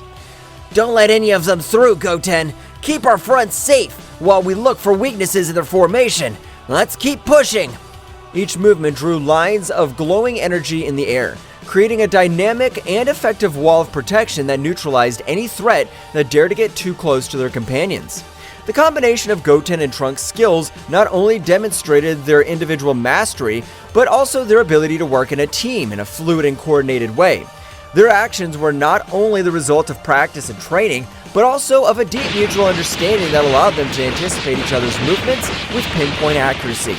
On the battlefield, the symbiosis was their greatest strength, making them an unstoppable force that courageously and determinedly defended those considered their family and home. The battle that was being fought was a whirlwind of energy and strategy, where every move had a deep meaning, and every decision impacted on the future of the contest. Goten and Trunks, the young Saiyan warriors, showed amazing coordination as they threw themselves into combat with a mixture of bravery and dexterity. His movements were like a martial dance, fluid and precise, designed to unbalance the dark creatures summoned by Takagami. Trunks, to your right! Understood. The voices of the young people echoed among the booms of explosions and the clash of powers. Each exchange of blows was a symphony of ki, a manifestation of the determination not to give ground in the face of the darkness that threatened to engulf them. Meanwhile, Gohan, with his indomitable spirit, deployed his ki in explosions of controlled energy, creating glowing spheres that exploded with force on impact against the shadows that rushed over them. We can't give up! Our world depends on this! Every strike, every strategy, everything counts in this crucial battle! Let's keep fighting until the end! His voice resonated with conviction, injecting courage into his companions. Piccolo, the calm but ruthless strategist, extended his arms with authority, generating defensive barriers that protected the group from surprise attacks. His eyes observed the battlefield with a calculated calm, evaluating every movement of the enemy to find the precise moment to counterattack. Keep the pressure constant. We cannot allow them to make up ground. Every breakthrough we make is crucial to maintaining our advantage. Keep attacking relentlessly. The sound of energy crashes and explosions was deafening, but during the chaos, the group's determination and unity shone like beacons of hope in the darkest night. Each of the Z warriors knew that they were not only fighting for their lives, but for the future of their home and the generations to come. Every attack, every block was another step towards victory or defeat, and they were not willing to give in to adversity. Amid the furious fray, every strategic move and every technique deployed by the Z Warriors reflected years of training and experience, as well as a bond of trust and camaraderie that strengthened them in the most difficult moments. The coordination between them was a show of synchronization and dexterity, a chaotic but harmonious dance of attacks and defenses that kept at bay the dark forces that tried to dominate them. However, it was at a crucial moment, when hope seemed to be faltering in the face of Takagami's relentless persistence, that Goku and Vegeta, the legendary Saiyans whose power transcended known limits, demonstrated once again why they were revered as the most powerful warriors in the universe. With millimetric synchronization that only they could achieve after years of training in epic battles, they unleashed a devastating combined attack that shattered Takagami's defenses, leaving them exposed and vulnerable in the face of the final counterattack of the brave defenders of the Earth. The impact of their combined energy resounded on the battlefield like divine thunder, shaking reality itself with its overwhelming power. The energy blasts and shockwaves spread out like a gale, sweeping away any obstacles in their way and marking a decisive turn in the confrontation. The hearts of the Z Warriors swelled with renewed hope as they witnessed the result of the bravery and determination embodied in Goku and Vegeta, who were not only allies, but also rivals, who raised each other to new heights of power and dexterity. This epic moment not only symbolized the brute strength of the legendary Saiyans, but also the depth of their connection as battle companions and friends. Her self-sacrifice and dedication to protecting her home and loved ones shone with an intensity that defied the shadows of despair. With Takagami vulnerable before them, Earth's heroes prepared for the final assault, determined to put an end to the dark threat looming over their world and restore the lost peace. As this crucial opportunity approached, Gohan and Piccolo, two warriors whose togetherness goes beyond simple camaraderie, combined their powers with synchronization and understanding that only the closest battle partners could achieve. With relentless determination and a strategic focus sharp as the edge of a sword, they faced the creatures summoned by Takagami, with a bravery that inspired everyone present on the battlefield. Mr. Piccolo, keep the rear guard. I'm going to the front. It is crucial to maintain our formation and protect our backs as we move forward towards the main battle. I trust you to keep us safe from behind. Understood, Gohan. Don't let your guard down. Our coordination is key for being victorious. Stay alert and move forward with determination. Together we'll overcome this challenge. Gohan's energy, bright and powerful as the sun as it peaks, was intertwined with Piccolo's tactical cunning and dexterity, creating a symphony of power and skill that defied expectations. Each coordinated movement between them was a masterful combined dance, where offensive and defense intertwined in a lethal harmony. The creatures summoned by Takagami, who once posed a formidable threat, now found themselves at a disadvantage in the face of the unbreakable union of these two exceptional warriors. The battlefield lit up with flashes of brilliant energy as Gohan and Piccolo unleashed their full potential, overcoming every obstacle with steely determination and calculated strategies. The trust between them was palpable, a connection that transcended words and manifested itself in every punch and every block. With each enemy defeated, their path to Takagami cleared, bringing them closer and closer to the final victory they sought to protect their world and their loved ones. Gohan, you need to buy time. I will prepare my best attack to defeat these creatures. I trust you can keep them busy while I get ready. Together, we can change the course of this battle. Mr. Piccolo, I'll do my best to buy time. My goal is to keep these creatures at bay as long as possible so I can prepare their attack. Trust me, I won't let you down. The moment of truth was approaching, and Gohan was advancing with a firm step, while Piccolo prepared his best attack to defeat these creatures summoned by Bahamut's disciple and put an end to the darkness that had threatened his home. His fiery determination was a beacon of hope for those who witnessed his courageous struggle, reminding them that strength lies in the unity and indomitable spirit of those who fight for justice and peace. The critical moment came when every move decided the fate of the battle. Gohan, in a last effort, took his final form.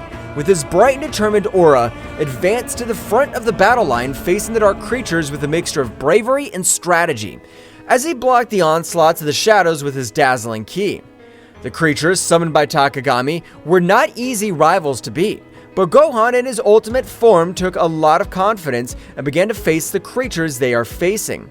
Gohan knew that keeping the creatures at bay was crucial to allowing Piccolo to unleash his full power. While Gohan struggled to contain the shadows with his fast movements and powerful attacks, Piccolo concentrated his energy preparing for the most powerful technique. The tension on the battlefield was palpable, but there was no room for doubt. Confidence in their abilities and in their partner was the key to facing the darkness that threatened to consume them.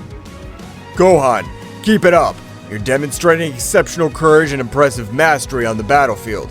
Every movement of yours is a barrier that prevents the advancement of these creatures. It's crucial that you hold this firmness for a few more moments while I finalize the preparations for my final ultimate technique. I have full confidence in your abilities and determination. Remember that our teamwork is the key to overcoming any challenge. Keep the pressure on and don't let your guard down. Together we can turn the tide of this battle and protect our loved ones. Understood, Mr. Piccolo. I'll not allow them to advance a single step further. You can trust me. I'm fully prepared to take on this responsibility and keep these creatures at bay. Together, we can overcome this and protect our loved ones. My determination's unwavering, and I'll not back down in the face of this challenge, because I know that every stroke I stop here is a step towards victory. Our teamwork and mutual trust will give us the strength to prevail in this battle. Let's show them what we're capable of and write our own destiny in this struggle. The scene unfolds with increasing intensity as Gohan definitively plunges into the maelstrom of combat. His determination is reflected in every gesture, and every tense muscle, and in every flash of energy that emanates from his being. The creatures summoned by Takagami's nightmarish creatures with twisted shapes and burning eyes fiercely advance towards Gohan, seeking to overwhelm him with their numbers and their uncontrolled fury. Gohan, however, is not daunted. His ki shines around him like an aura of power, marking every movement with a clear purpose. When the first creature lunges with sharp claws, Gohan responds with a precise block, channeling his energy to stop the attack with a glowing barrier. The resulting impact makes the ground tremble under his feet, but Gohan remains steadfast, his eyes fixed on his opponent. Each subsequent blow is an exhibition of martial skill and ki control. Gohan moves with grace and speed, dodging the onslaughts of creatures with fluid movements, and countering with calculated blows. His fists and legs turn into bursts of energy, hitting the enemies with force and precision. Each impact causes bursts of energy that light up the battlefield, drawing bright arcs in the air and kicking up swirls of dust around them. The creatures do not retreat easily. Their resistance is stubborn, and their thirst for destruction is insatiable. Gohan is forced to deploy more advanced techniques, combining his speed and strength with concentrated energy attacks. Ki waves cut through the air as Gohan releases bursts of controlled energy, seeking to weaken his opponents and open gaps in their defenses. Every block, every dodge, is a dance of anticipation and reaction. Gohan relies on his training and his intellect, reading the movements of the creatures, responding with precise movements. Your connection to your spiritual energy is evident in every movement, every pulse of energy emanating from your being. Meanwhile, Piccolo completes the charge of his definitive technique, his absolute concentration palpable in the air. The sound of his pent-up energy resonates on the battlefield, adding a layer of palpable tension to the charged atmosphere of battle. Gohan feels Piccolo's accumulated power as a beacon of hope and a call to redouble his efforts. This is our chance, Gohan. Keep the pressure on them, and don't give them any respite. Every move of yours is crucial right now, as we are close to changing the course of this battle. I trust in your ability to keep them at bay, while we prepare our counterattack. Keep your determination, and keep going. Together, we can make it happen. Gohan nods with determination as he prepares for the next attack.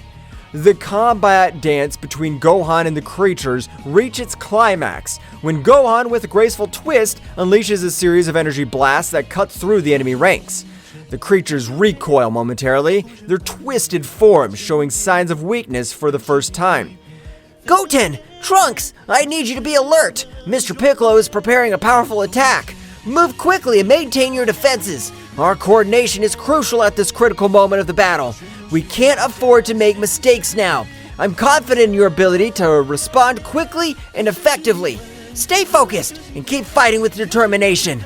Come on, we can still turn the tide of this battle in our favor.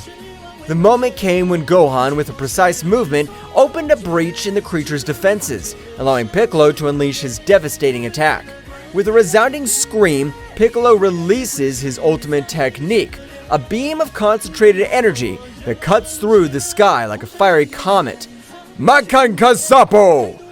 The pure energy swirls frantically around the lightning, forming a spiral of controlled energy that seems to dance in the air with calculated ferocity.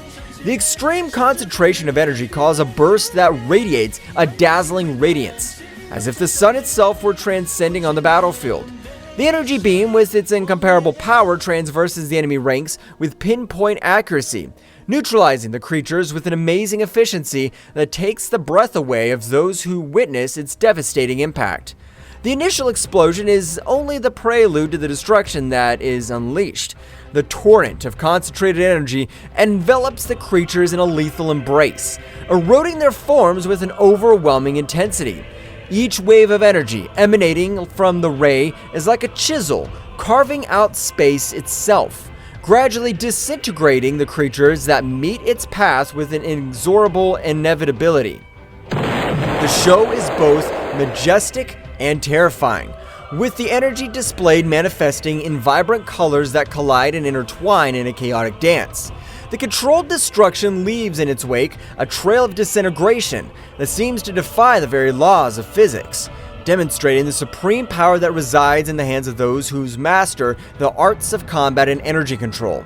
The battlefield gradually quieted down, the dark threat dissipating with each defeated creature.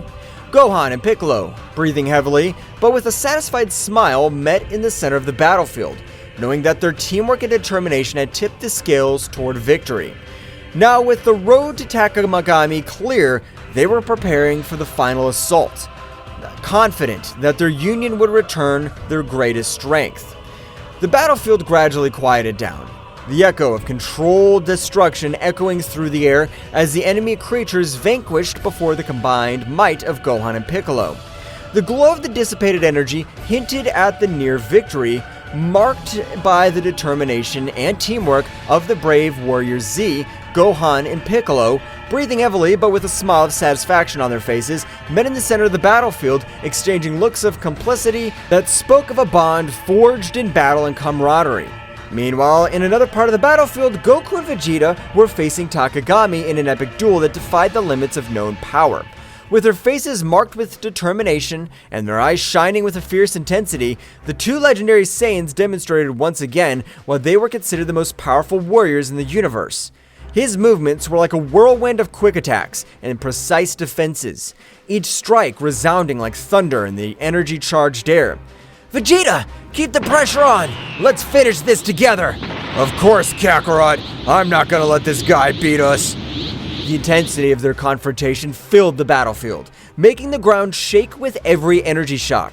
Takagami, although powerful, was in a challenging position in the face of the unstoppable combination of Goku and Vegeta. I'll not underestimate your power, Saiyans. I recognize their bravery, but their determination will not be enough to stop me. My strength is unshakable. My power is unstoppable.